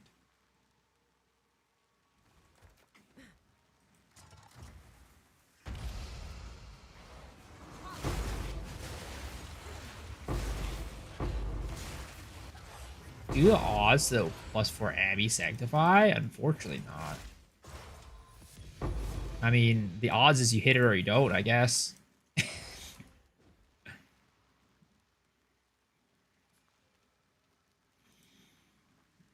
I think the odds are not like it's not like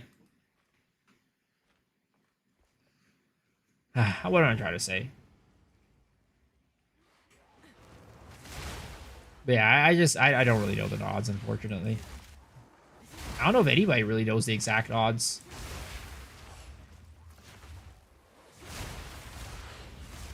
It's not good as what you're trying to say. I mean, it's a gamble, right? And it's not like a gamble that is in your favor for the most part, is what I'll say. From what I know, it's usually not a gamble that's in your favor.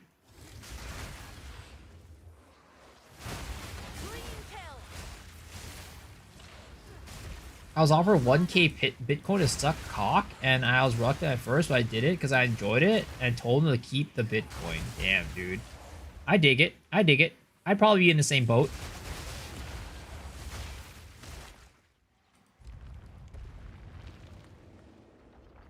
$1 million snipe cheap real estate and sell it for good profits. Imagine one guy who bought 2 pizzas for 10K Bitcoin. Yeah. Imagine. I mean, honestly, even beyond that, right? I just thought that Bitcoin, because Bitcoin went up to like, what, 60K for a while? And then it crashed back down to like 30K, right? Luckily, I did invest into the 30K to 60K and got out at 60K, right? That was really nice. I think I bought like 15K worth of Bitcoin at the time. So I doubled it. But then Bitcoin went back up and it went up to like 90K or something like that. And then I was thinking about buying some, of course not 90K worth of Bitcoin, but you know, just buying percentage fractions of Bitcoin. But I was like, how much higher can it go up? It's not going to go up higher. And then lo and behold, today it's like 115, 120K or something like that. Should have bought in. Should have bought in.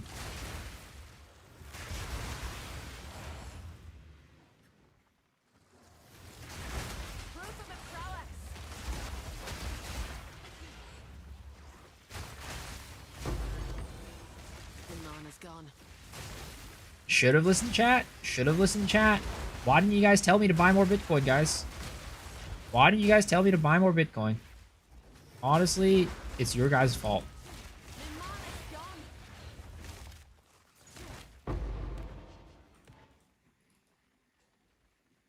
It's dropping below 100K again. Oh, it's time to get back in, boys.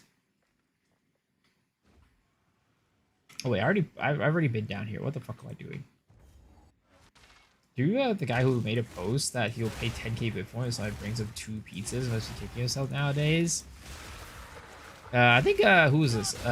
Somebody was talking about that earlier. But I did not. I did not. I mean, I could also bought it in the GME craze, right? I remember buying the GME and regretting it because I went in too late. Oh, man. There were many things that could have been. We could have been multi-bajillionaires at this point, but you know, right timing is something that haunts us all. Ethereum, S&P, and Nasdaq going all up. Right crypto will follow soon. One of my friends bought into Ethereum relatively cheaply, but he didn't invest much. Was the problem?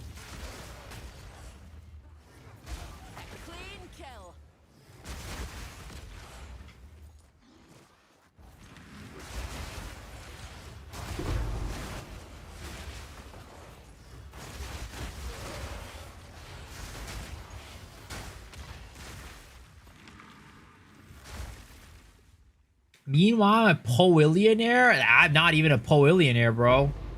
I'm not even. Meanwhile, I'm out here getting laughed at by X the Farmer X, thinking he's calling me a homeless man.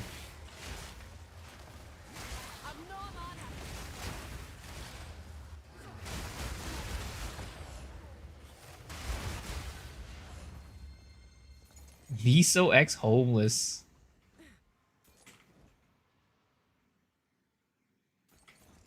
I mean, you know what? Just let me pog out to my 1 div drop from a boss, all right? Let me pog out to getting a div from a boss. Don't make fun of me just because I'm having fun with the game. You know what I mean? You see, this basically, right? You can think about it this way. Would you rather be a person that only has fun when he gets 100 divs? Or would you rather be a guy who has fun when he gets 1 div to drop? I'd rather be the guy that has more fun when he gets 1 div to drop. Because I'm having a lot more fun more often.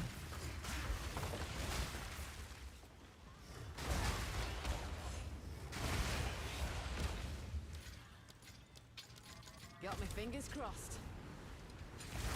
I pog at Regal Shards. Now that's a different level of poverty right there. Now that's a different level of poverty.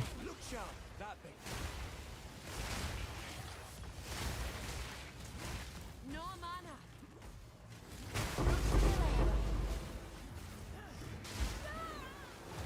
Nicely done. I've no mana.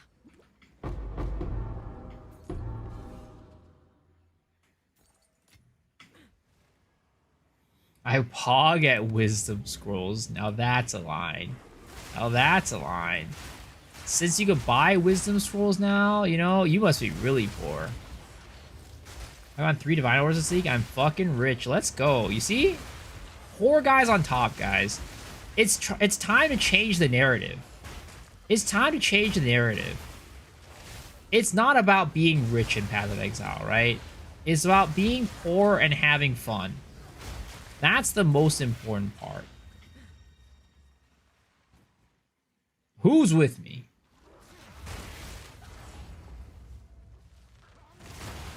I saw a mirror on Twitch. I'm rich. I kind of have fun crafting, so I have to become rich. I mean, you know, it's imagine though. Imagine how much better that craft will feel if you're on your last divine and hoping for and trying to gamble that 50-50 and you hit it. Imagine the level of fun. Imagine the level of hype that you'd have.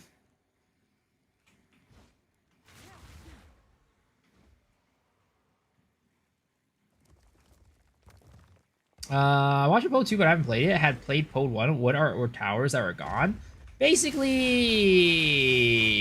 Poe 2 is getting scarabs to juice maps. And that's good news.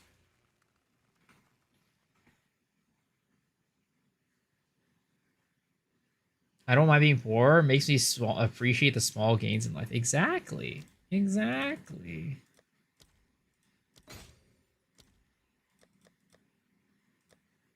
Because I play Shield Warbringer right now, some of these seem to stun me on the ground, but it's not a stun, as my charm is still 3 out of 3. Do you know what it is? Stun you on the ground. What does that mean?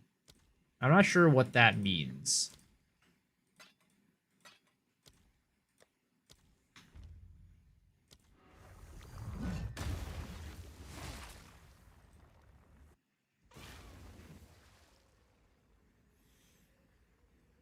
Your character falls and you can't move across your... Oh, it's probably because you're active blocking, and then you have a stun bar right here that fills up when you're active blocking, and when this goes up to max, it'll heavy stun you.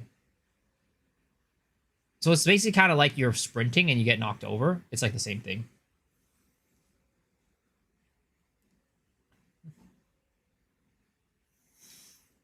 Level 20 Spirit Gem, first couple maps? What the hell? Yo, I still haven't got one of those.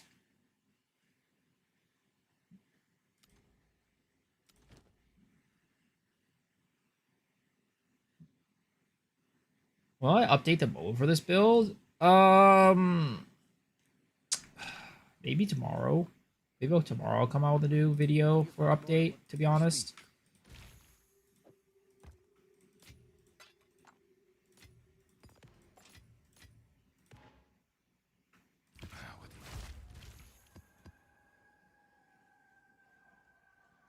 Shadow is trying to ban you from chat because I'm poor. Well, the problem is you're not actually poor. The net worth of your character is high. You just might not have a lot of liquid currency, but your character is worth a lot. I think you need to improve the UI of the stun bar. I always thought it was oddly placed. They need to make it so you can have a stun bar under your HP. You know how you can have this like life and mana here? They need to have a little thing for a stun bar too. Closer. Come. Am I gonna do another Gamba today and sacrifice Shadow? No, I'm not gonna sacrifice it anymore. Last time I sacrificed him, it was a mistake.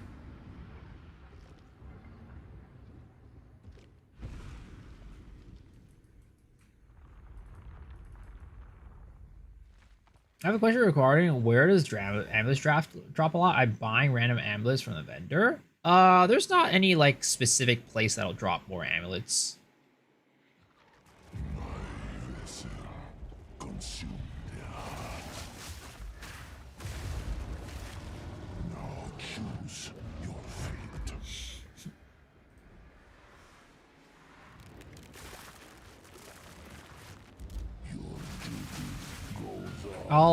You know what I need to do? I need to no, that would be too cool. I was gonna say, I'm gonna sacrifice my Asian brother, Cute Dog, one of these days, but that would just be fucked up.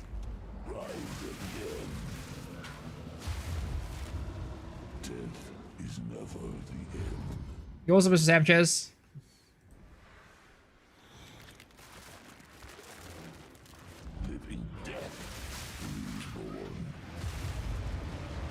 Sacrifice Sanchez? I would. At a blink of an eye. I wouldn't even think twice. But I think he's like similar to you, Shadow. I don't think he's worth sacrificing. I think if I sacrifice him, my RNG would go badly.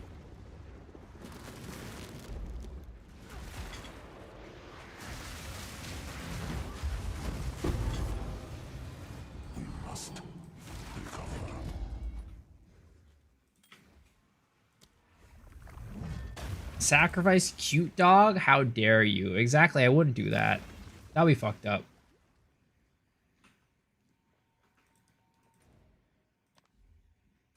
Is there any way to add Boozy to boots besides Slam and Pray? Yeah. It's Essence of Hysteria, I think it's called.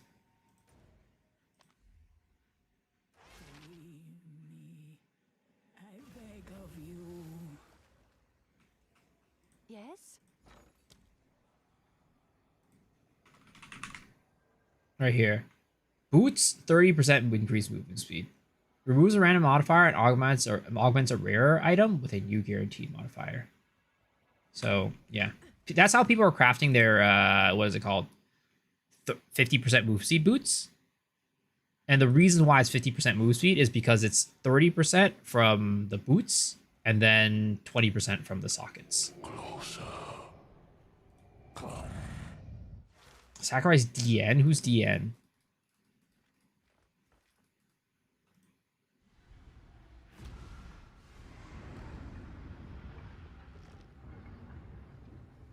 D's not.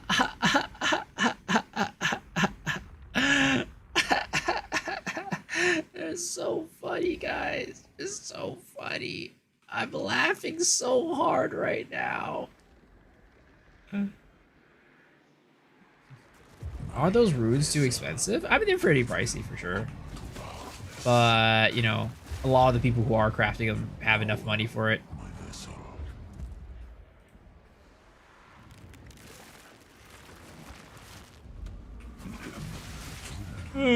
Oh shit. Fucking attacked it the wrong way.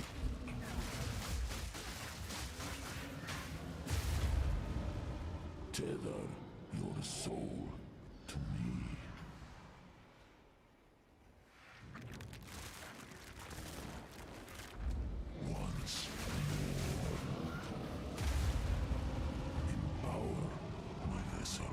Getting closer to marbles time, indeed. It is getting closer to old man's sleep hours. Yeah, the old man's sleep hours.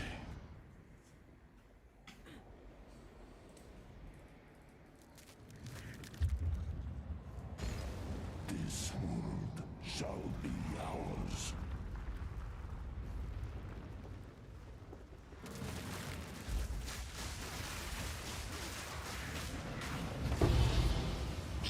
Ooh, our first one to drop.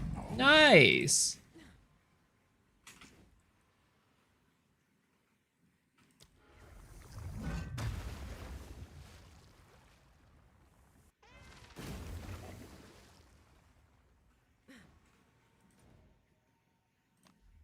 One more hour before I get off of work. I thought I said custard arbor. Nope, not quite. All right. The question is, what is the seed? What is the seed?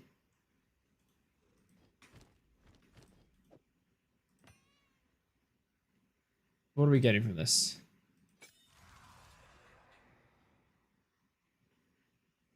Flash duration, increase cooldown recovery per tribute, flash duration, chance on charge to gain additional charge or tribute. What?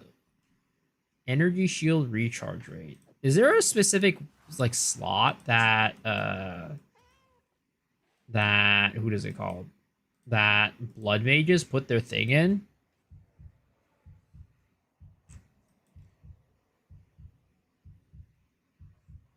Max life converted to energy shield per 20 tribute.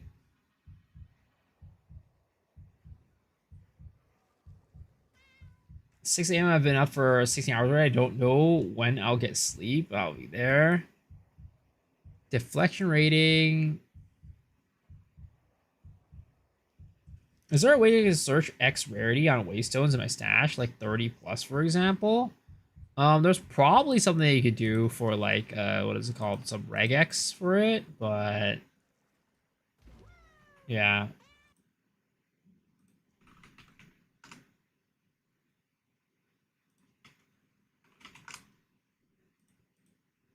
Right. So we can search like, let's say waystones. Let's see. Rarity.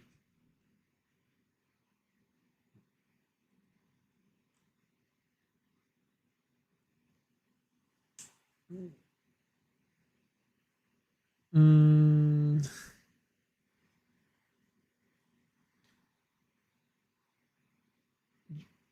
how? I don't really, because did this get updated for the new?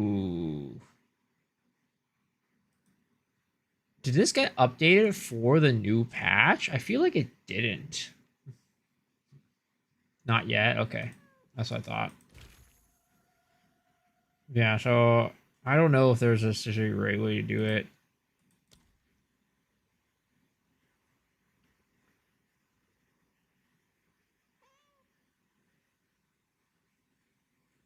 Blood Mage just wants Tech Rod. Is Tech Rod the thing? What exactly is Tech Rod?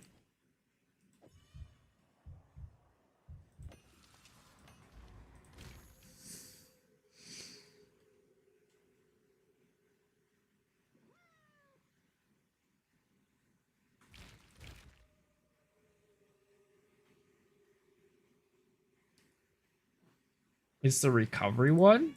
Oh, is that like a specific jewel?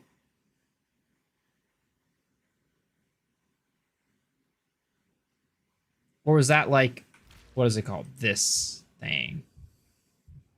I don't think it's this thing, right?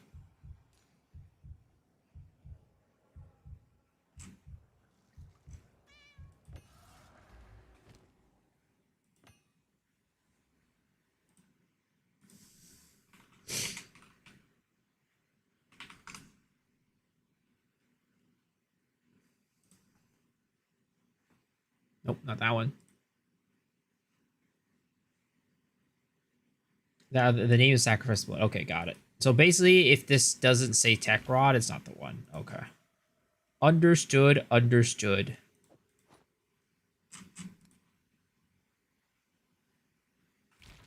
Hello. Hail. Spend 4K like on Spark at regen, you get 30k regen.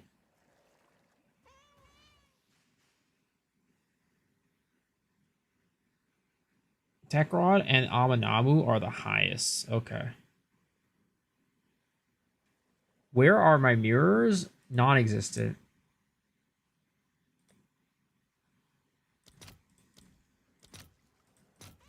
Let's see if there are any Are lobos takers. wanted? Are they sell for anything? I think they are. But I haven't really paid attention to this league. Last league they definitely did. I don't know about this league though. Rue and Kongor made Amanamu so expensive because their builds. Zest is a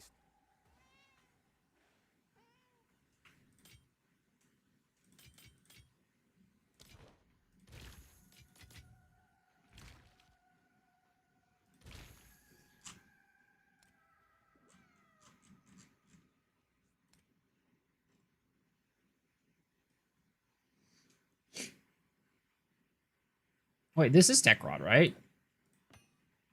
But this is not very expensive, I'm assuming, right?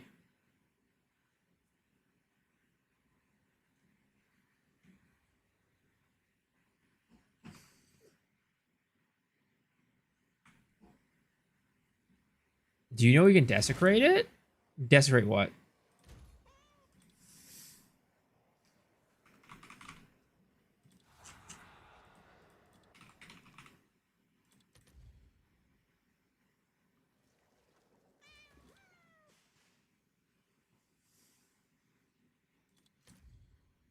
Oh, never mind. It is worth something.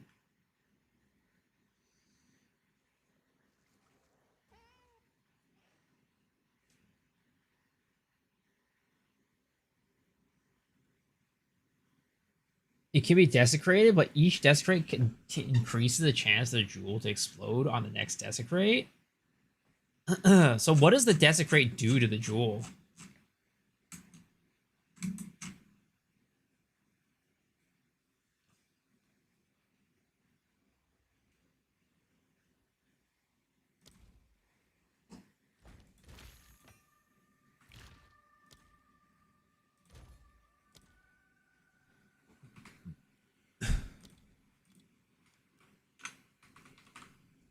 Let's see. Amanamu. Oh, Amanamu's not that expensive.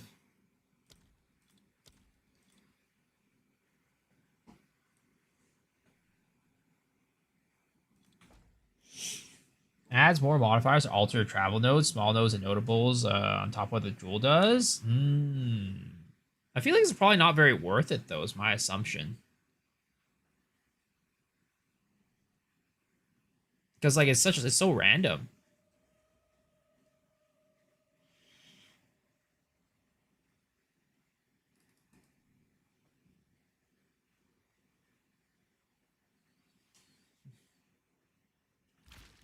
When's the patch? Next week. Sometime next week.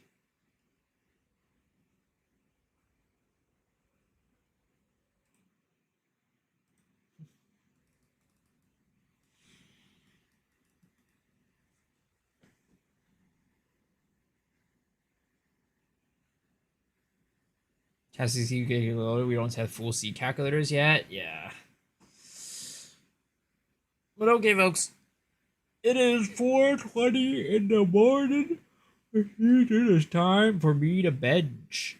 So we're going to kick us off to the last section of the stream, which is the Marbles into Gacha giveaway. This is the part of the stream where we do a pool on our gacha game. And if you get a 3-star horse, you win a prize. You win $10. All you need to do to participate is by playing this marbles game.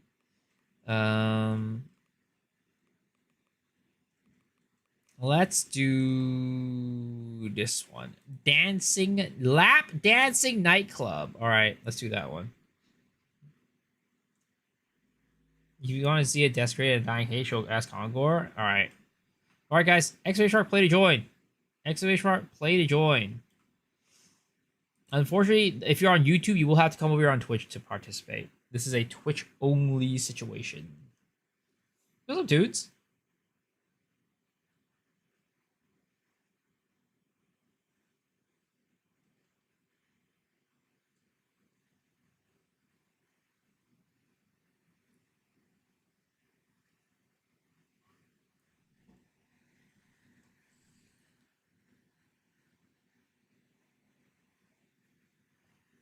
I think I have a lot of sit-ups and squats to do. Yeah, I have 30.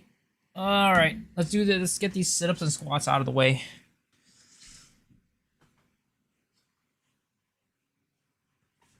We'll do the sit-ups first, and then we'll do the squats.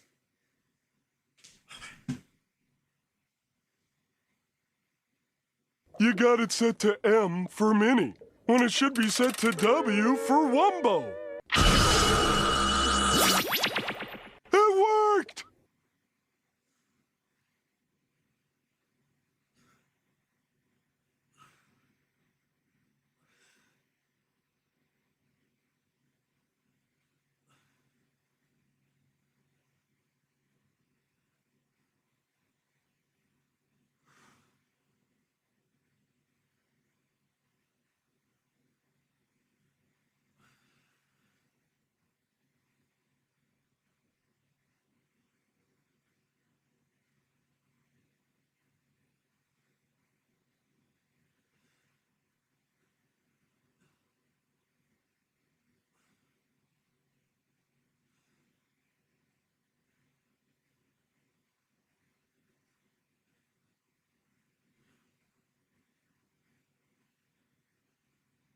All right, there it is. 30 squats, and we'll do this. 30 sit-ups, and we'll do the squats. And we guys have 30 seconds to join.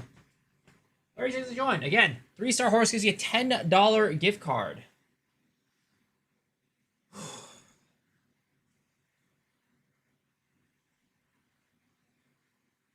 Oh my god, my underwear is like not very squat friendly today. It's not very flexible.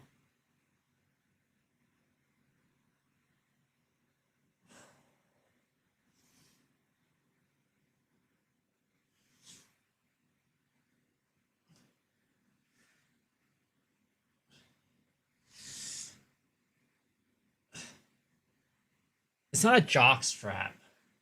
So they're underwear that my ex-girlfriend bought me. They're from the what is it called? I think it was from Disney, and it's they're Star Wars underwear. But they're like low quality. Probably some sweatshop, you know, some sweatshop Disney underwear or something like that.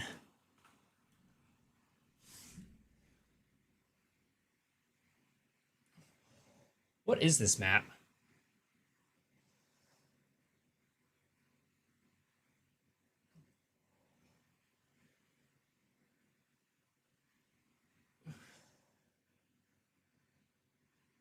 Oh my god! Everybody's bouncing!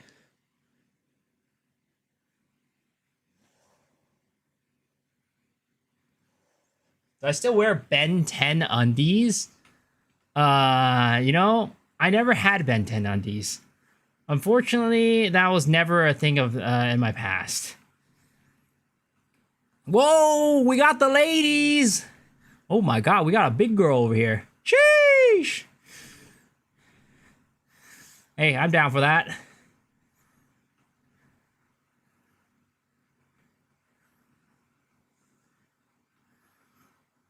All right.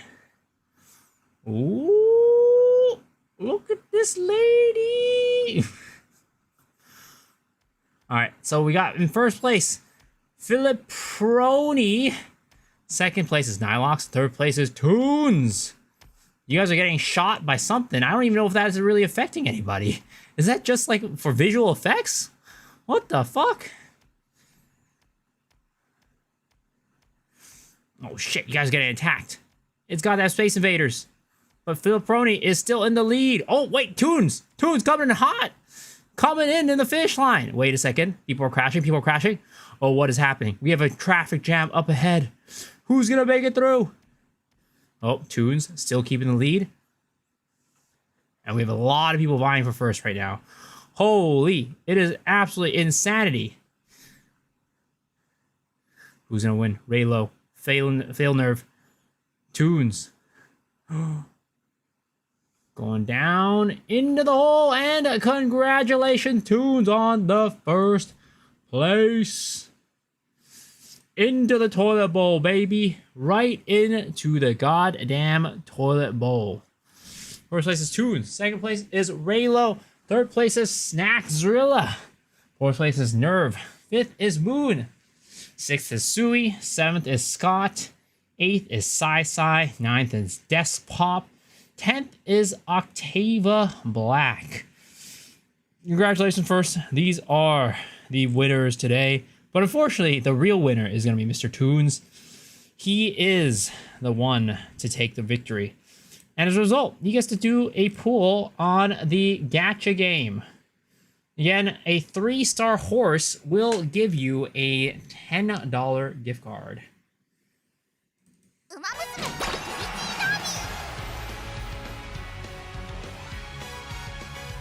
It's a 3% chance to hit. 3% chance to hit. You got this. I believe.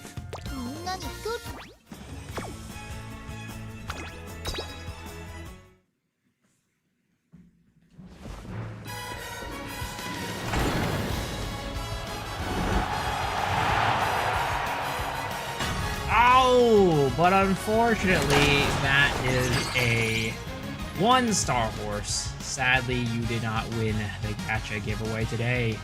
But don't worry, even if you didn't win today, there's always a chance that you win tomorrow. Guys, thank y'all for hanging. Thank y'all for watching. I appreciate y'all. For now, I'm going to raid you guys over to a beautiful streamer playing a beautiful game. Mr. Palsterin. He is streaming some Diablo 4. I hope you guys enjoy that gameplay. Going from some exhilarating Path of Exile gameplay to Diablo 4 gameplay. I'll see y'all later. Peace out, guys. Again, I'm going to be doing Clutchcore tomorrow, so no stream at the normal time. It's going to be at the start of Clutchcore. Alright, guys. Have a good night. Bye!